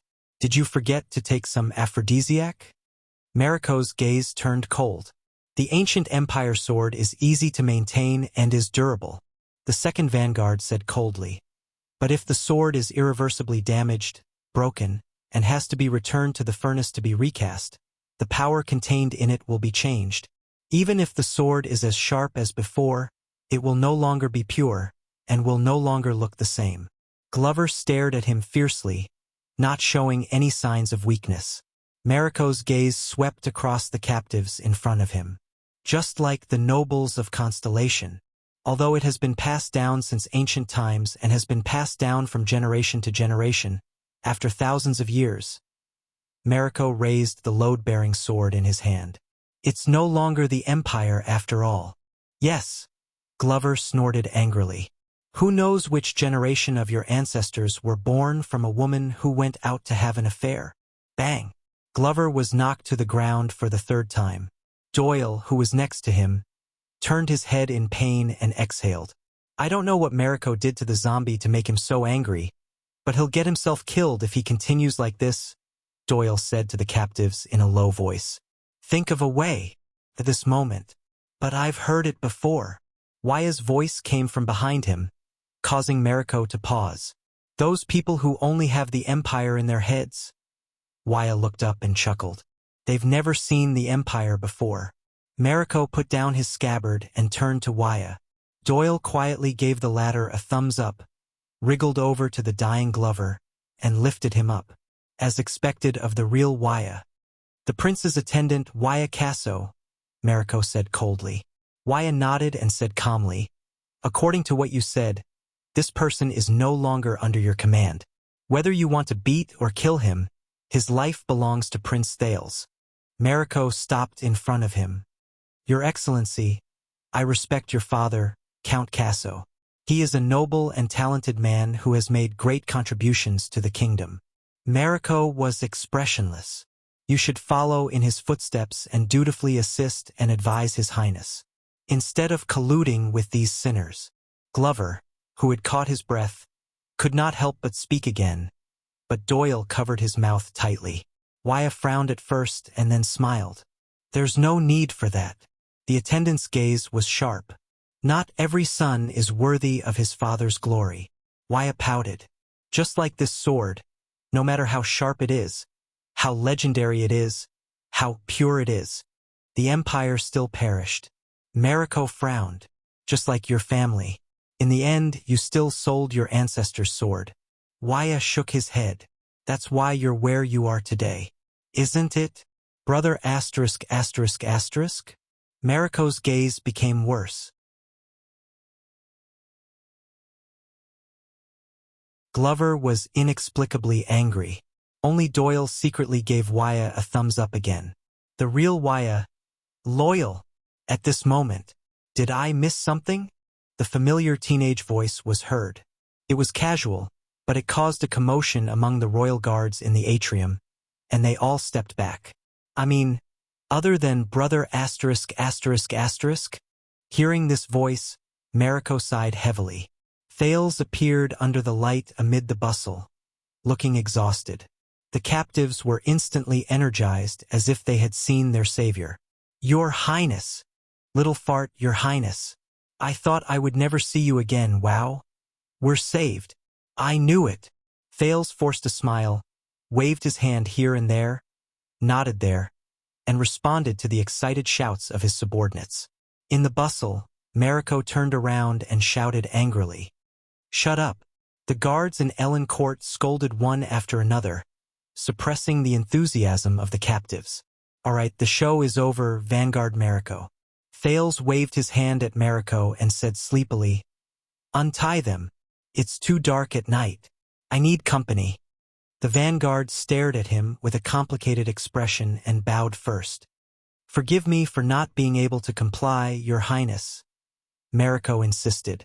They are all suspects who trespassed into the palace or instigated nobles to trespass into the palace. They must be interrogated strictly. Thales yawned loudly and did not care. Listen, I just fought 300 rounds with the king. I'm tired, and I don't want to talk to you about this. Go ask Adrian. The prince pointed at the way they came. He'll give you the same answer. Then I'll wait here for the captain's orders. Mariko refused to show weakness. Go ahead, but they can't leave. Thales looked around and saw the group of royal guards who were indignant and in awe. Let's make a deal, Vanguard Mariko. The teenager sighed and said, If you let my people go, and I'll give you something in return? Mariko snorted coldly and refused. Bribing the palace is a taboo for the royal family, Your Highness. But Thales shook his finger and approached him. You know, when we came in, the royal guards guarding the palace gate. The prince smiled and lowered his voice. I suspect that they have ulterior motives and intend to harm the heir of the kingdom. Mariko's gaze changed. What? Thales stretched his neck and revealed the bandage on it. Look, during that conflict, my neck was cut. Wow, there was so much blood. Tell me, isn't this plotting against the prince? For the safety of the future king, should we drag him out and give him an explanation? Kick him or them out of the guards? That's not the truth. It's slander. Mariko's expression turned ugly. The captives stared at him in a daze. Thales smiled. That's not up to you to decide. After all, my father also said that the death of the late king was all due to your negligence. Don't you think so? Mariko took a deep breath. You let my people go.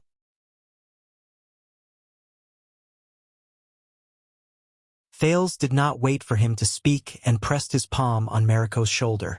I'll take care of the flag-bearer division and make sure that those boys won't bear the crime of hurting the prince. There won't be any record of dereliction of duty in their resumes, and I won't retaliate against them. What do you think?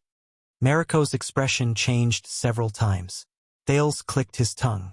So, brother asterisk asterisk asterisk, you're going to fight me to the end. He looked at the captives who were waiting to be fed. Or, a minute later, Thales walked through the corridors of Renaissance Palace, surrounded by many people who had survived the disaster, in high spirits. Their procession was disorderly and messy, but they made a lot of noise, along with a big black horse that was unhappy because it had missed dinner, and all the guards and servants along the way avoided them. I'm sorry, Cohen. I didn't expect it to be so serious, Thales said tiredly. I just wanted to borrow your family's name, but I didn't expect you to be the first one to make a move. Forget it. Once the director finds out, he'll definitely suspend me again. I just hope he won't cut my salary. Cohen, whose face was bruised and swollen, hugged his family's heirloom sword miserably. Snot and tears ran down his face. No, I remember now. I was suspended to reflect. And I wasn't the first one to make a move. Someone kicked me in the back. Doyle coughed twice behind him and said in a low voice, Does the director know His Highness? Cohen was stunned for a moment before he reacted in an unprecedented manner. Ah, Your Highness, it's my honor to be the vanguard for you. With our friendship, I'm willing to go through fire and water for you. The Cohen wasn't the first one to make a move. Then, Thales glanced behind him.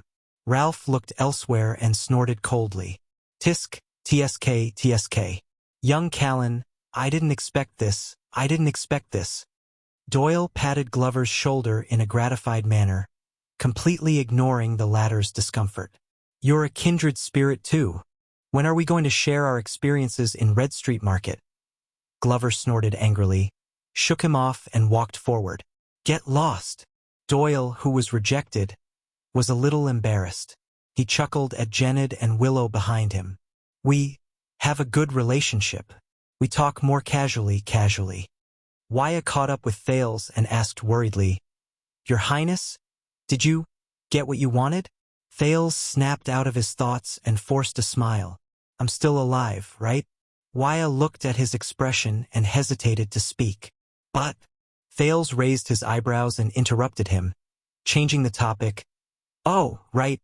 Vanguard Mariko just now. He's not bad? Glover snorted in disdain from behind him. Even though he more or less wanted to gain fame and show his loyalty to gain favor, in the end he compromised. Thales scratched his chin.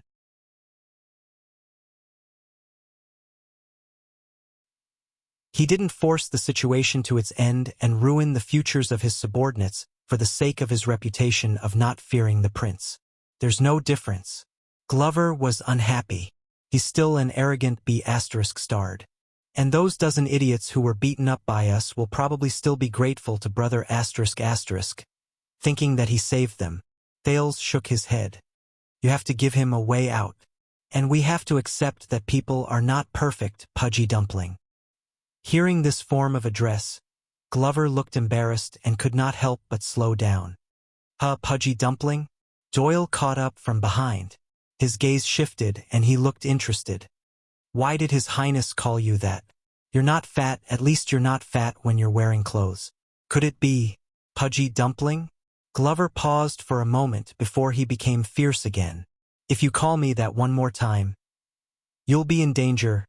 Cohen, who had nothing to live for, brushed past the two of them and finished the second half of Zombie's sentence listlessly. The fierce-looking Glover's expression froze. Glover could no longer continue being fierce. He held his breath and said reluctantly, You're right. You're right. Glover glared at Doyle, snorted coldly, and left angrily. Doyle was left standing on the same spot, confused. Since when did their relationship become so good? I'm obviously Zombie's partner. I'm the grandson of that idiot's great-uncle's brother-in-law, okay? He could only turn to Ralph, who was at the back, and explain helplessly. I know. They're hard to deal with, right? They don't care about other people's feelings at all. But Ralph walked past him expressionlessly. He did not even look at Doyle. Shoo. Only Doyle was left to rub his nose awkwardly and mock himself at the air. It's okay, I'm fine. But thank you for your concern, Mr. Ralph. Also, happy working with you. Jenny Black Horse snorted in disdain as her reply. At the front of the group, Wyatt took a deep breath. But I know, Your Highness, even if Merrick does not agree to your conditions. The attendant smiled and said, You will not let those guards be wronged for no reason, right? Thales paused for a moment. He was slightly absent-minded and did not know what he was thinking. In the next second, the prince snorted softly in a non-committal manner. Who knows? Wyatt was stunned. Thales did not say anything else. He took large strides and walked forward. Wyatt stared at the prince's back and could not help but say, Strange. What's wrong? Glover, who had a lot on his mind, asked casually. Wyatt shook his head. I don't know. He stared at Thales' back. I just feel that there's something wrong with His Highness. Ralph snorted in disdain and made a rude gesture with his hand. Glover asked, Why? Wyatt hesitated for a second and said, If he were to ask that question in the past, he would definitely smile easily and say, Of course, with certainty. And he would never hesitate.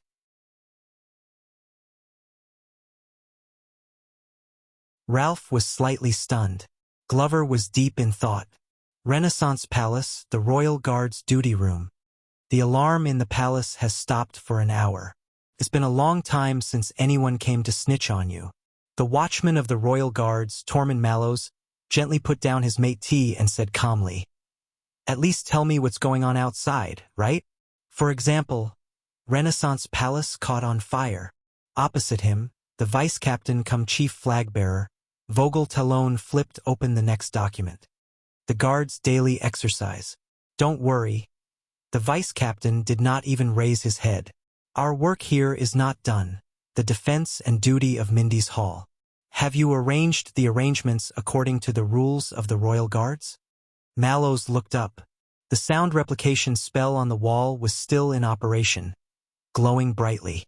The daily exercise requires 30 fully armed people to block the door of the duty room, surround the two of us, and allow entry but not exit. There was a moment of silence in the room. Vogel chuckled and said nonchalantly, That's right. We need to exercise to deal with all situations. Answer the question. All situations. Mallows narrowed his eyes. Even me. Vogel looked up and stared straight at him. Especially you. Especially you. Mallows closed his eyes and let out a long breath. Tell me, the watchman said helplessly. He didn't assassinate His Majesty, did he? Vogel's fingers paused as he flipped through the document. It's not that hard to guess. Mallows reached out and closed the cover of the document while answering Vogel's surprise. Other than the prince rebelling, I can't think of any other reason to lock his personal guard captain here like a thief and have you keep me here to chat. Vogel was expressionless. Mallows sighed. That kid shouldn't be that stupid. But who knows, he was taught by the Northlanders. Mallows looked at Vogel seriously. Listen, if the situation gets out of hand, you'll need me. The two men in the duty room were silent for a while. All right, I can let you go. Mallows' eyes lit up. As long as you answer me one thing truthfully. Vogel stared at the sound replication spell on the wall and made up his mind. That child is His Majesty's by blood. Mallows suddenly looked up. By blood. What's wrong with His Highness? Mallows sped up his speech and interrogated him. Is he still alive? The watchman's reaction and attitude made Vogel frown. If he's not by blood, then he's...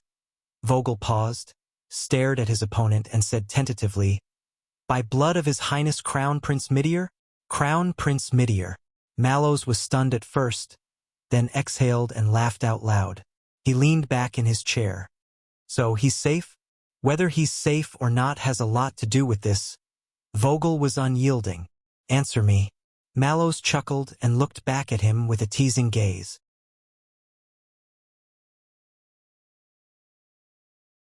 His Highness Midir died 18 years ago, in the year 660 of the calendar of eradication. The watchman looked straight at Vogel. As for that child, he's 14 years old this year. 18 years ago. 14 years old. Vogel reacted and felt strangely awkward. All right, then Bang! The door to the duty room was slammed open. Mallows and Vogel turned their heads in unison. One was relieved, the other unhappy. Flag-bearer Will walked in with a mournful expression. Sir, I said not to disturb, Vogel said unhappily. Flag-bearer Will's expression became even worse. He nodded mechanically and made way for the figure behind him. Right here. Prince Thales stepped into the room. The two men sitting opposite him were shocked and stood up at the same time. Just a lousy place like this, Thales said with a frown. Aren't you too chatty? Behind him, the heads of Doyle, Cohen, Wuxia and the others popped out from the doorframe and curiously sized up the duty room where only the commanding officer could rest. Your Highness. Vogel was in slight disbelief. You are all well. Thales waved his hand to indicate that he understood. Your Highness. Mallows' gaze was indifferent. Did you have fun? Thales snorted and rolled his eyes at him. What are you spacing out for? The prince waved his hand and turned to leave. Go home. Mallows raised his eyebrows at Vogel, indicating that he had no choice. Vogel reacted and spoke forcefully. Your Highness. The paperwork for the flag-bearer division has not been completed. Vogel came in front of Thales and blocked his way gloomily. And this is an important tradition of the royal guards. It concerns the safety of the royal family. Please understand. The corners of Thales' mouth curled up. Who's that? The villain of the guards. Look, even Mallows can't do anything about him. What will His Highness do? 1 silver coin. I bet he'll do it the hard way, like threatening his house.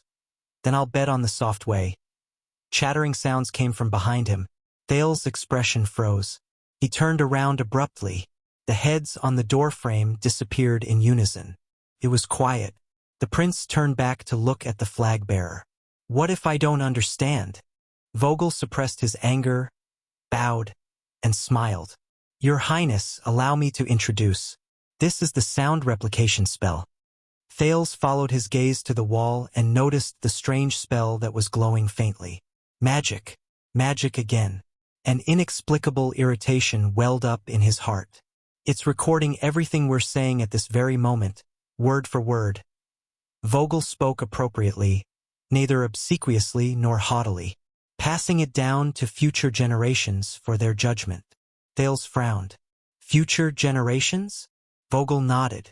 Although the sound replication stone used for recording is an extremely rare consumable, in the hundreds of years of Constellation's history, many wills and wills of the former kings have been left this way.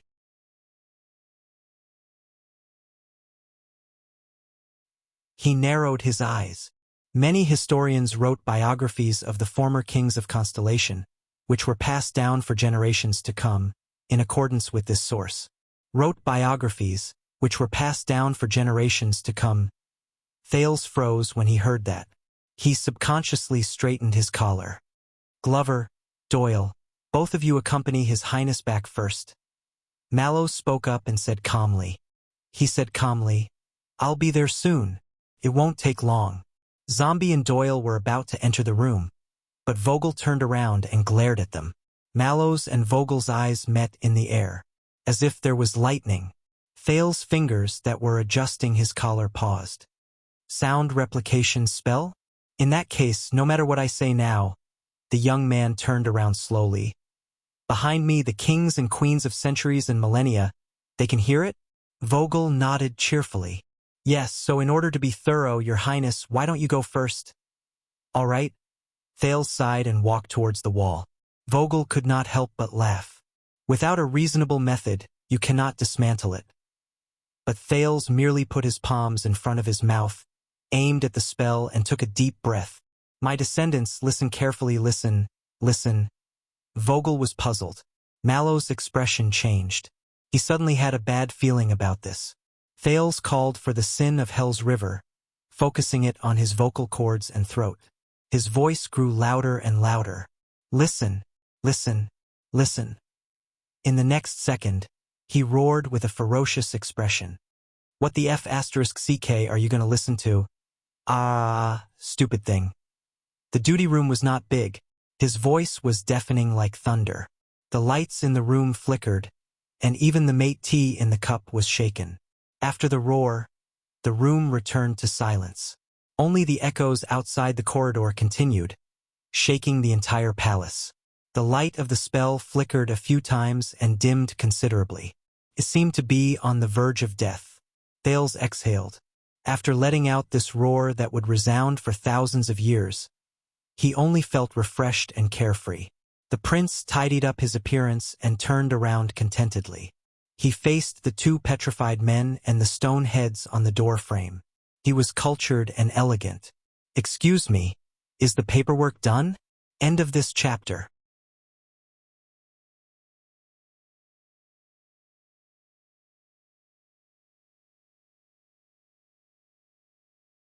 Chapter 630. A few minutes later, Thales led Mallows and a large group of people to Renaissance Palace's carpet in a bustling manner. Wyatt tried repeatedly to tell Doyle that he was in charge of the prince's personal matters, but he was always fooled by Doyle's joking, "Oh, why are there any distinctions between us?" Cohen was eager to find Glover to ask about the situation, but the latter kept moving in the group to ensure that he and Cohen were always on Ralph's sides. If the police wanted to find him, they would have to go past the Phantom Wind follower. After going through an ordeal together, the two groups of people who had no interaction with each other and had temporarily formed a team, the former subordinates of Dragon Cloud City and the Star Lake Guards, were no longer as distinct as before. The dark mass of Renaissance Palace forced them to cluster around the prince, dispel their nervousness and fear, and search for safety and belonging. "Thank you, Tormund," Thales suddenly said. He ignored Wyatt, who was struggling to catch up to the prince, but was held back by Doyle's excessive enthusiasm. Mallows, who was closest to the teenager, frowned. "For what?" "Thanks to your prior preparations and leaving enough manpower for me," Thales said faintly. "That was just an emergency insurance." Mallows shook his head. "I didn't expect you to not only use it, as the most well-dressed, healthiest, and neatest person in this group." Mallows looked at the unfamiliar faces in the group and frowned, and added quite a lot of manpower. "Did something great." Amidst the hustle and bustle, Thales was not in a good mood, and Mallows seemed to have a lot on his mind. The two of them seemed to have a tacit understanding, and there was a long gap between their questions and answers. "Who is that?" Looking at the backs of the two figures in front of him, one big and one small, but with great teamwork, Wyatt could not help but ask Doyle in a whisper. "Oh, him." Doyle's eyes lit up. He looked like someone who had been through this before. "Of course, it's our beloved personal guard captain, Tormund Mallows." "Oh," Wyatt reacted. "The one His Highness said was going to send to the prison of bones?" Doyle's expression changed. He pressed a finger to his lips. "Sure." He sneaked a glance at the captain's back. "He is very stingy." They walked down a flight of stairs. The black horse, Jenny, hated this kind of terrain and environment, so she started to throw a tantrum again. Jennid and Willow were flustered by her, and she caused a commotion in the group. In the end, Glover grabbed her reins and used the zombie's unique death gaze and the long sword at his waist to force her to submit. Thales sighed and said to his personal guard captain, "Thank you. You can't even protect yourself, but you still asked Captain Adrian to help me." "What?" Mallows frowned. "He's here to buy me more time. Neither the swords of the past nor the present can escape from the sheath." "Isn't that the secret code that you asked him to deliver?" "No," Mallows denied firmly. "That's what Captain taught me." "What?" The prince was stunned. So, you didn't ask him to come? Mallows shook his head, his expression as usual. Of course not. Vogel alone is troublesome enough. I can't deal with you. Thales paused for a moment. I knew it. The prince exhaled angrily and pressed his hand against his forehead. Calm down, calm down. Everything depends on yourself, everything depends on yourself. Mallow's gaze shifted to Thales' hand. What's that? Thales froze. He put down his right hand and looked at the ornament on his index finger. It was a grayish-white bone ring with 2 rings, one at the front and the other at the back. The face of the ring was engraved with a strange and ferocious beast's head, which covered almost half of the knuckle. It was monotonous but heavy. If he wore 2 more, he could even use it as a punch. A gift to witness reconciliation. Thales paused for a second, then put down his right hand and said faintly, "From father." Mallows was deep in thought. A group of servants and guards approached from afar. When they realized that it was Prince Thales, their expressions changed drastically. They retreated as quickly as they could and scattered before they entered the salute range. How rare. I've never received such treatment. Mallows looked at the empty palace with complicated emotions. What did you do? What did I do? Thales' heart sank. He was in a trance amidst the noisy crowd. Doyle talked about all kinds of ghost stories in Renaissance Palace, leaving Cohen and Willow dumbfounded. Jennard looked at the obedient Jenny with relief. He felt that the prince had a successor to lead the horse to the increasingly impatient Glover. In the face of the complicated situation, Wuxia tried to gesture with his hands, wanting to say something to Ralph to unite them, but the latter always looked indifferent. I sold myself, Thales said gloomily. Mallows turned to look at him. Don't worry, I negotiated a good price. The watchman narrowed his eyes. Such as? Thales glanced behind him. Such as you and everyone in Mindy's hall, safe and sound. Escaped from disaster? Yes. Mallow's expression did not change. It's all thanks to you that I'm in trouble. Thales ignored his sarcasm. Due to offending the royal family and kidnapping nobles at a banquet, Anchor Birel will be sent to the prison of bones for life. Mallows raised his eyebrows. Life imprisonment? He must be very grateful. Thales shook his head. Sparing his life is my father's biggest concession.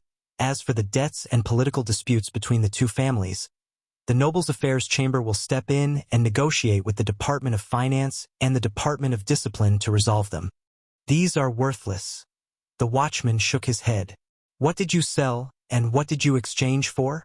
Thales paused.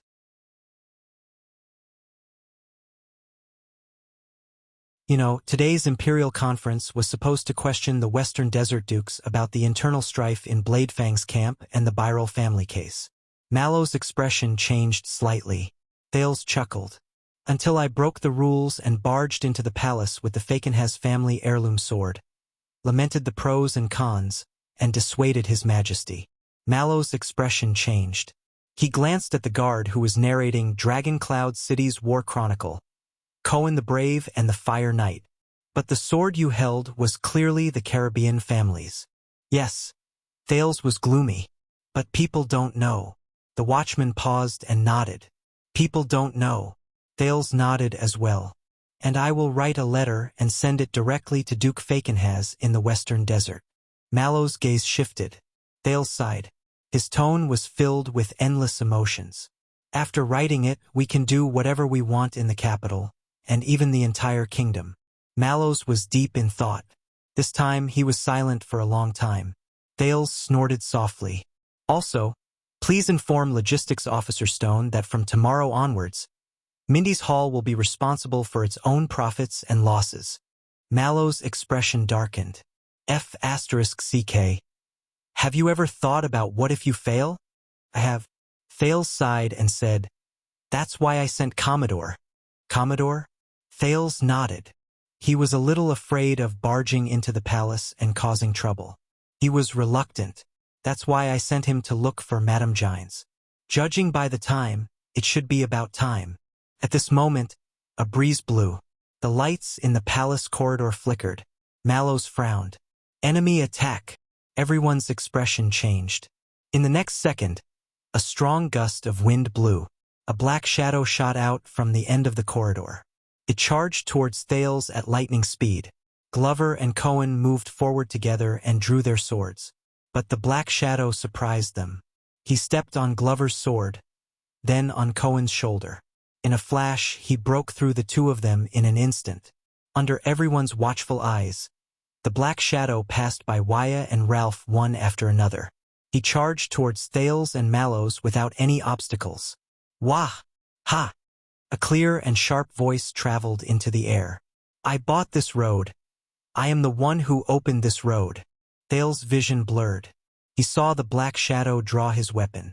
His blade flashed continuously, forcing Wuxia and Ralph to retreat. At the same time, he made the everlasting lamp in the corridor tremble in pain. If you want to harm the prince, step on my body. The black shadow stopped and revealed a short and small figure that was tightly covered by a cloak. She brandished the machete randomly and made babbling noises to demonstrate to the dumbfounded people around her. Did you hear that? Did you hear that? Did you hear that? Everyone, including Thales, was stunned. They watched the performance of the person in front of them in a daze.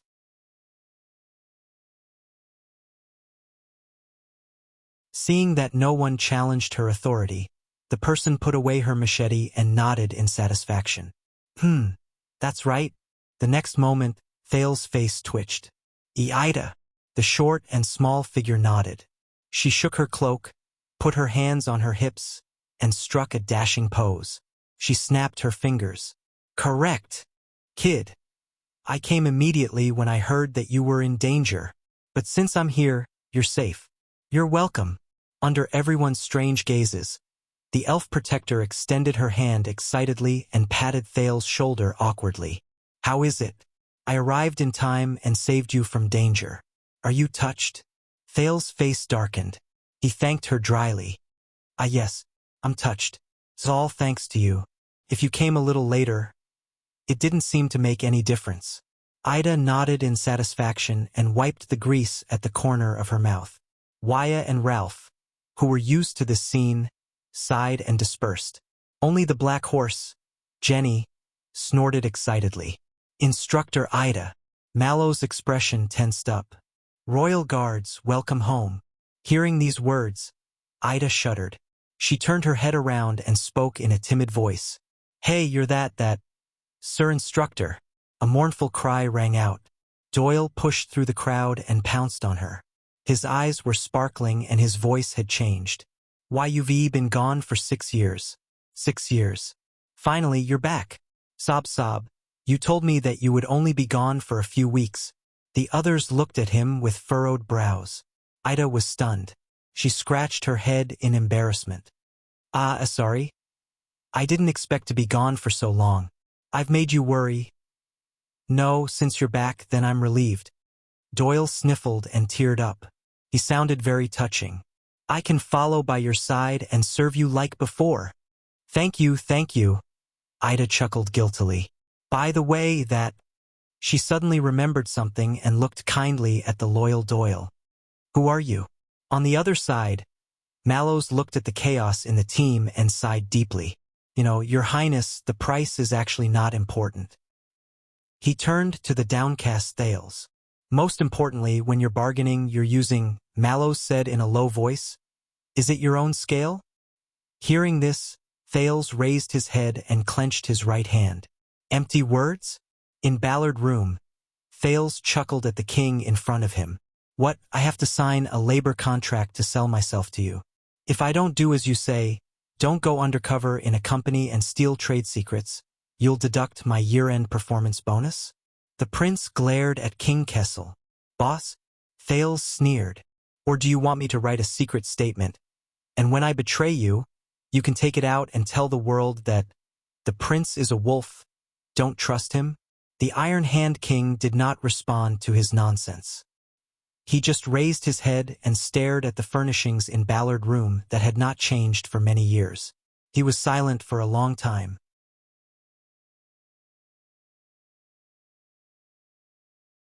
Finally, just as Thales was about to yawn, the king spoke softly. Make a vow. Thales was stunned. King Kessel's eyes were bright. "We will form an alliance and make a vow to bear witness to this moment." "Vow?" Thales blinked, somewhat surprised. "Wow. I really didn't think of it." "Vow." The prince ruminated on the word. "So old-fashioned?" King Kessel did not speak. He just stared coldly at Thales. Thales sighed. "All right, your majesty." The next second, Thales pressed his right hand and flipped onto the conference table. The king frowned. Thales sat cross-legged, flipped open the lid of the wine pot and took a sip. He choked and his face contorted. "Then, if you agree, if you accept, if you acknowledge our agreement today, if you are willing to fight side by side with me and move forward together until the kingdom is clean and Constellation is revived, your majesty Kessel."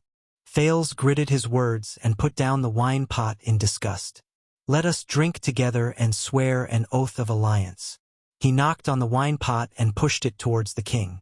"For the kingdom of Constellation." King Kessel frowned. He glanced at the wine pot, then at the disheveled but arrogant Thales, and snorted in dissatisfaction. "What's wrong?" Thales laughed and patted the table under his butt.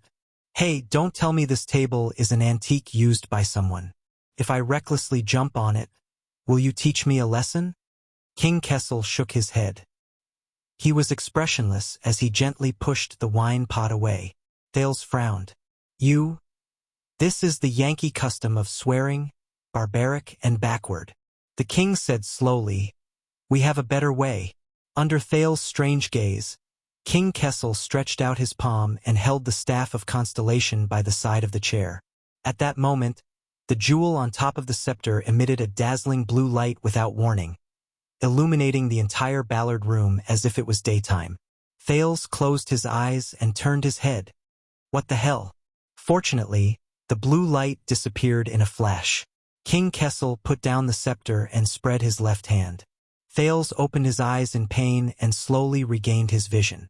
He discovered that on the king's left hand, there was a sizable ring lying quietly. It was grayish-white. His expression was ferocious. "This is the coronation item of the Jadestar royal family." King Kessel turned the strange ring on his hand with a strange look in his eyes. For 700 years, it has been hidden in the staff of Constellation, only appearing for a short period of time whenever the throne changes hands. Coronation item. Thales narrowed his eyes and sized it up. This ring, this shape, doesn't look like an orc-style bone ring.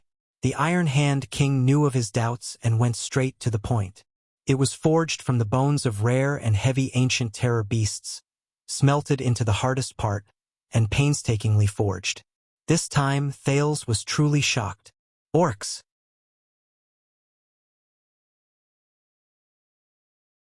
The king did not answer, his gaze still fixed on the bone ring. Thales scrutinized the strange ring. There were many beast heads engraved on the surface of the ring, and without exception, they were all roaring angrily. He compared it with what he had seen and heard in the desert.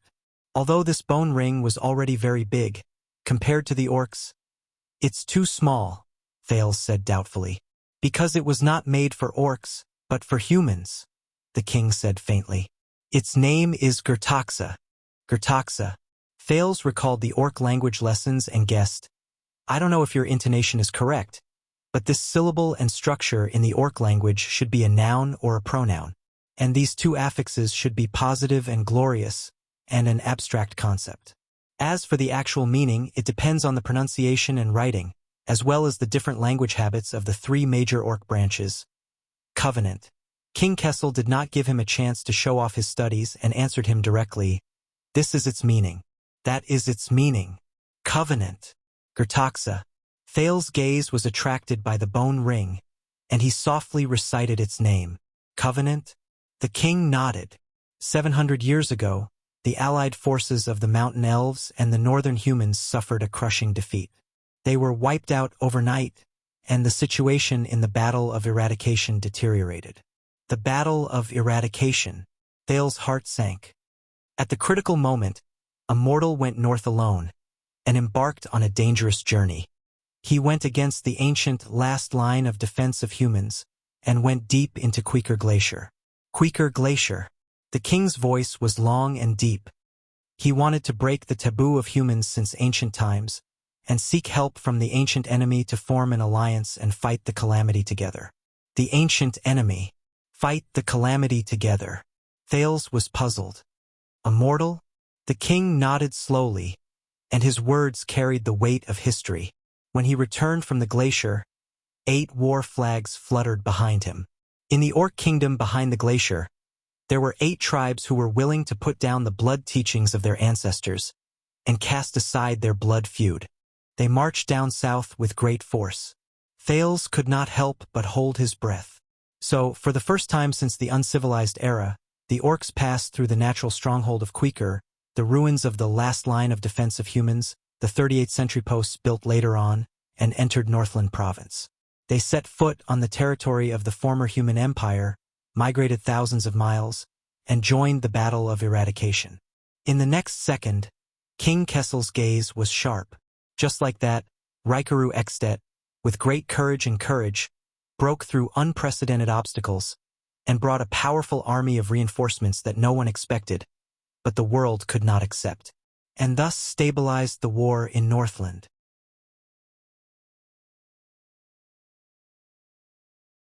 Helped him in the end, reverse the cold wind.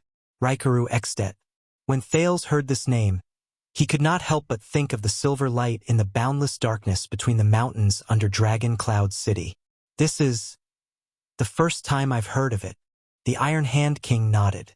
Of course, the Northlanders of the later generations did not think that it was a glorious thing to rebel against the orthodoxy and associate with the ferocious-looking foreign species, King Kessel said flatly. Especially after the Battle of Eradication, the relationship between humans and orcs worsened again, and they became enemies. The Iron Hand King put down the bone ring in his hand and pushed it in front of Thales. And this is the token that Rikaru formed an alliance with the orcs in the past. Gertaxa, alliance. The king paused for a while. Thales picked up the bone ring, suppressing the doubts and shock in his heart, and slowly digested this strange piece of history. There are a total of 8 beast heads carved on it, representing the consensus of the 8 sacred chieftains of the orcs. The king said slowly. It is said that Rikaru followed the orcs' etiquette and single-handedly defeated all his opponents, thus gaining the orcs' respect and trust in exchange for their understanding and promise. Single-handedly, Thales turned the bone ring and looked at the obscure words around it. He remembered the orc duel he encountered in the desert and sighed. All right, it's a legend, but why is it here? On the scepter of the King of Constellation? King Kessel raised his head. After the Battle of Eradication, the new nobles of Northland and the remnant citizens of the Empire had a conflict again, and Rikaru and Tormund the First met each other with weapons. But the 2 kings eventually signed a truce based on their foresight and let bygones be bygones. Thales remembered the library in Dragon Cloud City and came to a realization. This ring bears witness to the treaty established by the 2 kingdoms, and the oath made by Rikaru and Tormund. The king said in a low voice. In the end, the founding king of Extet gave it to the king of Renaissance as a sign of reconciliation and trust. So, Rikaru used this thing to exchange for Tormund's triumph? Oh. Thales' expression did not change. I see. Then why did you take it out? King Kessel stared at him quietly and did not answer. Thales reacted and could not help but laugh. Isn't that the Northlanders' oath method? He tossed the bone ring and did not know whether to laugh or cry. Barbaric and backward? In the next second, King Gertacosa was thrown into the air by Thales, but he was caught by the king. King Kessel stared at Thales solemnly. The atmosphere became heavy. This made the latter nervous. At an extremely slow speed, the king put on the covenant on his index finger and extended it towards Thales. Here and now, with Gertacosa as our witness, we swear an oath.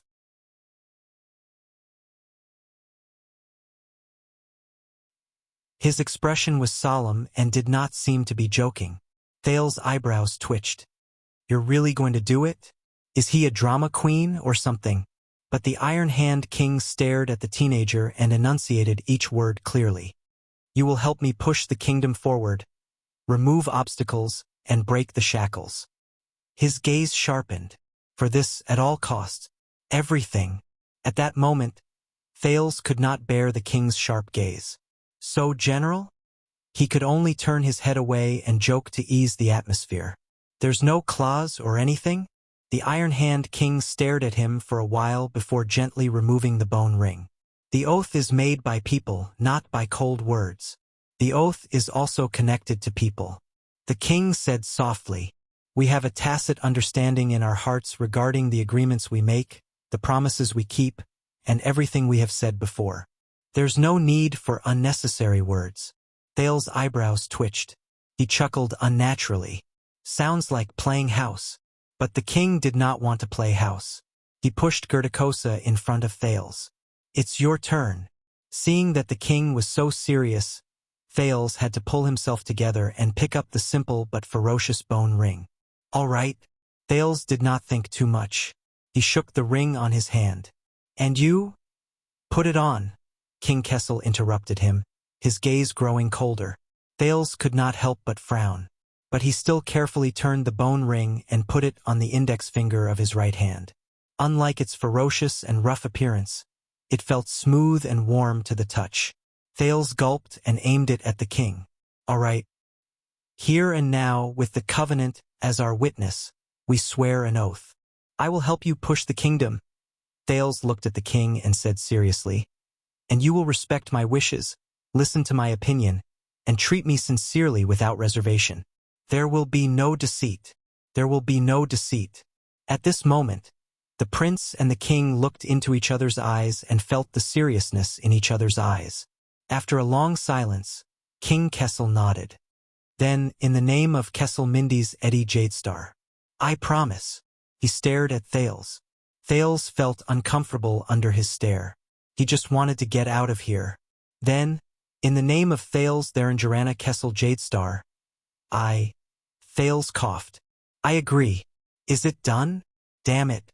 Although wearing the ring was not uncomfortable, the prince did not feel good. It was like he was bound by something. The king looked away, nodded, and said softly, "Then the agreement is set."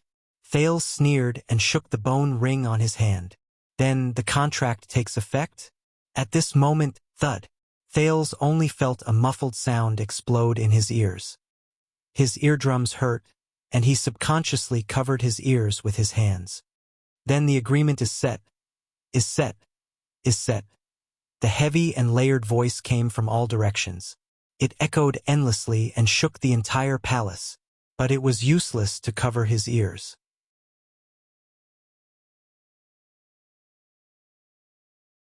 This heavy and strange voice was pouring into his brain in an indescribable way, and he could not even tell what language it was. Those who betray this alliance. Those who betray. Those who... If he really had to describe the feeling, it was like thousands of blades were tearing at a piece of steel. Even the table and floor tiles under him were shaking incessantly. Deserted by all? F***CK. Thales only felt the world spin. He could not help but close his eyes, but he felt everything around him vibrating at a high frequency. He could not help but shout, "What the hell?" The sin of hell's river surged madly, but it did not have the slightest effect. The heavy and sharp voice continued, becoming shorter and more forceful, and clearly distinguishable. Blazing body. The words rose and fell, shaking people's hearts. Thales only felt his chest go numb. Soul breaks hell's river. Finally, the last syllable disappeared, and everything stopped. Thales leaned on the table, put down his hands that were covering his ears, and opened his eyes with trembling hands. He was already drenched in cold sweat without realizing it. Ballard Room was still quiet. The lights shone, and everything was as usual. Opposite him, King Kessel sat on the chair, similarly rubbing his forehead with a pained expression. "Relax, this matches the records." Thales struggled to get up and quickly took off the bone ring. It rolled a few times and stopped on the table.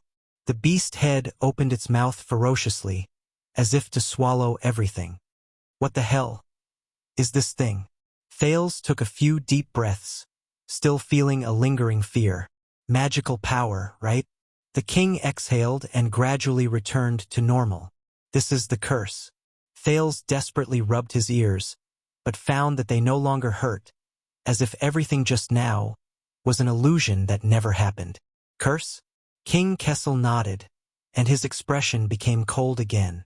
During the age of the empire, some people said that they came from the depths of hell, from the source of hell's river, and that they were proof that demons were disrupting the human world. Some people said that they were just fabricated by charlatans, alarmist self-proofing prophecies, but self-deceiving.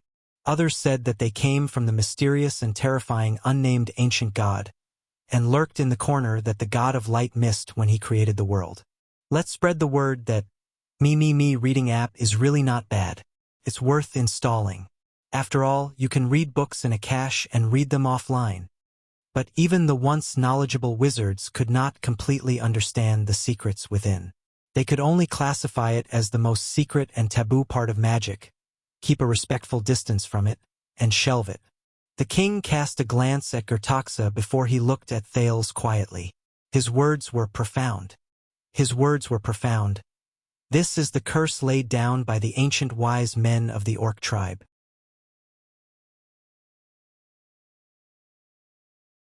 It is mysterious, difficult to break, and has lasted for a long time. Curse. Thales panted and wiped his sweat. Is it useful? What can it do? The Iron Hand King chuckled. Those orcs.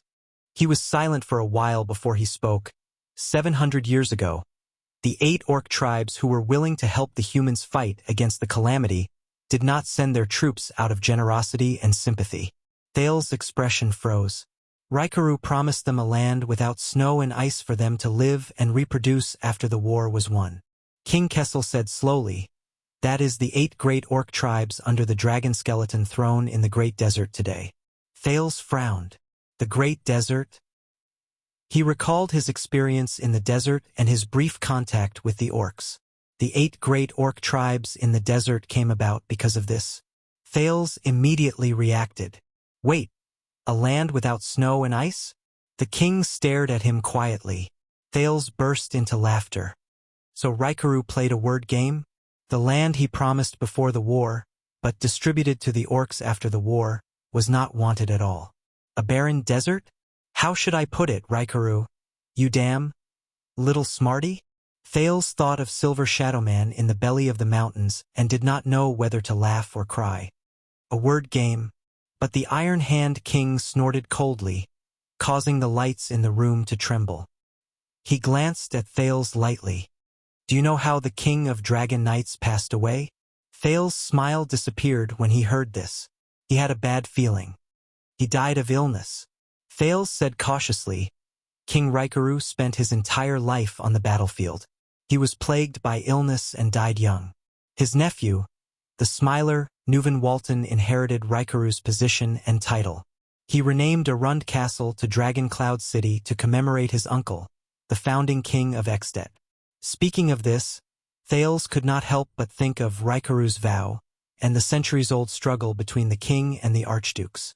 But the Smiler and the 9 suzerains under Raikaru refused to accept each other, causing Extet to fall into a terrible division and turmoil, until Black Eye John led his army on a northern expedition, forcing them to unite. The 10 archdukes signed Raikaru's vow to resist Constellation together. Yes. As King Kessel listened, he snorted softly. But that was the official story. Official story? Thales narrowed his eyes and waited for the rest of the story. In the kingdom's secret intelligence department, there is an extremely old top-secret intelligence sealed by Fatal Iris herself. The king said faintly. It recorded that one night after the establishment of Extet, countless people in Arund Castle woke up in shock. They heard the piercing wind, echoing through the vast sky. They also saw the blue flames covering the moon, melting all the snow on 1,000 peaks.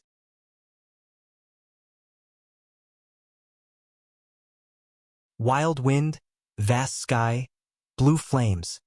As he listened to these unnatural phenomena, Thales, who had experienced it before, asked in surprise, What? You mean? King Kessel was silent for a while before nodding faintly. Exactly. That mythical dragon, the so-called Queen of the Sky, who was said by the people to be the spouse of the King of Dragon Knights, descended on the cliff of the sky that night.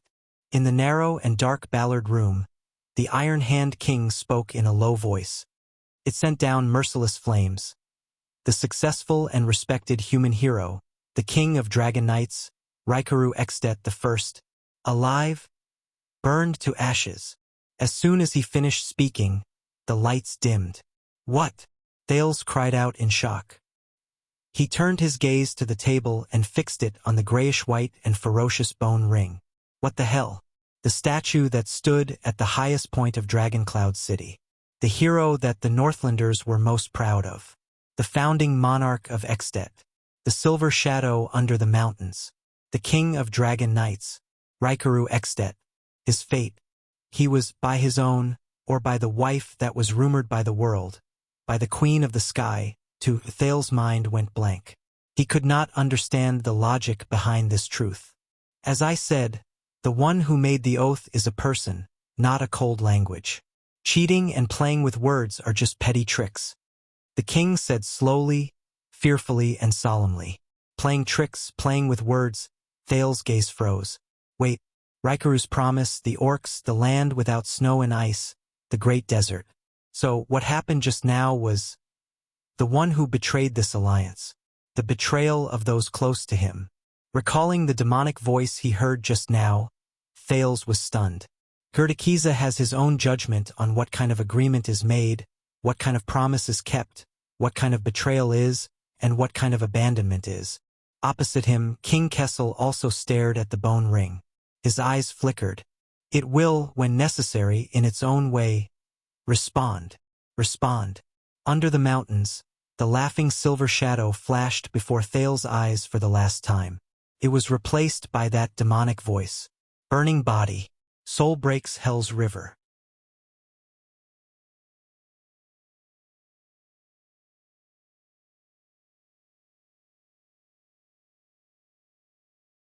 Chapter 631. In the future, I'll probably publish the chapters like this. On one hand, I'll avoid using the chapter table of contents of the main novel, and on the other hand, I'll avoid people saying that I'm using the word count of the foreign chapters to swindle money.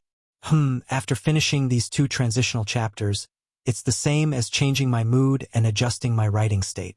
Tomorrow, I'll go back to writing Thales' main novel.